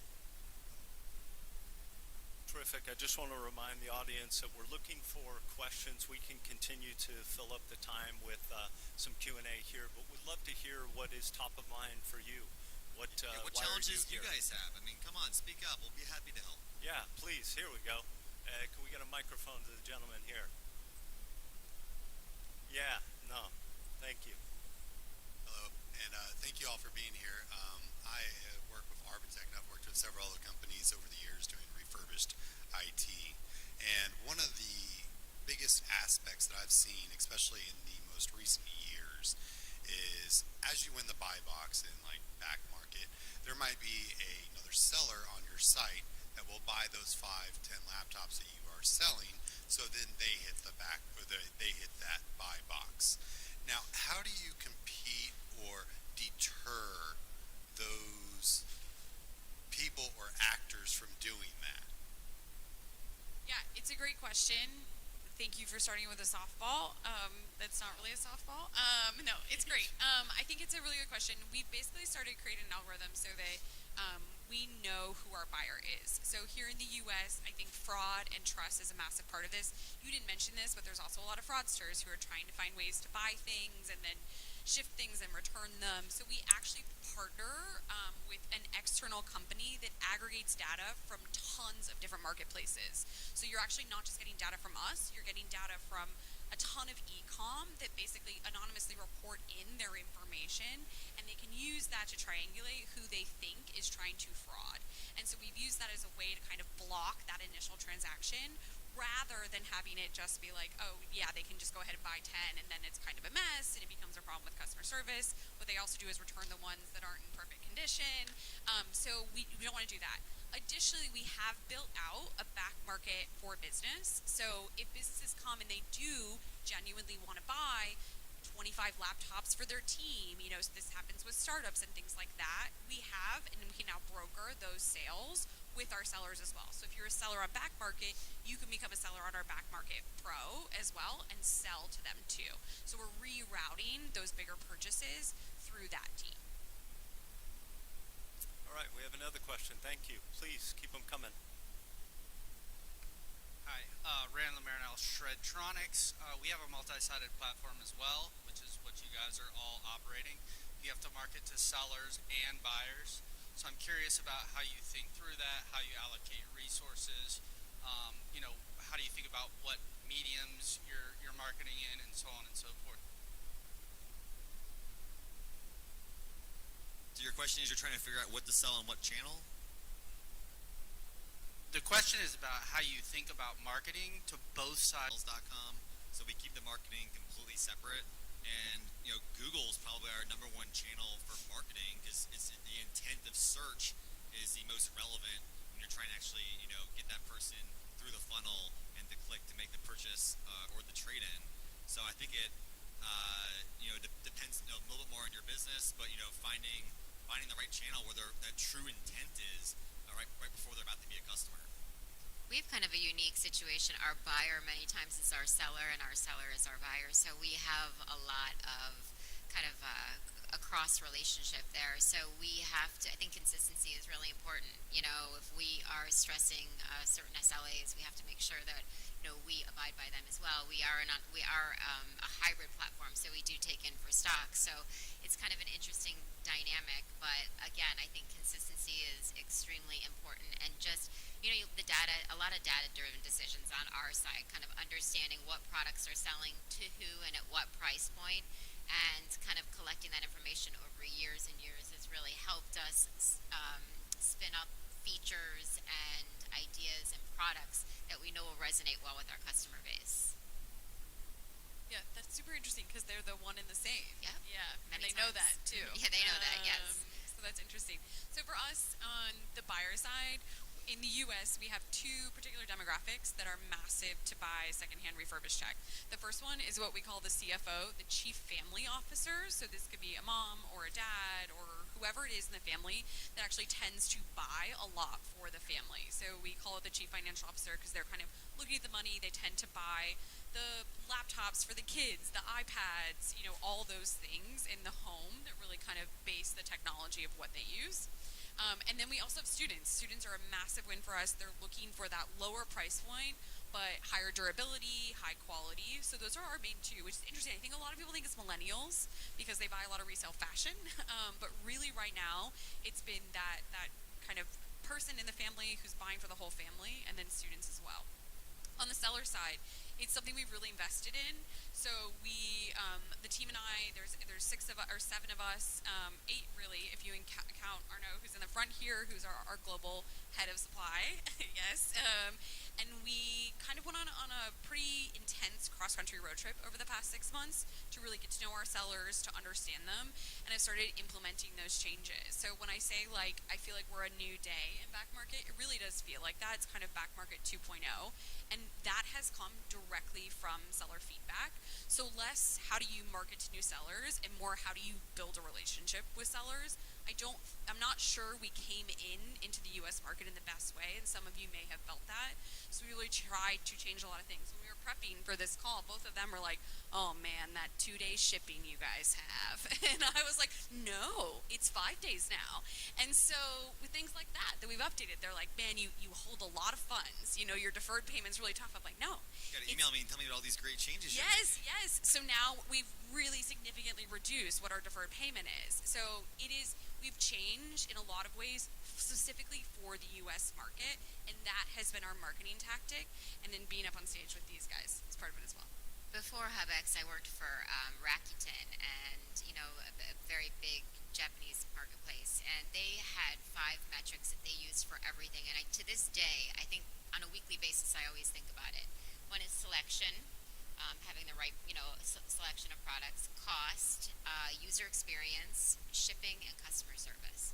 So if you can get those 5 down, and it just boils down to everything kind of fits into one of those categories. If you can get those 5 things down, it's almost the recipe for e-commerce success.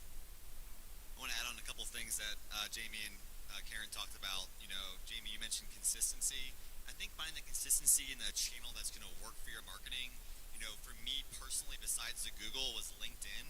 I built a massive following on LinkedIn. I spent a ton of time on there. It was literally like a second job. I was spending 4 hours a day, but I grew a following now that's over 212,000 connections. And through that, I did a ton of business. I was doing literally millions of dollars a year through my LinkedIn account. The bow tie helps too. Bow tie helps. Very consistent with my look, obviously, as well. It's good For branding. every single ITAD I've ever been to. And then the other thing Karen mentioned was relationships. And having those relationships, if you're always there for that customer, they're going to come back to you. And that's how I've developed a lot of my business over the years, is through the relationships, they really want to work with me. We built very high trust. And if something ever does go wrong, we know we're going to take care of it by working together. So relationships are key in this business as well as trust.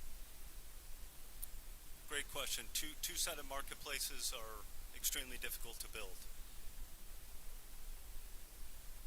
We have another question up front here. My question is a complaint. We are Rugged Books, so we refurbish rugged laptops, consumer laptops. We're located in Canada. We sell on too many different portals. We start working in 2016. The challenge that we face is with the return with the customers. Sometimes, especially because we ship from Canada to US, you spend time working on the unit, refurbish, list it, ship it to the customer, and you have return policy for 30 days. On the 29 days, the customer returned the product, not needed anymore, or I ordered the wrong item. Most of the portals, they are on the customer side against the sellers. Then you have to return the unit, and especially now these days, they use it for 29 days or 30 days, and they return it after that. You lose your time, you lose shipping, and that's the challenge that we're facing on the online portals. Thank you. Yeah, how do you avoid customers using your return policy as kind of a free rental or, abusing it? What types of things do you guys do? You're always going to have customers that are going to return stuff no matter what your policy is. I think having a very consumer-friendly policy is the way to go because you'll make way more sales having the kind of money-back guarantee than versus having no guarantee. But I definitely feel you on the challenges there. I think just finding the right marketplaces that have less returns. I know, for Amazon, for instance, it's so easy to return. I just click a button. Versus if you have your own marketplace, the customer at least has to talk to you first before they can return an item, just an email, something like that. So maybe just finding the right channels that have a lower return rate. Yeah, and I'll also say something we've worked really hard on is educating the customer from the start of the journey, not just at the return point. So when you start on back market, you get a lot of information about what does the condition excellent mean. What are you really buying? I think we're not yet at the place where people fully understand what buying secondhand means. We're getting there. There's a massive movement towards resale, but you're still in this process of educating them. So in addition to what you were saying on the kind of post-sale side and tending to err with the customer and making sure they have a good experience because they will come back and buy more. On the pre-sale side, I do think there's an education component. There's really helping them understand the condition, the quality, the aspects they can expect, all of that, so that then when they get it and it has, the laptop has one scratch underneath that you can barely see, they're not like, oh, it's not perfect, They're like, oh no, this is what I expected. It's a secondhand laptop. So kind of building that from the beginning, and that takes a lot of time, a lot of customer research, a big product team. They can understand those conversion rates and things like that. But we invest a lot in that aspect as well. I think that that's pretty much one of the reasons that HubX has been so successful is that we do not accept returns. We have two parameters, and it's B2B, so obviously we can do that. Completely different space, but we have two parameters. One, if you send us the wrong product, you're going to hear from us, and you've got to take it back. And two, if it's DOA. Other than that, you sell the product through the channel, and you don't see it again. So we built it that way, and I think that that's a benefit. Are you going to make as much money, as much margin as you are on these other B2C platforms? No, but many people see that as a benefit. And we built it, and we have our own space, and that's kind of where I think we've succeeded. Before we get to the next question, just a quick question here. What are the average return rates that you guys see direct to consumer, if somebody's out there trying to do the math in their head? What should they expect of the returns if the quality is good and their customer support's good? 6%, 8%, 10%? What do you guys consider normal? Well, I would say this is a fundamental key of how you are performing. So, digging into the why, return rate is really important. I would say around 5% is kind of what we see. But don't hold that necessarily as a marker, because I think the next layer deeper is what's more interesting. Why are people returning? If it's just change mind, dig in a little bit. If there's something wrong with it, a defective, maybe you had a bad buy and there's more defective in that batch. Those kinds of things I think are important. So the number, yes, is a number, but really looking into underneath, kind of, is it going up, is it going down, and what are those driving factors? 5% return rate actually is pretty darn good. And Karen mentioned that upfront education, that really is key. Like, if you have actual photos of the item, it's hard for the buyer to say, they didn't see the scratch, because you say, there it is in photo number 2. But if you're selling on a marketplace that's stock photos, it's very hard to do, and it's based upon the grading, which Back Market does do a good job of education. So does Max Sales. It's very specific, exactly what to expect from that type of product, even though it's generic photos. So yeah, we see about 2%. Thank you for a great panel. My question is, you've referenced an emerging kind of B2B market for resale. Could you unpack what is the B2B market for you all? Is that domestic, international, and who are those buyers? Yeah, I think the question was B2B centric, and if you could unpack where your customers are. Yeah, it's actually pretty interesting. We have big box retailers all over the world, and we also have a lot of SMBs and small mom and pops, that you get off in the islands and you see them, spinning up their own little stores. So there really is no specific answer to that. I think one of our sales reps is actually in the audience, and he'll be the first one to attest for, there's the large guys and there's definitely the small guys, and sometimes small guys end up to be the large guys. So really there's no, we like to say there's a $3,000 minimum order, but we don't really hold people to that, because we want to help bolster businesses as well and help them succeed. So another interesting thing is, you can buy 1 unit on HubX and you can buy 100,000 on HubX. So we don't have a minimum in order, in order to place an order. So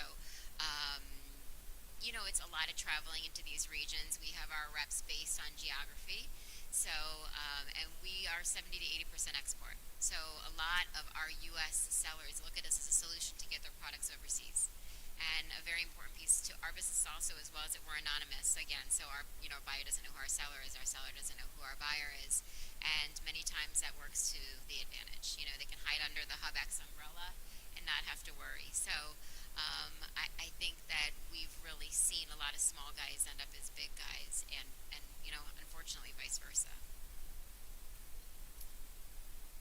And I think we're being motioned off if we don't have any other questions. I would like to thank our all-star panel here, everybody for joining us. We do have QR codes here on our banner. You can scan to connect with us. If you're not one of Brian's 212,000 followers, you can add him as well. But thank you very much for joining us today. You're a great audience. Thank you. Thanks, Jason, for moderating. Yes. Great job, brother. Jason.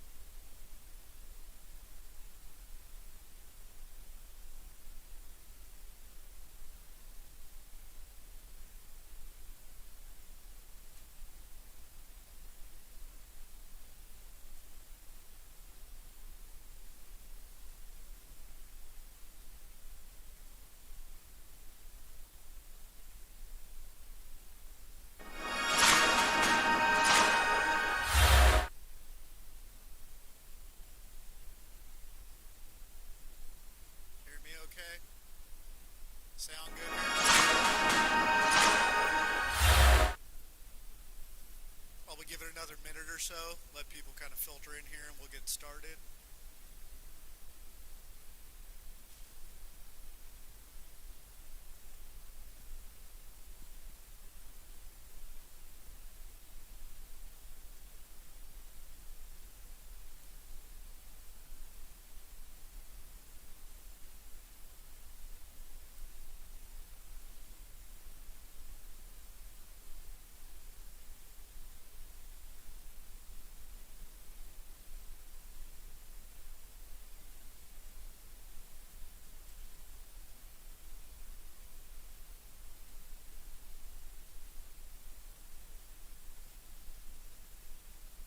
Alrighty, we good?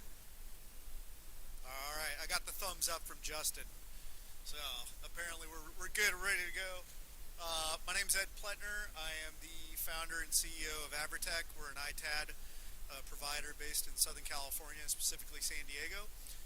We are R2V3, ISO 14001, 45001, 9001, and now recently 27001 certified, as well as NAAA certified for data destruction. So we're excited to be here.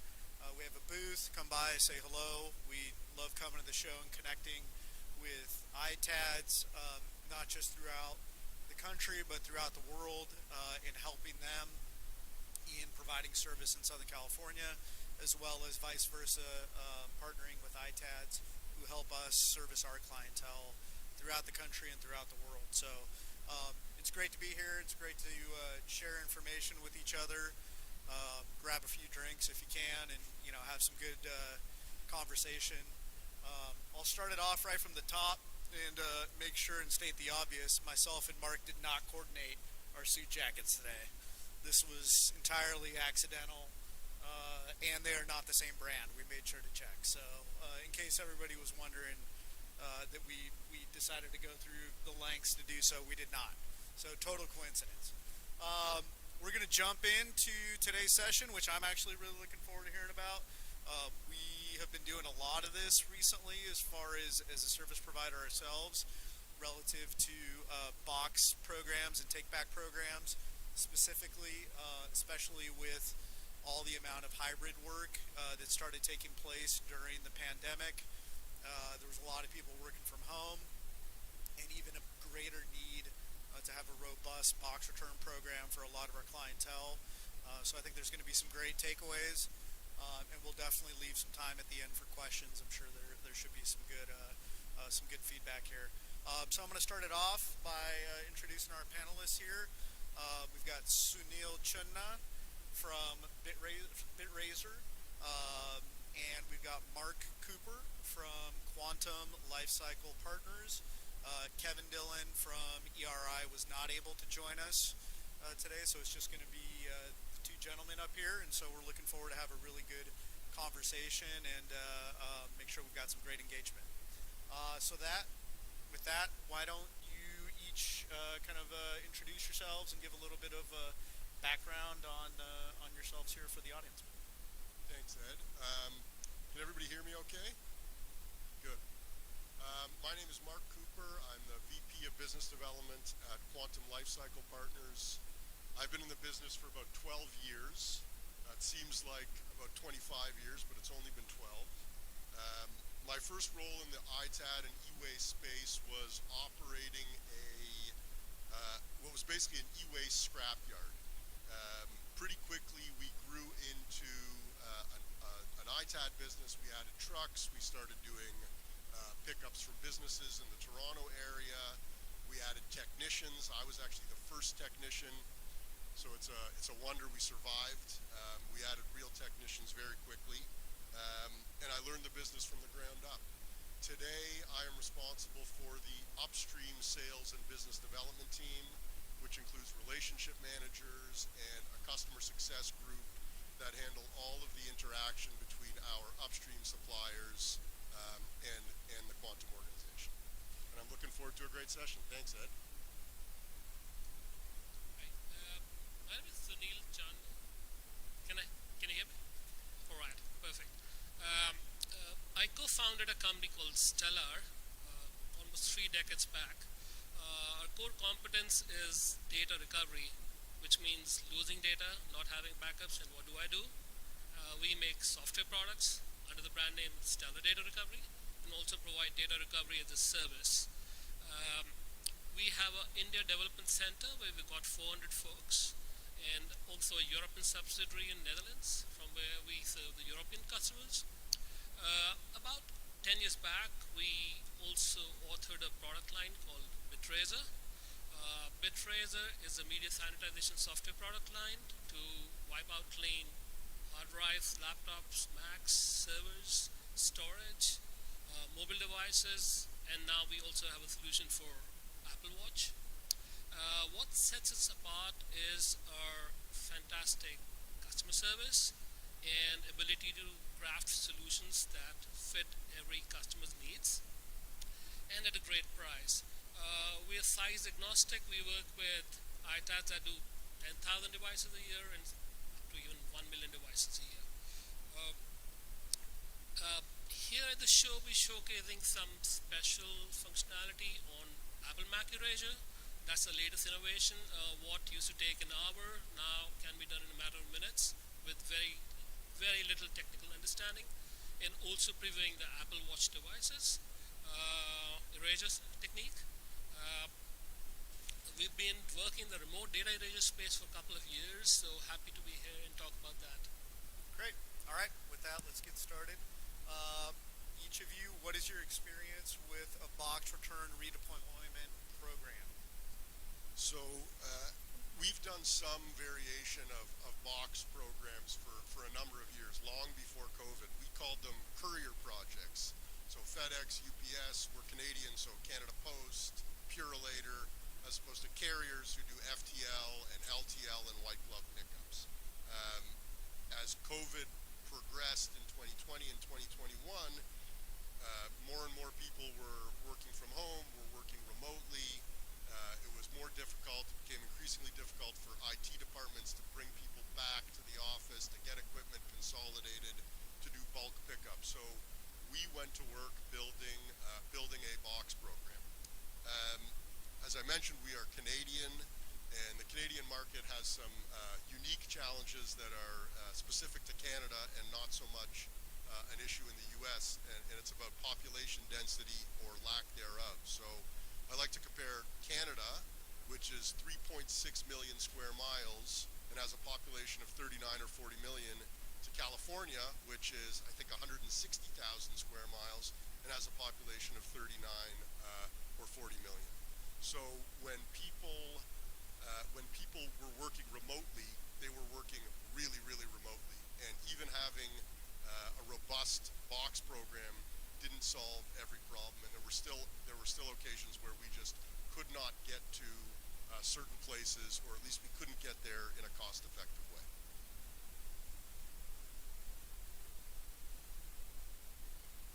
We being a software vendor for ITADs, our experience has been secondhand. So what we hear from our ITADs is what I'm sharing. The first thing is the need for remote data erasure triggered off after the Morgan Stanley settlement in 22. 120 million down, and then most of the corporations started panicking and wanted to shift to on-prem erasure. And that is when they also realized almost 1/3 of their endpoint devices are actually not in the periphery. They're lying in their home. Then what do they do?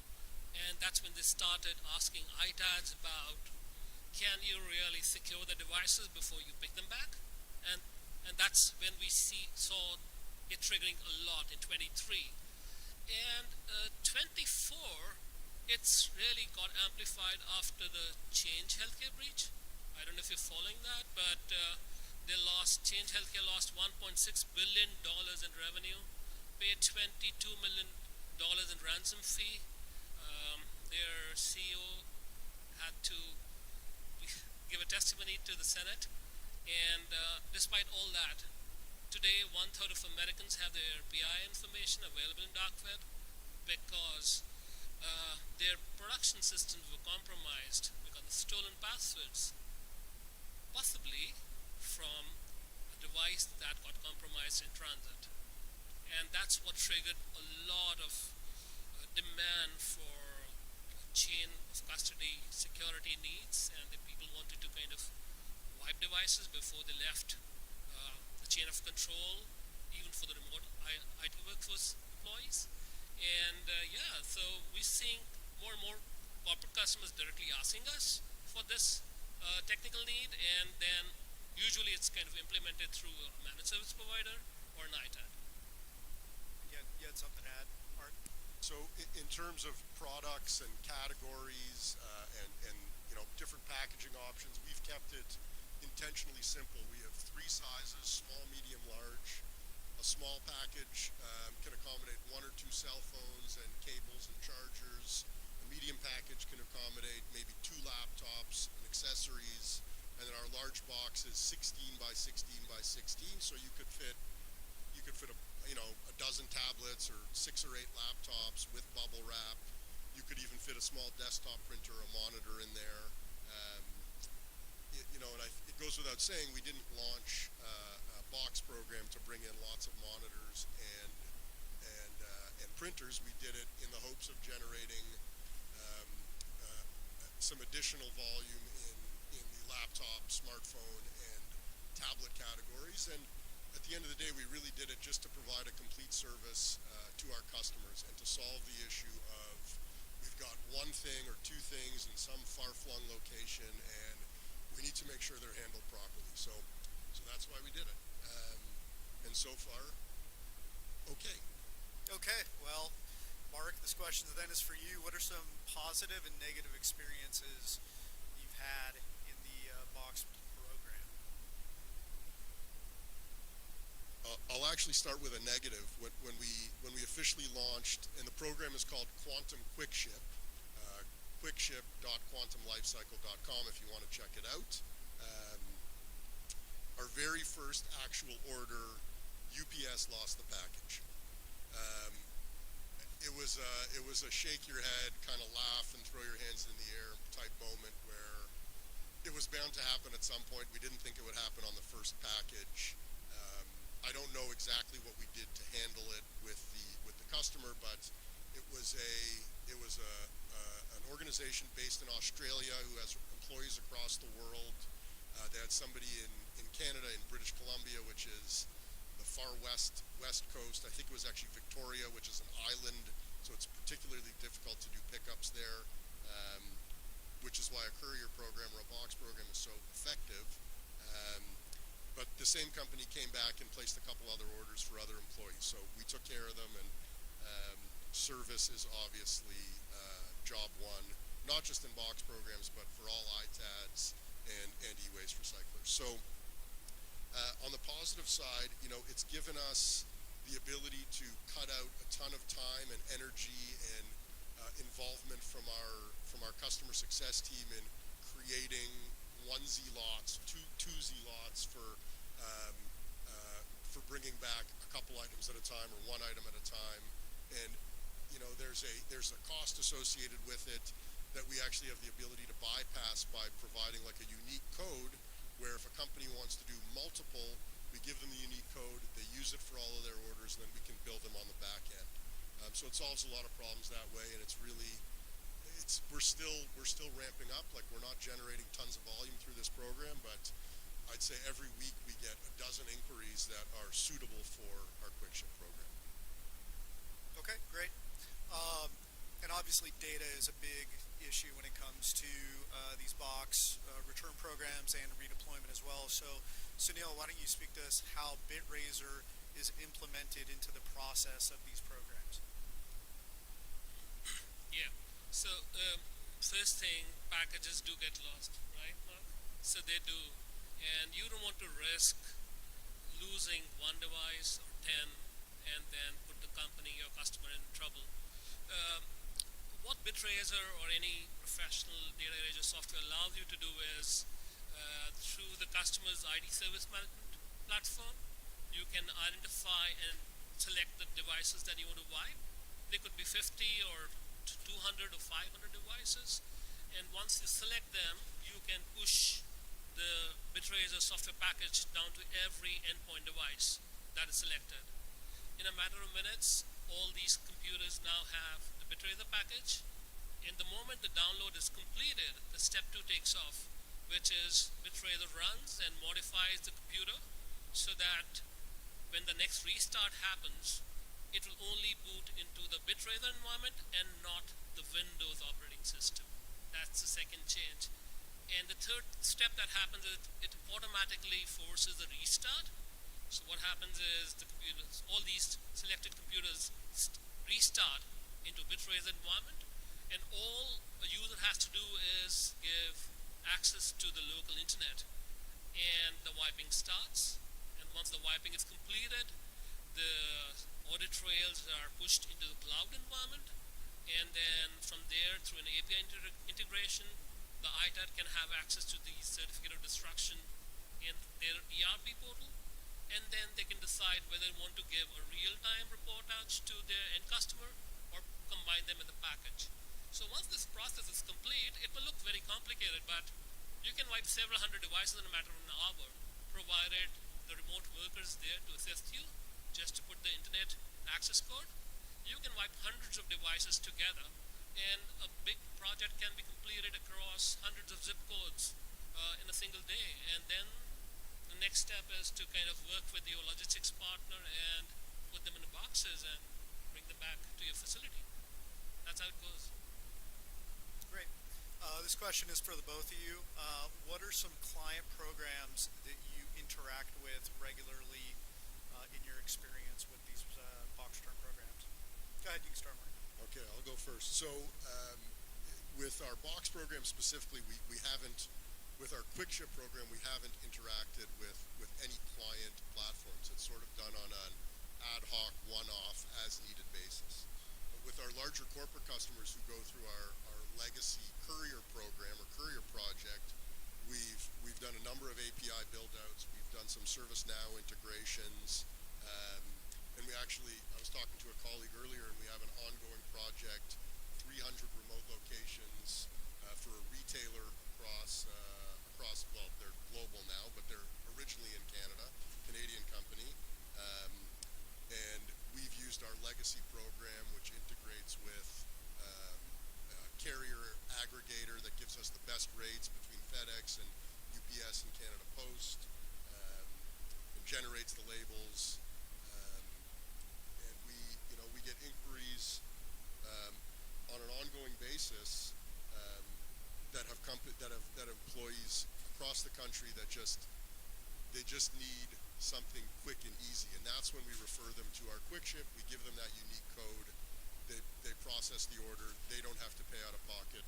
Their devices get picked up, and they come back to us.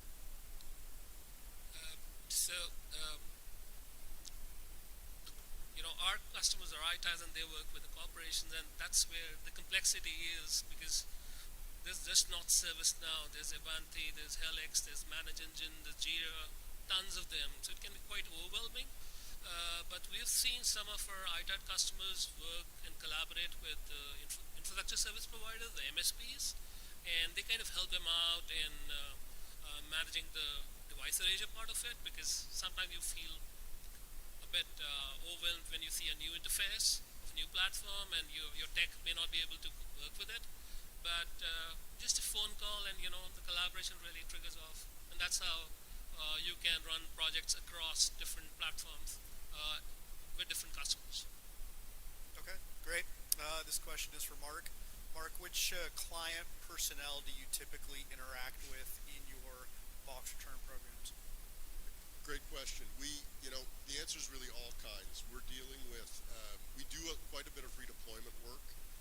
Most of the redeployment work we do is from corporate offices or corporate branches, and we're typically sending in carriers to do pickups in the traditional sense. Through our quick ship box program, we're dealing with small, medium businesses, mom and pop type organizations. We're dealing with larger companies that have locations in remote parts of the country, but they just need something quick and easy. I think, they're either redeploying devices. An employee needs a device upgrade, so they either ship a new one. In some cases, we hold inventory for those customers we ship out the new device, they ship back the old device in the same box, and then we can refurbish, wipe, redeploy the original device, or we can recycle it, or we can remarket it, or what have you, depending on the scope of the arrangement. We're actually starting to see more traction with consumers and like residential customers who are either environmentally minded or have data security concerns and would rather, pay whatever it is, $49 or $79, and know that their device is going to be processed by a reputable certified company, as opposed to just finding a local drop-off and having, no traceability whatsoever and being concerned about where that device is actually going to go and what's going to happen to it. So yes, it's true, people don't like to spend money on these sorts of things, but there are more and more people out there that are willing to pay for that peace of mind, and we expect that market to grow. Great. Sunil, how can ITADs offer remote data erasure to help mitigate data breaches in these programs? The first thing that I would want all of us to know is that it looks like companies trying to bring back people and they'll be successful. Forbes did a study and kind of totally disagrees. 25, the forecasted number of remote workers is now expected to be 35 million in US alone. So you're going to continue to have to deal with remote workforce and the remote IT assets and take care of them. Just to give a simple example of, let's say, a healthcare company operating out of California, and if it's public, it already has to do a SOX compliance, a HIPAA compliance, has to deal with CCPA. One package getting compromised can sometimes be a gateway to a bigger data piece, and that can bring an organization to a standstill. So as they say, nip it in the bud, before it can become accessible to anybody. Wipe them off, and remote data erasure technology helps you meet that. There have been some attempts in looking at physical destruction methods, but they're more difficult and very painful. You can't wheel in a truck to people's homes, and it's almost not doable. And also there are additional pressures of ESG. The companies have to look more sustainable, reduce their scope 3 emissions, and erasure helps them naturally, to reduce the footprint, and the reuse industry thrives. Technology exists, and now it's also acceptable. We've had new standards on data erasure like the IEEE 2883, and it's completely safe and doable. And how technologies are organized is the moment the wipe is complete, you have an immediate availability of certificate of destruction. It's automated, it's algorithmic, and it's kind of tamper-proof, so it's more secure and more safer, mitigating any data breach risks and brings data security comfort to your customers. Okay, great. This question is for the both of you. How have your organizations overcome any unique challenges that you have faced? And if you can give us an example of kind of how you came up with a solution for that, that'd be great. So, we had a recent, this is an odd one, and it's specific to box programs. We had a customer recently who, they reached out, they had a list of employees spread out across the country. They all had one or two devices that needed to be upgraded. We quoted it, we provided a scope of work, and in the 11th hour they said, oh, you know what, there are privacy concerns over releasing employee addresses to you. So we said, well, how do you expect us to ship them packaging or devices if we don't have their address? And they never got back to us. So they're still figuring that one out. It's a bit of an oddball. There's, of course, lost packages. There was a big concern when we launched Quick Ship around making sure that it was self-explanatory in terms of how to package the equipment to send it back to us, including strips of tape in the box so that they could seal the box back up, making sure there's a label window to put the shipping label in, all sorts of things. People can usually pull off just about anything, but they can also screw up a lot of things. So we tried to make it as self-explanatory as possible. We included videos on our website of the appropriate way to package and label boxes. And so far we've alleviated most of the challenges, and what's come back to us has typically been received like within a reasonable time frame, packaged as expected, and we've been able to process it and send them either their certificates of recycling or their data security certificate if they opted for the enhanced option. Not specific to box programs, but we don't struggle with reporting, but reporting can be a struggle because what we call a category, another company or customer calls a product type, and what we call a manufacturer, they call a brand, and what we call an equipment ID, they call an asset ID. So our system allows us to customize reports 1,000 times over so that they perfectly match the template that our customers are expecting to either upload into their system. And as a Canadian ITAD service provider, we do a lot of work for US-based and globally based ITAD companies, and we have the same challenges with them, and we always figure out a way to make it work. Great. Sunil? I remember a couple of cases. One where ITAD reported an end user going really paranoid when he saw this computer booting into a new space, and it looked like there was a communication issue, probably from the internal IT, that he just would not cooperate connecting the computer to the internet because he thought he was kind of being part of a ransomware incident or something like that, because he said, what's happening to the computer? So sometimes I think communication is a problem.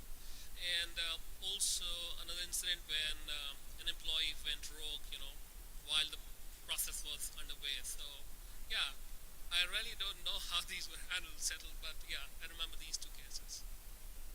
Okay, great. Mark, what are some recent and future trends that you've seen and plan to see in the future relative to whether it be device legislation, et cetera?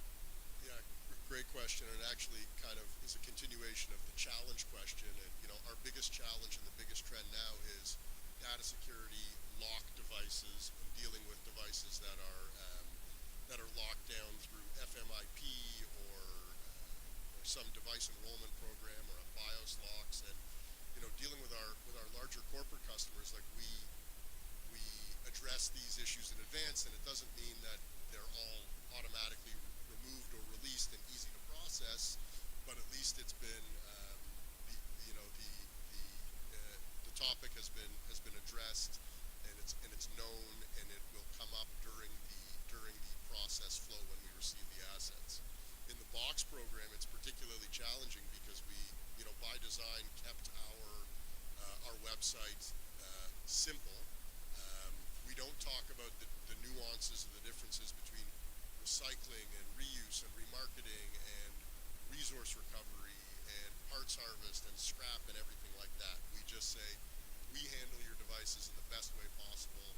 We make sure your data is protected, and we make sure that it's recycled properly according to all the environmental regulations. So at the end of the day, it's continuing to have these battles. We've acknowledged that when we get one item at a time or two items at a time, we're not going back to single customers to ask for passwords. We're just either parts harvesting or scrapping them and moving on. And at times, these locks prevent us from actually doing the data erasure, so we just have to physically destroy the device altogether, which is unfortunate, but it happens. And I think, as Sunil mentioned, with remote erasure, I think it's an amazing opportunity to integrate your service into potentially a box program, because the whole concept of these device security measures is to have them enabled when you let go of the device, when the device is no longer in your possession. So it can be a sensitive conversation to say, you're about to let these out of your possession, you need to erase, you need to remove those locks and those security features beforehand. If I was an IT director, I would be apprehensive about that. I'd want the erasure done first. So great. Sunil, what are the chain of custody risks involved in recalling IT assets? Usually, the package getting lost and becomes more complex when it goes into the wrong hands. Again, the problem is much more simpler if you're looking at local data. But if it's a device that belongs to a senior resource, many of us, and till recent past, even I, on the desktop would save a file which would say my passwords.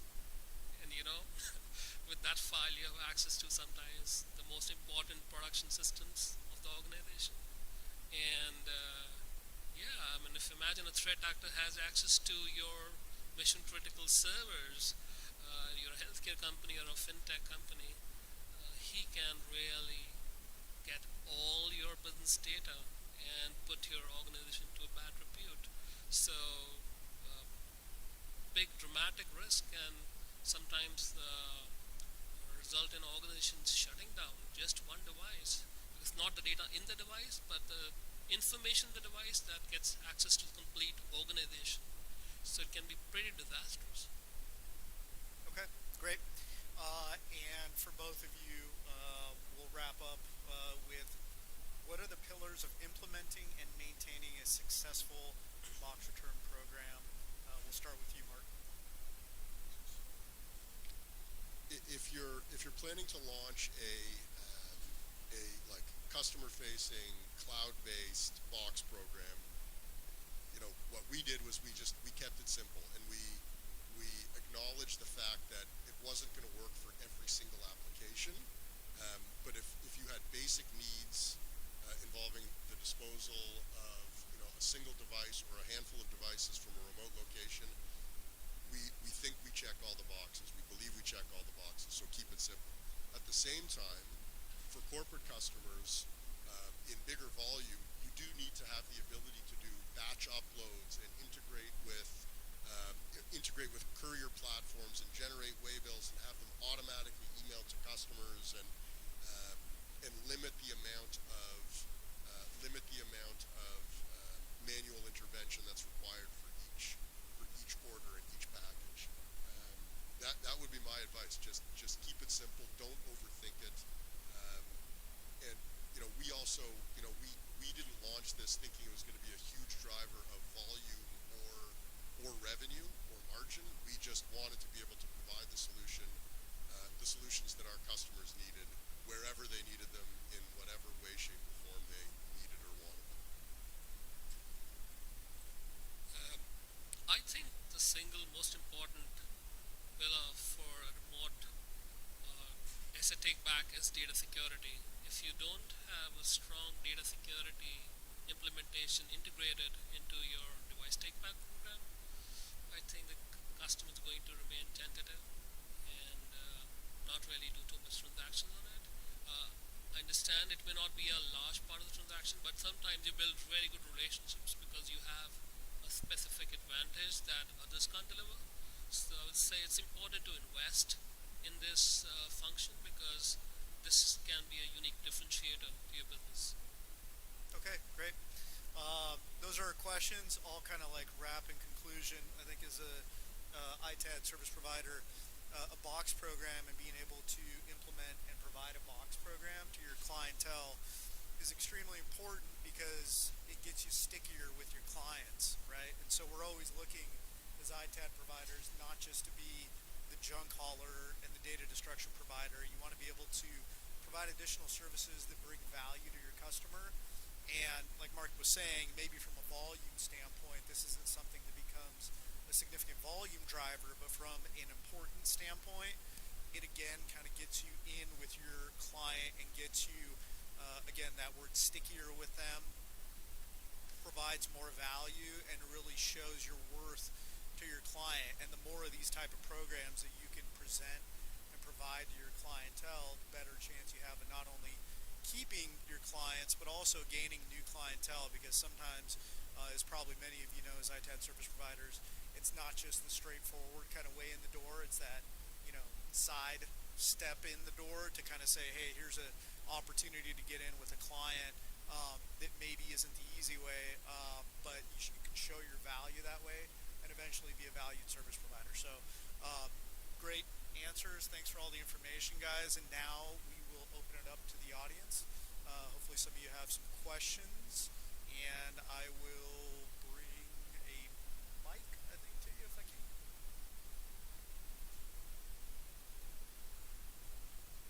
Actually, one, yeah, I'll do it.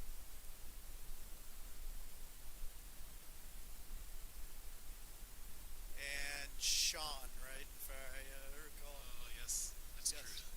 So, I'm Sean Stockman with Return Center, which is a platform where we provide a box program and have for 18 years. And we do that for ITADs. And I was just wondering if you could talk a little bit about how you ensure the boxes actually come back, where we send out thousands of boxes, and depending on whether the situation is an employee offboarding, where they're not so happy about having to return something, versus an ongoing employee who's kind of mandated to return it. How do you ensure, what processes do you have in place to try to encourage them to do the right thing? Yeah, great question. The short answer is you really can't ensure that they send back the box. We through QuickShip we have a whole bunch of automated email reminders that go out at, I think, upon the date of delivery, 2 days after delivery, 3 days after that, a week after that, and so on. The reality is, through our QuickShip program, they've paid for the service up front. If they never send us the device, we've charged them essentially for two ship, like a ship out and a ship back. Then we've only incurred the one cost, and it's the lower of the two costs because it was an empty package. So we also follow up manually, and if there's, if it's like a legacy courier program, like we reach out to the IT departments and say, can you please chase your end users? But they don't always come back. In fact, they almost never all come back. So the best answer to that question I think I heard is, as an ITAD provider, we really don't have any power in that situation. But as an employer, there was an IT asset manager who I had heard they'd put in their onboarding process that they had a requirement that I think there was a financial aspect where if somebody didn't return their devices back, that it was taken out of their paycheck. From a legality standpoint, I don't know. I can't speak to that from an HR standpoint, but it was something they had implemented, and maybe it might be a suggestion that you could provide to your client to say, hey, maybe there's got to be a stick, so to speak, in the beginning in the onboarding process to help alleviate any of those issues. But yeah, I mean, to speak to your concern as an ITAD provider, I think you're kind of limited in what you can do in that process, except work with the client and provide a solution. Anybody else? Questions? Comments? Example? Steve, sure. Yeah. Hello. Just curious, on your program, is it all? Is it? You mentioned keeping it simple. Is it all dumbed down where you're sending out the box or sending it back? There's no just one way, like just a shipping label to your end user, and they're just boxing it themselves and sending it in. Great question. We do have a fourth option. It's the DIY option, where you place the order. It generates a lot number in our system. It generates a one-way shipping label from the customer to us. They package the stuff up. They send it to us. There's, of course, a risk that they pack like the most massive box that weighs 200 pounds, and we're now on the hook for it. We only charge them X, and it costs us 3X. But I guess there's volume to be received, so maybe it offsets the cost. So far, it hasn't happened. The biggest box we've received is our 16 by 16 by 16, and but yeah, that is our fourth option. We do have that. Yeah, I mean, it depends, right? We provide a dual monitor package, dual monitor with laptop and peripherals package to clientele. We designed it ourselves with some input, and it seems to work pretty well, but I think there's still a lot of room for innovation and just room for packaging innovation within the industry in general. And I think the monitors are kind of a really big component if you actually do have a client who's still looking to bring these back in and to redeploy them, or wants to be responsible from an ESG perspective of bringing back in monitors. There's a big logistics challenge with those, and I think the more solutions that are provided for that, I think the more success client or the more success providers will have. I think there's still a big opportunity there. Anybody else? I'm sorry, was one question for Sunil. So, do you provide like just consumer applications? Go to your website or download a data destruction package, or is it always through your partners? Yes, the software is available for anyone and everyone. Usually, it happens in the risk business that corporations never want to do it themselves. They always want to delegate the risk down, be either to a service provider, an MSP, or an ITAD, and that's how they feel safe. They of course want to be sometimes party to selecting a product to see whether the product is test approved, it has those certifications. But yeah, so it's technically we do have many corporations who use our data eraser product line and do erase it themselves. But I would say, in terms of volumes, majority is consumed by service providers. That's how it goes. Great. Anybody else? Yep. Oh, we got a question right here. Saba. Hi, Chava. Yeah. I'm from CSG Meridian, German multinational IT leasing company, and we have 1 million assets coming back from leasing.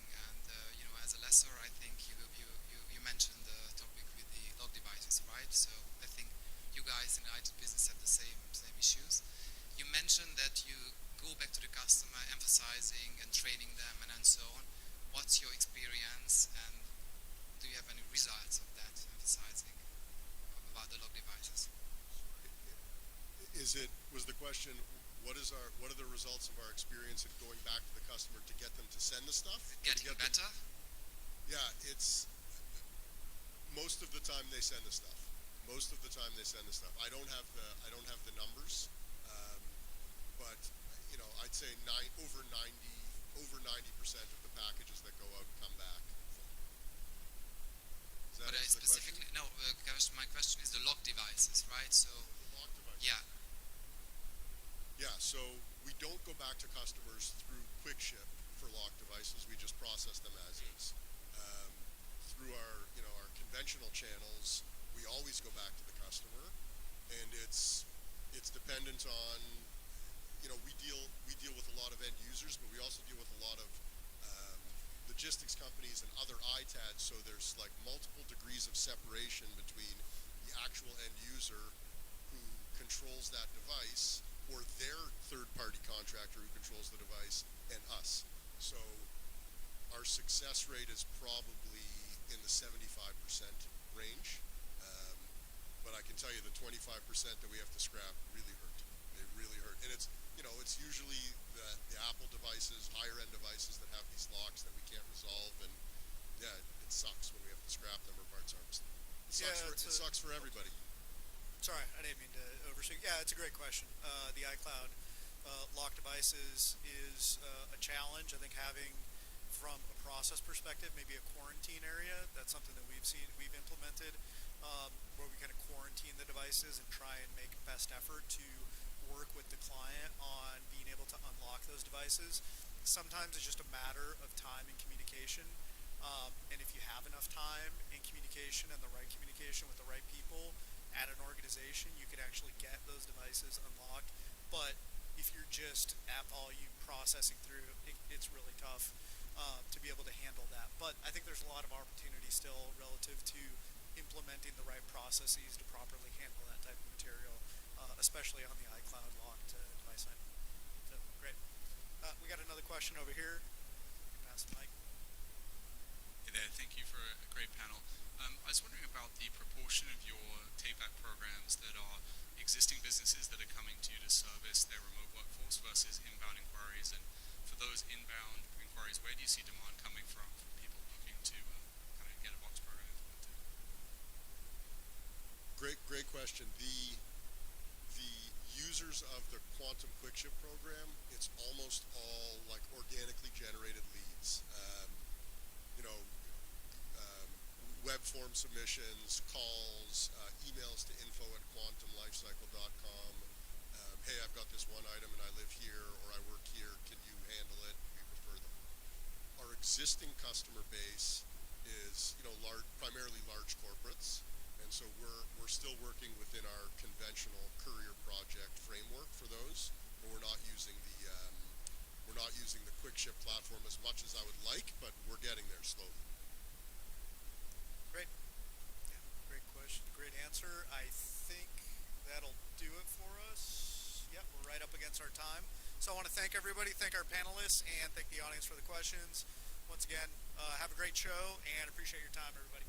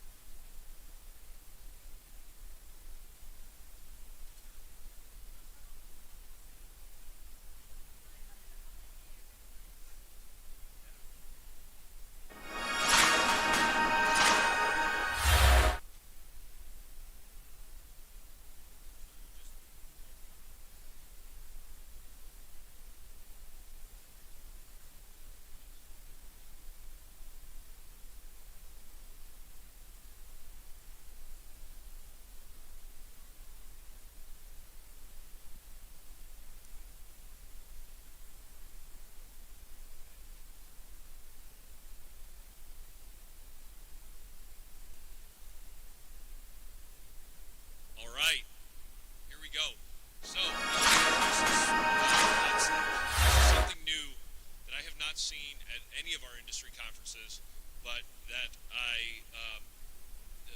it's a fun little concept that I had seen elsewhere and wanted to apply to what we do here at the ITAD Summit, because we get probably 150 or 175 submissions from folks who want to speak, and of course we don't have 150 or 175 chairs throughout the week to accommodate that. And so this is an interesting way, and I hope all of you will embrace this and participate to the fullest and be, kind of have some fun with this.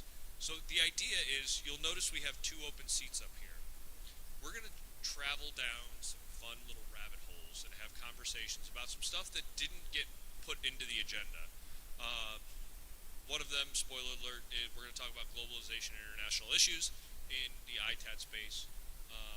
And so if you have a particular passion or something really interesting to say or an experience to share with the audience, I would encourage you to walk up the stairs over here and come take a seat in one of the open seats. Likewise, when our speakers up here have found themselves in a position where the conversation has moved away from their expertise and it is something different, equally interesting, just not something they're really great at or passionate about, I encourage them to stand up and go sit down and open the seat for somebody else. I recognize there is a lot of training that has gone into the stages up here and the audiences down there, and breaking that is uncomfortable for a lot of folks. So it might take us a minute to get into this, but I really think it's going to be a fun opportunity for everybody to get involved, and we want to hear a whole range of voices over the next hour, and then we will reward you handsomely this evening at the reception with some free food and drink for your participation. So with that, I'm going to turn it over to Jason, and Jason's going to kind of lead this. Don't be surprised if he, as part of the retraining of our comfort zone, also breaks the fourth wall and comes down and hangs out with you a little bit as he's having the conversation with our panelists and going down these roads. So I hope you'll embrace it. I really look forward to this, and thanks all for coming. Thanks, Daryl.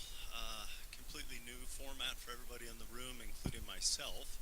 So I'm going to do my best to moderate, but I think to start we're going to discuss the topic of globalization and international. Sue, maybe you can fill us in on this first topic. And again, I'm going to move into the crowd.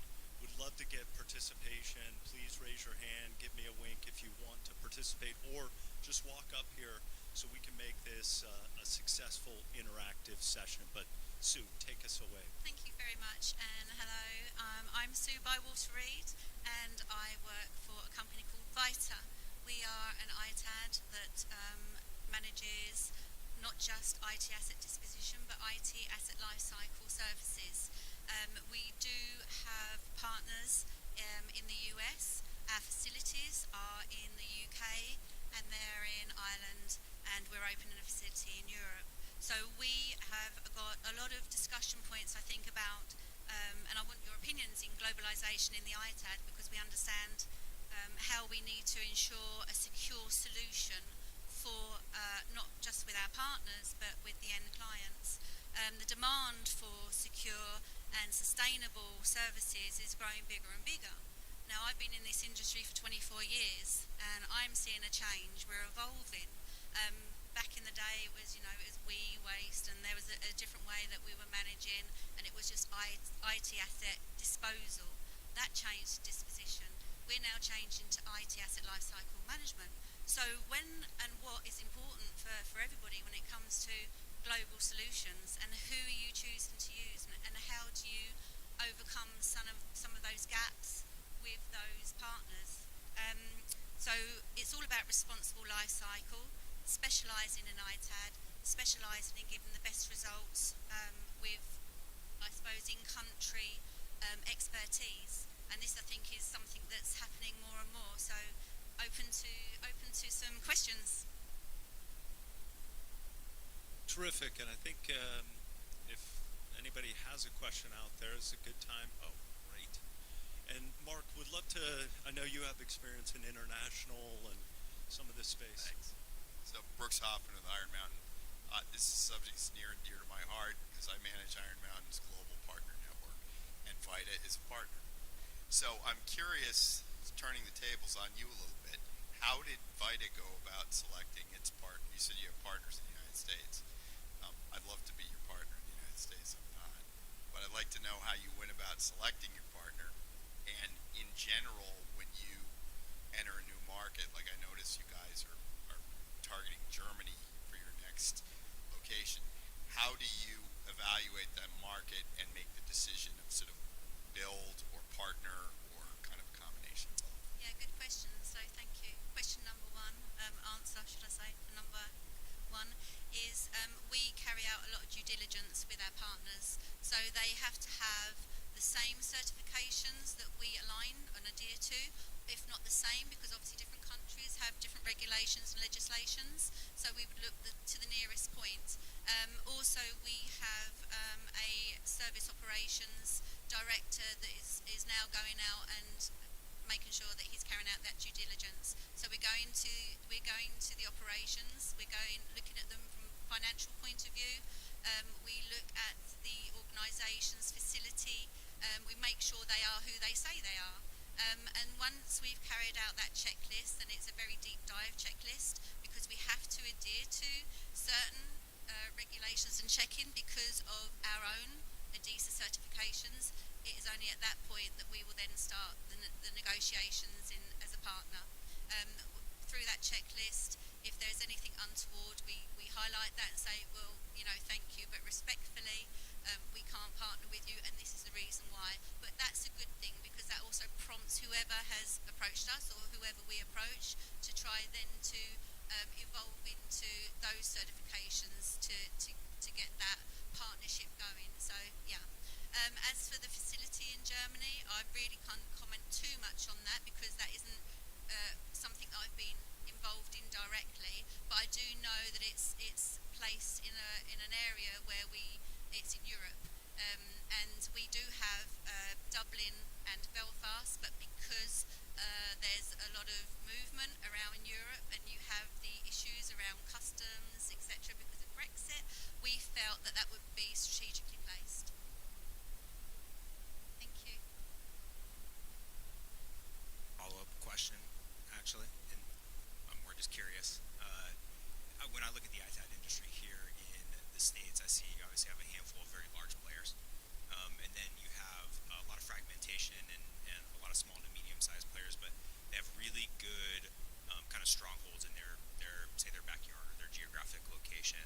Can you help me and the audience better understand what's the value that you bring to a new global or international market that they're not finding already in their backyard? I think, again, it's probably where we're placed in terms of, if you're using in the backyard, so to speak, we would use you to go to the backyard. But if it's in our yard, then you come to us. And the reason why is because you're thinking about the sustainability.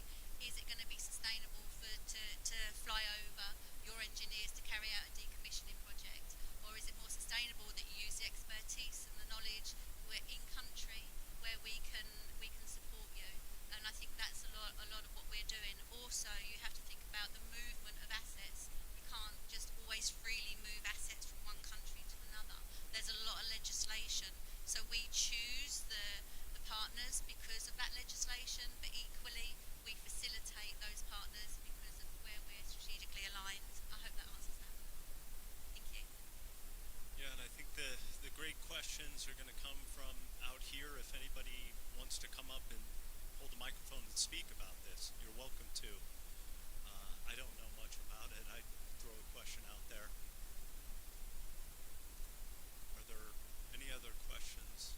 I mean, has anybody had hurdles, in the ITAD industry? Have you got hurdles that you're currently facing? One of the hurdles that we face is, a salesperson will come to me and say, I have a fantastic opportunity in, it's usually a country that maybe even haven't heard of, and, get us a partner there.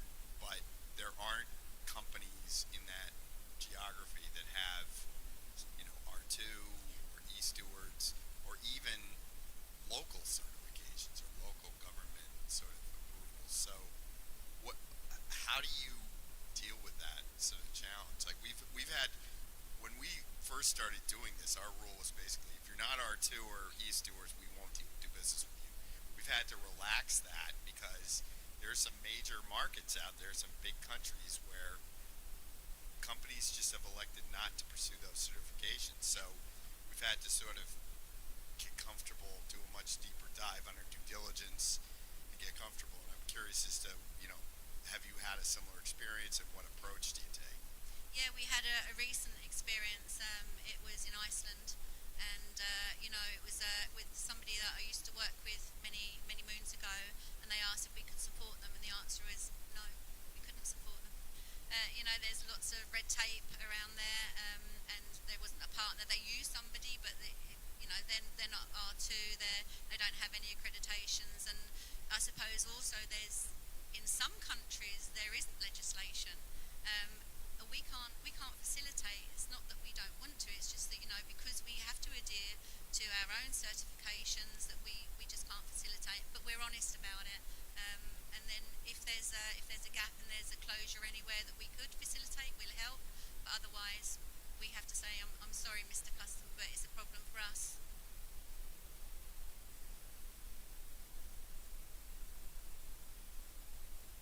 If I can add, we run into this actually all the time. My company works primarily in the education space, and you guys might be terrified to learn this, but we are R2 certified, we're NAID certified, but that doesn't matter as much to a lot of our target market as simply price.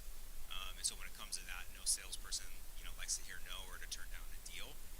But for us, it's about really making sure that we're targeting those folks that really do care about that. And then making sure that we go to the table and positioning that as a true value add to working with us. And if that's not a song you want to hear, that's okay. We're going to go spend our time and energy with folks that actually value that. And there are a lot of other partners out there that may not have those certifications that might be a better fit for you. That's hard to hear, and that's really hard of a message for me to deliver to my sales team.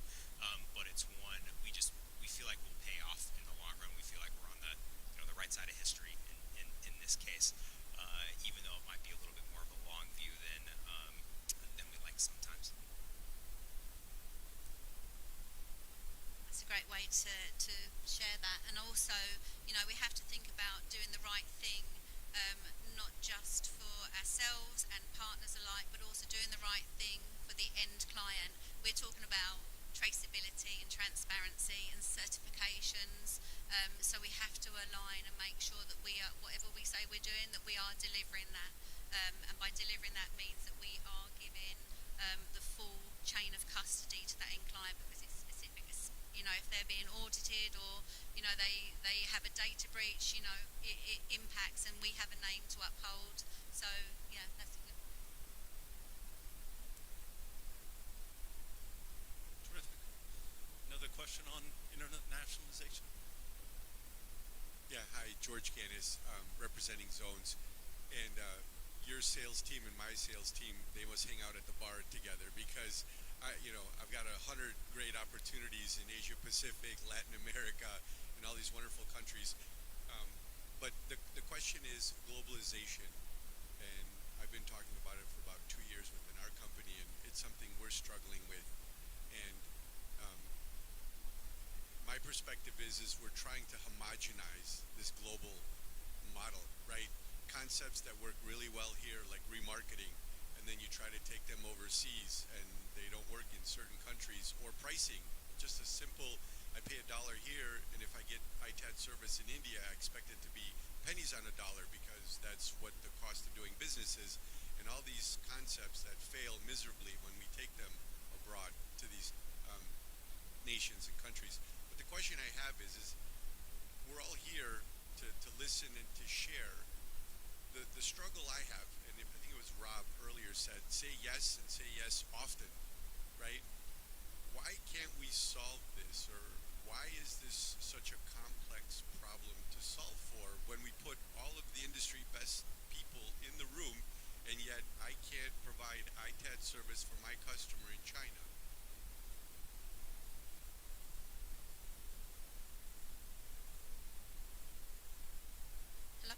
I think that is a really good question, and I suppose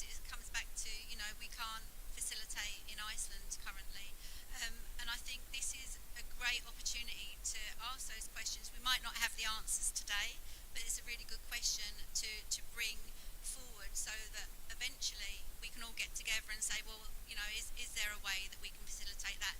And what are the issues and what are the gaps and what are the stops? So I don't have that particular answer, but I think it's a really good discussion point and happy if anybody else wants to maybe share.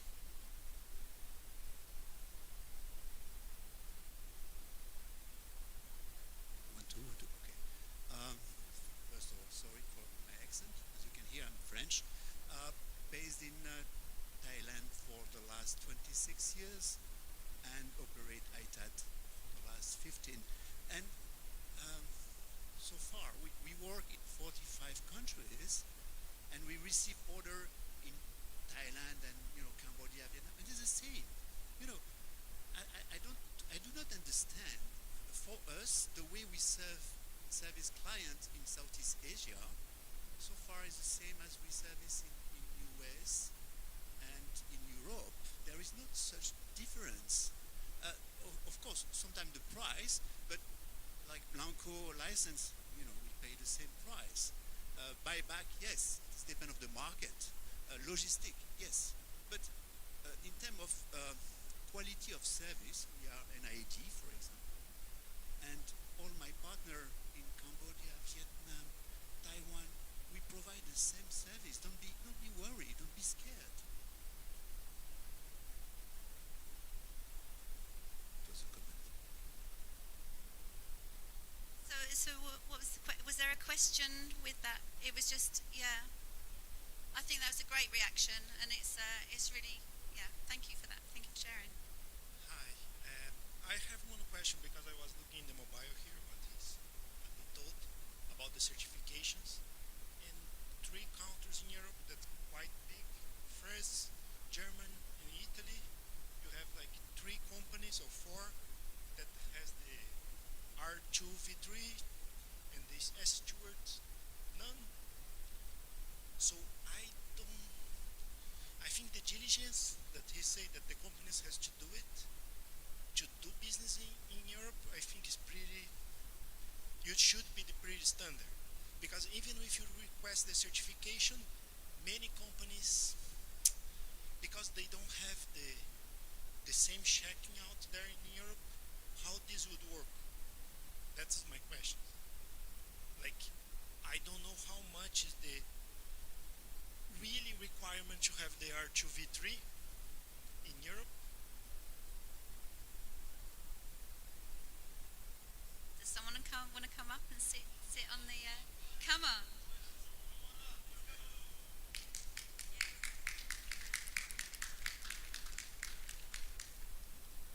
So I'm coming. So the issue, we've had this conversation with lots of companies in Europe and other parts of the world, and they say to us, our customers don't care about R2. They don't care about e-stewards, and we have local government regulations that we comply with, so that should be good enough. The problem is that if you're dealing with a global company, global customer, they expect standardization of service and a level of compliance that's consistent in all markets. And while I would agree that, R2 and e-stewards don't necessarily solve all problems and they don't address everything, the fact that a company will commit to that framework and invest the time and effort to be compliant and to be audited by a third party, it adds a level of assurance and comfort, and it just makes the process a lot smoother and easier. Now, having said all that, it's time consuming, it's expensive, and if you're going to send your partner 10 laptops a year, they're not going to want to invest that kind of time and money for that sort of return. So it has to be a win-win situation. You have to be bringing them enough volume to justify, and they have to see the benefits of it. And as I said, we've gotten more flexible over time and not just taking a rigid, you have to do this or we won't do business approach. But in those situations, I know more about Electro B in Germany than I ever thought I would know, because, if you're going to sign up and say, okay, we'll accept this, you better know what that is required under that standard. And you better audit to it. So we don't just take a certification and say, okay, you're good. We do our own on-site audits, we do our own questionnaires, we vet, etc. But and I'm sorry for the long response, but it's sort of an evolving conversation and an evolving dialogue. And I think, I've been saying for years, I would love it if all the certifying bodies could get together and harmonize their standards, and we could have one global standard. But I don't think that's going to happen anytime soon.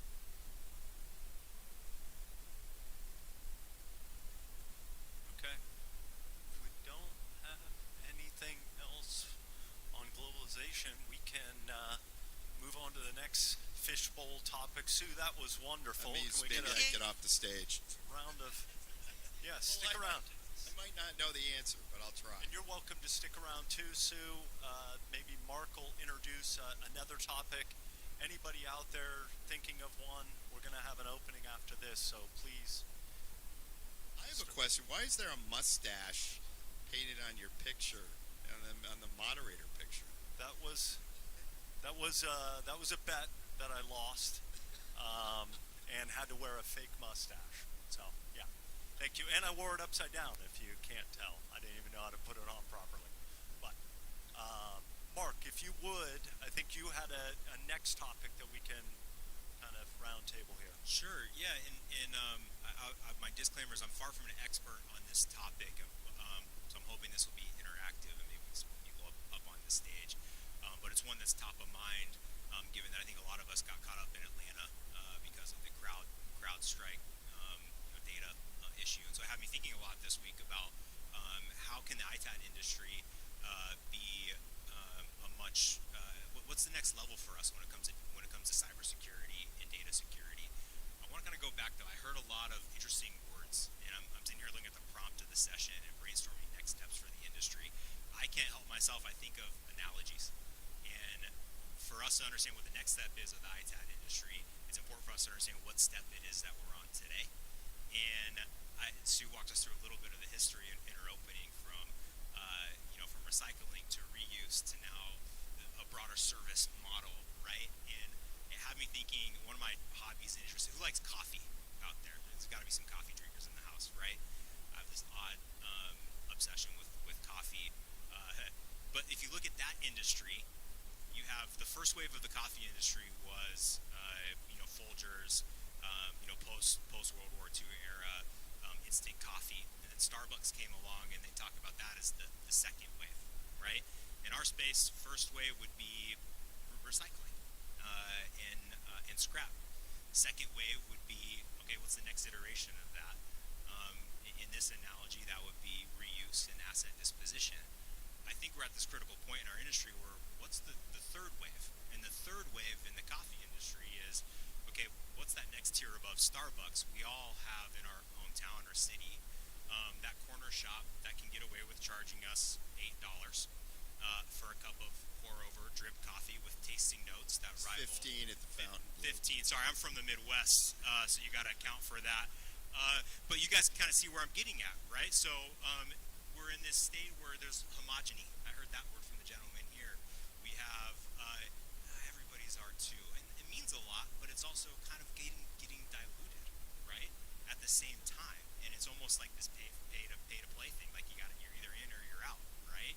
And so the question I'm asking myself and maybe pose to the group is, what is our version of an $8 to $15 cup of coffee, right? How are we going to add more value to the space and to our partners? And there's a million ways we can do that. One of the ways that I was thinking of recently, particularly on the heels of the CrowdStrike news, was cybersecurity. In an article that I was reading, I believe it was from, has participated in this actually. It was an insurance article.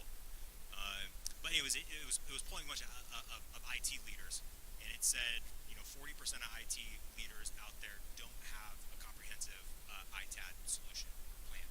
Yet at the same time, we're all coming to the table. We all have our R2 certification and NAID, and so how can those two things coexist, right? I see opportunity there for some level of evolution in this space, and I don't have the answer. I was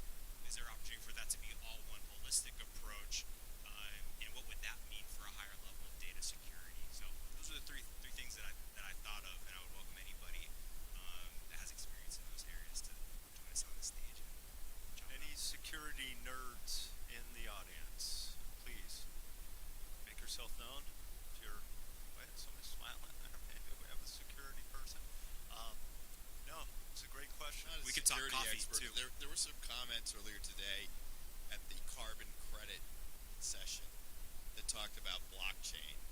And I am not a blockchain expert by any means, but I know that there is a lot of potential with blockchain to ensure, the validity of documentation, to make sure things aren't being kind of, your certificate of we all joke about the certificate of recycling that customers are so concerned with, and I've always said a certificate of recycling can be produced by any idiot with a laser printer, right? It's what's behind it and what it represents that's really important. So I think I would suspect blockchain has a significant role to play in our industry going forward. And I hate to be buzzword, but AI probably has a role. And to Sue's point earlier, I do think we're moving towards a world of IT asset management, not just disposition. And we actually renamed our business to reflect that because we want to be in managed deployment and we want to, run depot services and basically handle the full asset lifecycle of device. Maybe not the procurement side, but the in-service all the way through the final disposition. Because that market is 20 times the size of the ITAD market by the estimates I've seen. I think that's a really good point that you made there, and also especially with the AI, and that's a discussion I was having a couple of weeks ago about, as we evolve as ITAD and IT asset management life cycles, data security, how is that going to impact going forward over the next 5 years? What is that vision, specifically data security, and how are we managing data from the point of procuring the asset? I was an IT asset manager for 18 months in a corporate global organisation, and all I can say is, wow. I mean, I opened my eyes. It was how are we managing that from a security point of view? And yes, we could track the asset, which was great. So there was something, the cyber security team could say, well, that asset's been recently switched on. There was theft and all different things going on, that I had to try and manage. But it was like, well, okay, so we've tracked the asset. Now what? Well, and then when the asset is no longer being used and it's switched off and sitting in a closet somewhere, that's when it falls off the radar screen. Exactly. And you talked about companies that don't have an integrated, an overall ITAD program. We always start with the classic. You can't manage what you can't measure. So you got to figure out what you got before you can figure out what you're going to do with it. And that's a challenge. I mean, Iron Mountain has a challenge in-house with our own IT assets. I've got 3 or 4 devices sitting, in corners of my apartment that I'm sure aren't on anybody's radar screen.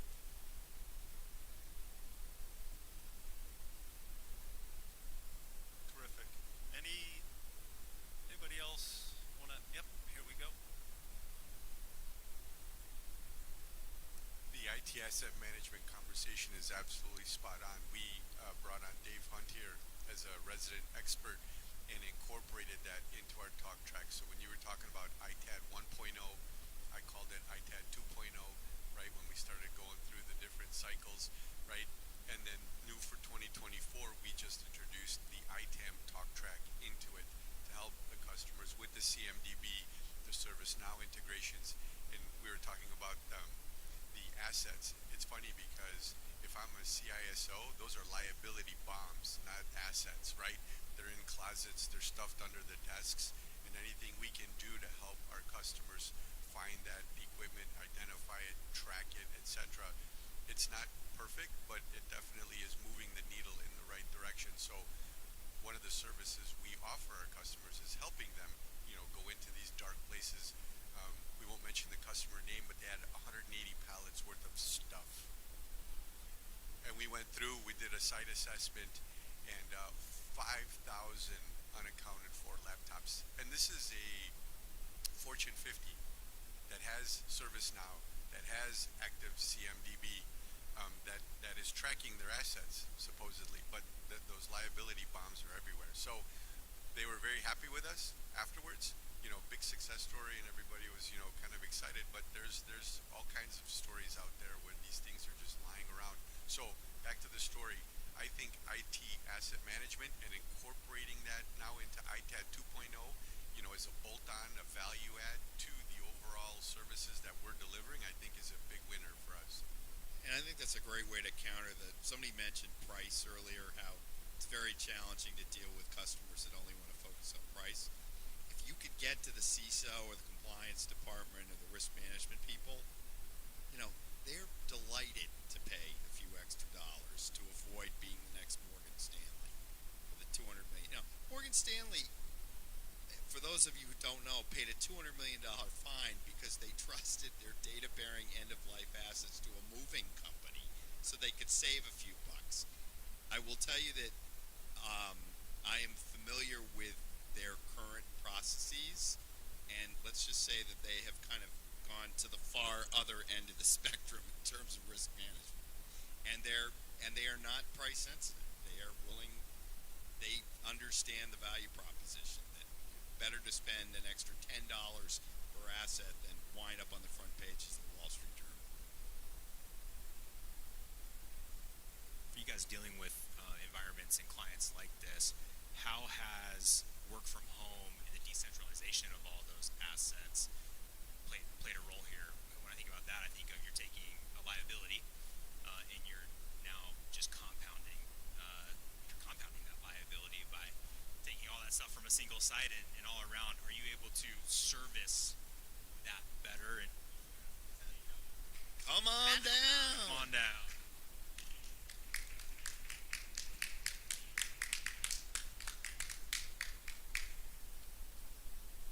And I apologize in advance, but I've spent like the last 2 years and probably lost at least 2 cat lives, with these conversations, trying to win deals and talk customers through, $5, penny wise and a pound foolish. You see these decisions over and over again. It's heartbreaking is really what it is. And I think, unfortunately, every one of these Morgan Stanley type incidents brings us closer to maybe success, right? Because when you're having these discussions with the procurement teams, who are all focused on the bottom line, but you talk to the business owners, the CISOs, the owners of the companies, and you can articulate, listen, it's not an asset, that's a liability that falls into the hands of the wrong person. It's going to be catastrophic for you. You want to save money on open heart surgery? Really? Right. Really? You're looking for the cheap doc? And you hate being a fearmonger, right? I don't. From the bottom of my heart, I really don't want to sell that way. But, when you're not looking at this from a different perspective, it's really hard. It puts us in a bad spot. I think that's it's a great point, and a lot of it is down to education. And I found that myself when I've gone out to client sites, and they may have had a small data breach, and then they're saying, and I said, what do you do with your mobile phones? And I throw the SIM in a bin, and they get the light bulb moment, and it's education. So the more that we can go out and speak to the clients, and sometimes they have to have that impact of failure, and to realise actually, this is really happening. This is going to destroy our company if we don't take advice from the experts. And I think that's what we all are today. We are the experts. Sue, you mentioned you were an IT asset manager for 18 months. I was. And so that's great because you've sat on the other side of the table. But I'm curious as to the insights you gained from that position, because it resonates with me, because I was a commercial banker for 15 years, and then I was a chief financial officer. So I kind of saw both sides of that table. What were the takeaways or the insights or the pain points that you kind of draw on in your current business from that experience? I took a lot from that experience because I was ITAD through and through. And then I, flipped the coin and went as an IT asset manager. And I actually started a function from ground up because they did not have an IT asset manager, but they had thousands of assets. So I also managed the software asset management. So I had to learn very, very quickly. And it wasn't just, this is what you need to do, this is what you need to do. I had to build a function. So I had to make sure that was all canvassed out and have multiple discussions with multiple stakeholders across the globe to say, okay, yeah, we're happy with that. But it was a difficult, but also very exciting, because it taught me a great deal about how assets are managed in a corporate company and how they're overseen, and there is an oversight. And because you get a lot of contractors in that are moving assets in the data center that don't put it on SCCM, so then they're not physically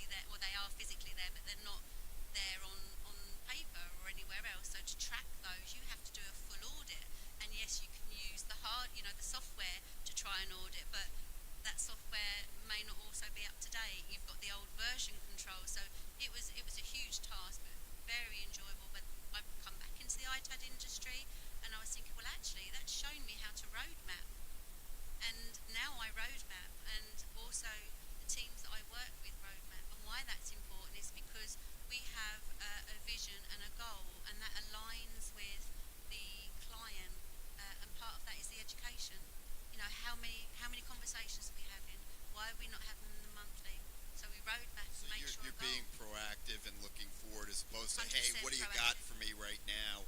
It's what is your asset refresh cycle and what are you doing next quarter, quarter after? What's the long-term plan? How long are you going to sweat your assets? What are you targeting in your TCO? That kind of everything. And really what, whoever we're working with, whether it's a partner or whether it's a client direct, is what is your vision? What is your ethical vision right now? What is about sustainability for you? What is your gap? What's important? What's not? And even if it's not important, we take that and we find that actually that probably is important. What do you do if they say, I don't really know? I mean, a lot of, you got to have some deer in the headlights moments with your customers, right? Where they're just, you bring something up and they hadn't thought of it or they don't really have the expertise. How do you provide the thought leadership to deal with that? I love that because I like a challenge. So, there's been multiple occasions where I don't know, I'm sorry, I can't answer that, but what I'll do is I'll go back and say, is there something that we can do? Are we thinking outside the box? Is there an opportunity there? I'm always looking for opportunity, but in the right way. So it may not be possible today, but what about the future? And I think this also comes back to the data security and how we're managing or how people manage their assets from a security point of view. At what point are they saying there is that asset holds even the smallest amount of data, a couple of apps, whatever, or IP address? At what point do they say that is now a risk? Because the chances are they don't think it's a risk at that point, but it is. Oh yeah, the PII earlier, the employees' addresses, right, for the box service, like they were running quickly, and then it was like, oh wait a minute, I'm going to turn over PII. The light bulb went off. Like, oh boy, we can't do that. We need to rethink how am I going to get my partner this information so that we can be successful. So it's happening slowly, but never quick enough. I want to put in a little quick plug. For those of you that want to sort of get up to speed more on IT asset management as opposed to kind of classic ITAD, there is an organization called the ITAM Forum. It's based in the UK, but it's a global organization. It's free to join. There's a lot of resources. Full disclosure, I was on their board of trustees, but I was never compensated. But they're a great organization, and they have a lot of information available and like special interest groups that deal with sustainability and data privacy and that sort of thing. It taught me a lot. I was on there. Yeah. I think they had a conference, right, a couple of weeks ago. They have wisdom. They have their wisdom conferences. They had one in Florida in March. They have them in Europe, but it is a global organization.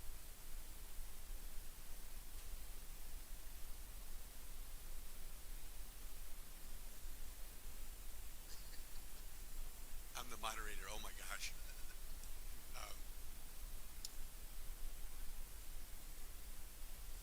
5 minutes. All right, that's easy. I want to go back about AI. AI. Yeah. All right. Is anybody using AI in this space? Yeah, I mean, everybody uses outside of ChatGPT to do your emails. I'm just kidding. But yeah. So we met with some CIOs early in the year, and they came in and said, "Hey, how are you guys going to use AI to help us?" And I think we're in the same stage as a lot of people that we've at least spoken to, in terms of looking for what's the right use case, right? There's a cost, and then now there's multiple flavors of it, so you have to be really careful. And then there's data, so you're sifting through data. So we're back to the PII security issue. How are we going to use our customers' data? Questions that you've got to kind of work through. But I think all of us have a lot of customers' data, and if we can figure out how to parse through it, I'm using it for remarketing opportunities, right? So if I have 1,000 pieces of equipment for a customer, can I send an AI blast to look through Apple devices because there's a lot of value there, and then get that list, go back to my customer and say, hey, Mr. Customer, I just parsed through 1,000 pieces of equipment, and there's maybe $100,000 worth of value in this equipment. Can we accelerate that? So that's some of the stuff that we're doing internally to try to find a use case for AI to help our customers. I've seen, there was a guy actually who spoke at the Wisdom Conference that was in Tampa last spring, from an organization that was using AI to do IT asset management and figuring out how to optimize, the life cycle of his equipment, and it was way. I mean, this guy had forgotten more about AI than I'm ever going to know, but it sounded like there's some really interesting applications. From a total cost of ownership standpoint, and the whole cycle, is that the application? Exactly, because it's all about taking large amounts of data and turning it into a format that you can use. And I mean, I use it. I mean, I go on ChatGPT and I use it almost like an editor. Like I'll write something, I'll throw it in, and I'll say, make this better. And like 9 times out of 10, it actually does that.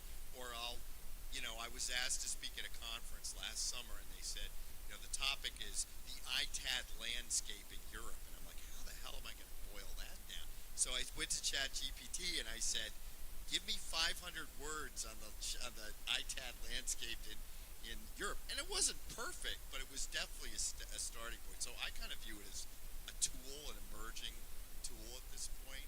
So it could be an aid, but it's, my son's like, well, what are we going to do when the robots have all the jobs, Dad? And, I said, well, we'll get a job fixing the robots, son.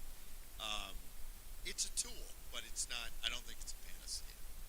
I was on a panel discussion, Women in IT Service Management, and it was actually an ex-director of mine who set this panel up, and they spoke about AI, but in Service Desk and how it's going to support. And actually, it was really interesting because it's going to take a lot of the sort of administration. It's going to be a lot quicker. It's going to, before there's a failure somewhere, it's going to identify the failure, which means, they're not writing service ticket desks or desk tickets, but they're going to constantly be using AI to support them, and then they're going to be using, other people are going to be trained to then be able to host the AI and understand about it and build more on it. So it's going to have a shift in the technology. We talk a lot about STEM sometimes, about how people are being trained and how important that's going to be, specifically in AI as well. So I think there's going to be a great shift, and I think it's quite exciting, a little bit scary, yeah, because the robots are going to take over at some point. Probably won't be here when that happens. But yeah, you can only imagine it. But at the same time, there's going to be some benefits. There's going to be some doubts. But we don't know yet, do we? I just know the robots are going to have to get decommissioned.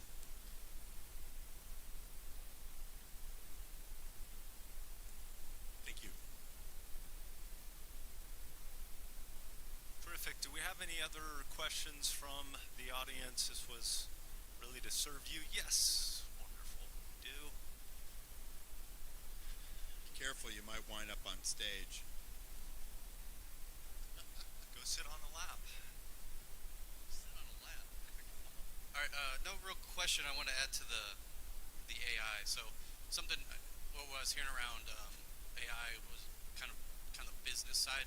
I look at it kind of operationally, how we could use AI. So something I haven't got the time. That's an evil four-letter word right now for us.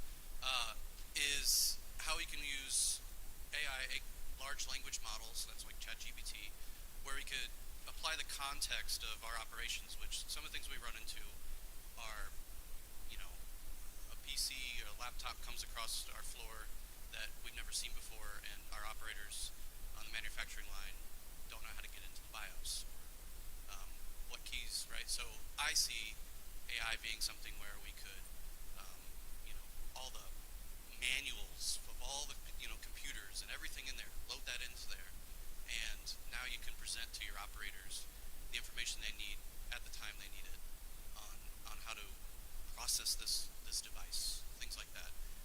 Because my IT group right now is constantly being pulled onto the floor, kind of being the smart hands more or less to answer those questions for our operators, like how do I get into the BIOS, how do I set this, et cetera, et cetera, et cetera. So that's where I see AI really being helpful, and then it could iterate into, being able to answer those questions could then lead into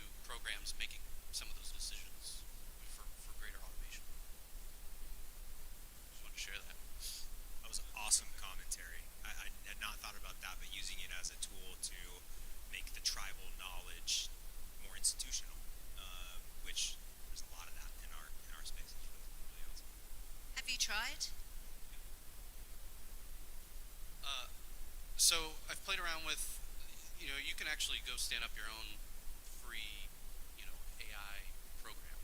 There's models out there. I've dabbled in it. I have One not. caveat: my son pointed out to me that if you get the free version, the cutoff apparently is 2022. It's not real time data. Correct. But that's some of the thing is that there is ways to load your own contextual data, your own IP, right? Your own private information. So ideally, and this is we get into security, and I didn't raise my hand, but I am a security nerd. I regret that. I shied away from it. Would be if you are going to work with AI, would be private, right? You put it on your LAN. You wouldn't want your IP out there on the web. But there is ways to host your own AI on your local LAN, and you can feed it your own data, such that it may not be relevant to know about what's going on in the real world, right? You just want to know about the context of these devices you're processing, which there's ways to kind of inject that information. So, original question, no, I haven't gotten to it. I have plans to. It just takes time. That's really interesting. I think that's another space that we should watch and learn. So yeah, good. There is a company here that I have no affiliation with whatsoever. I am planning on meeting with them. They happen to go to the same college that I went to, so they reached out to me like last night. But I want to catch up with them because their company's called Greensight AI-driven automation for electronics refurbishers. So there are some folks at the show here that are trying to crack this nut. So.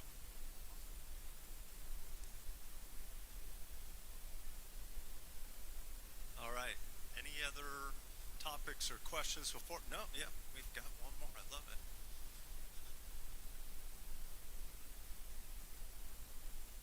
Thank you. Thank you, George.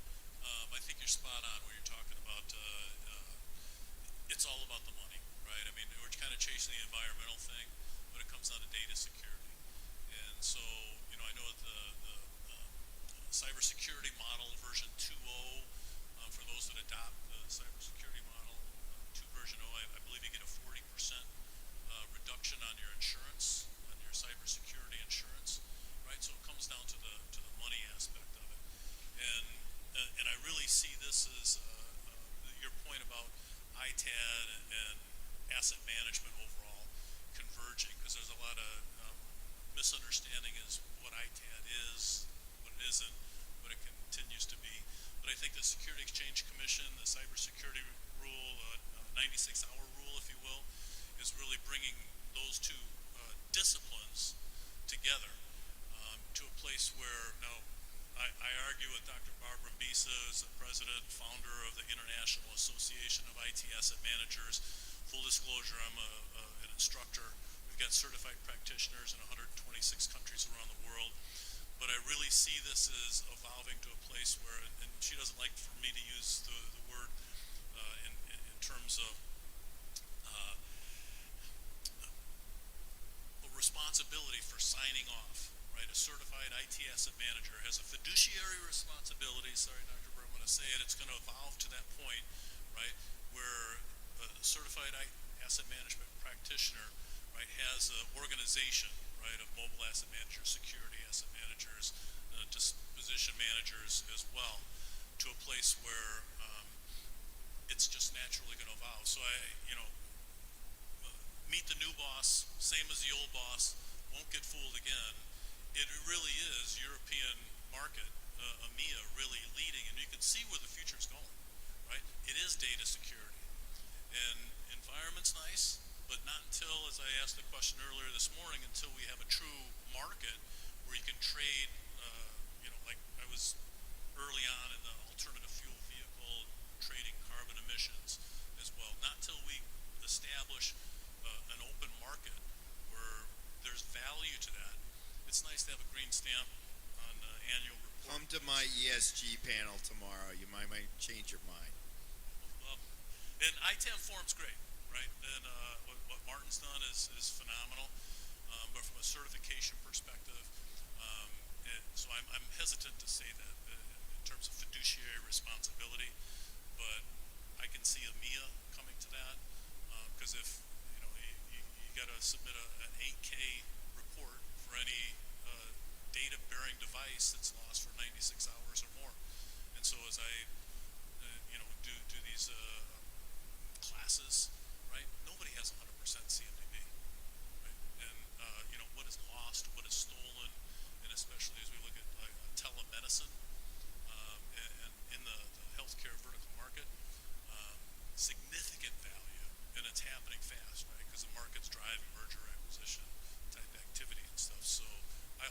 totally agree with you, and I think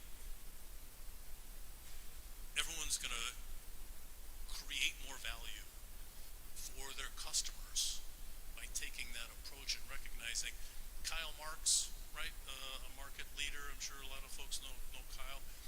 He told me a story. He was talking to a customer, and they said that they didn't have, they lost their ITAD budget, and the reason they lost their ITAD budget was because they were able to finance it through the remarketing. And so he asked them. He says, "Well, if you had a fire recently in one of your, locations," I said, "No, I haven't. Are you still paying for a fire suppression system?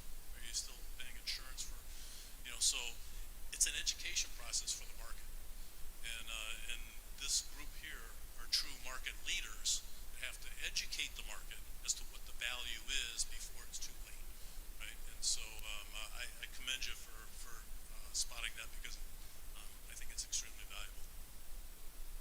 Thank you, David. Okay. That's going to conclude this session. I'd like to thank our emerging panel here, our growing panel. We've got George and Brooks joined us. Mark, Sue, thank you guys so much. What a great session. Thank you all for attending.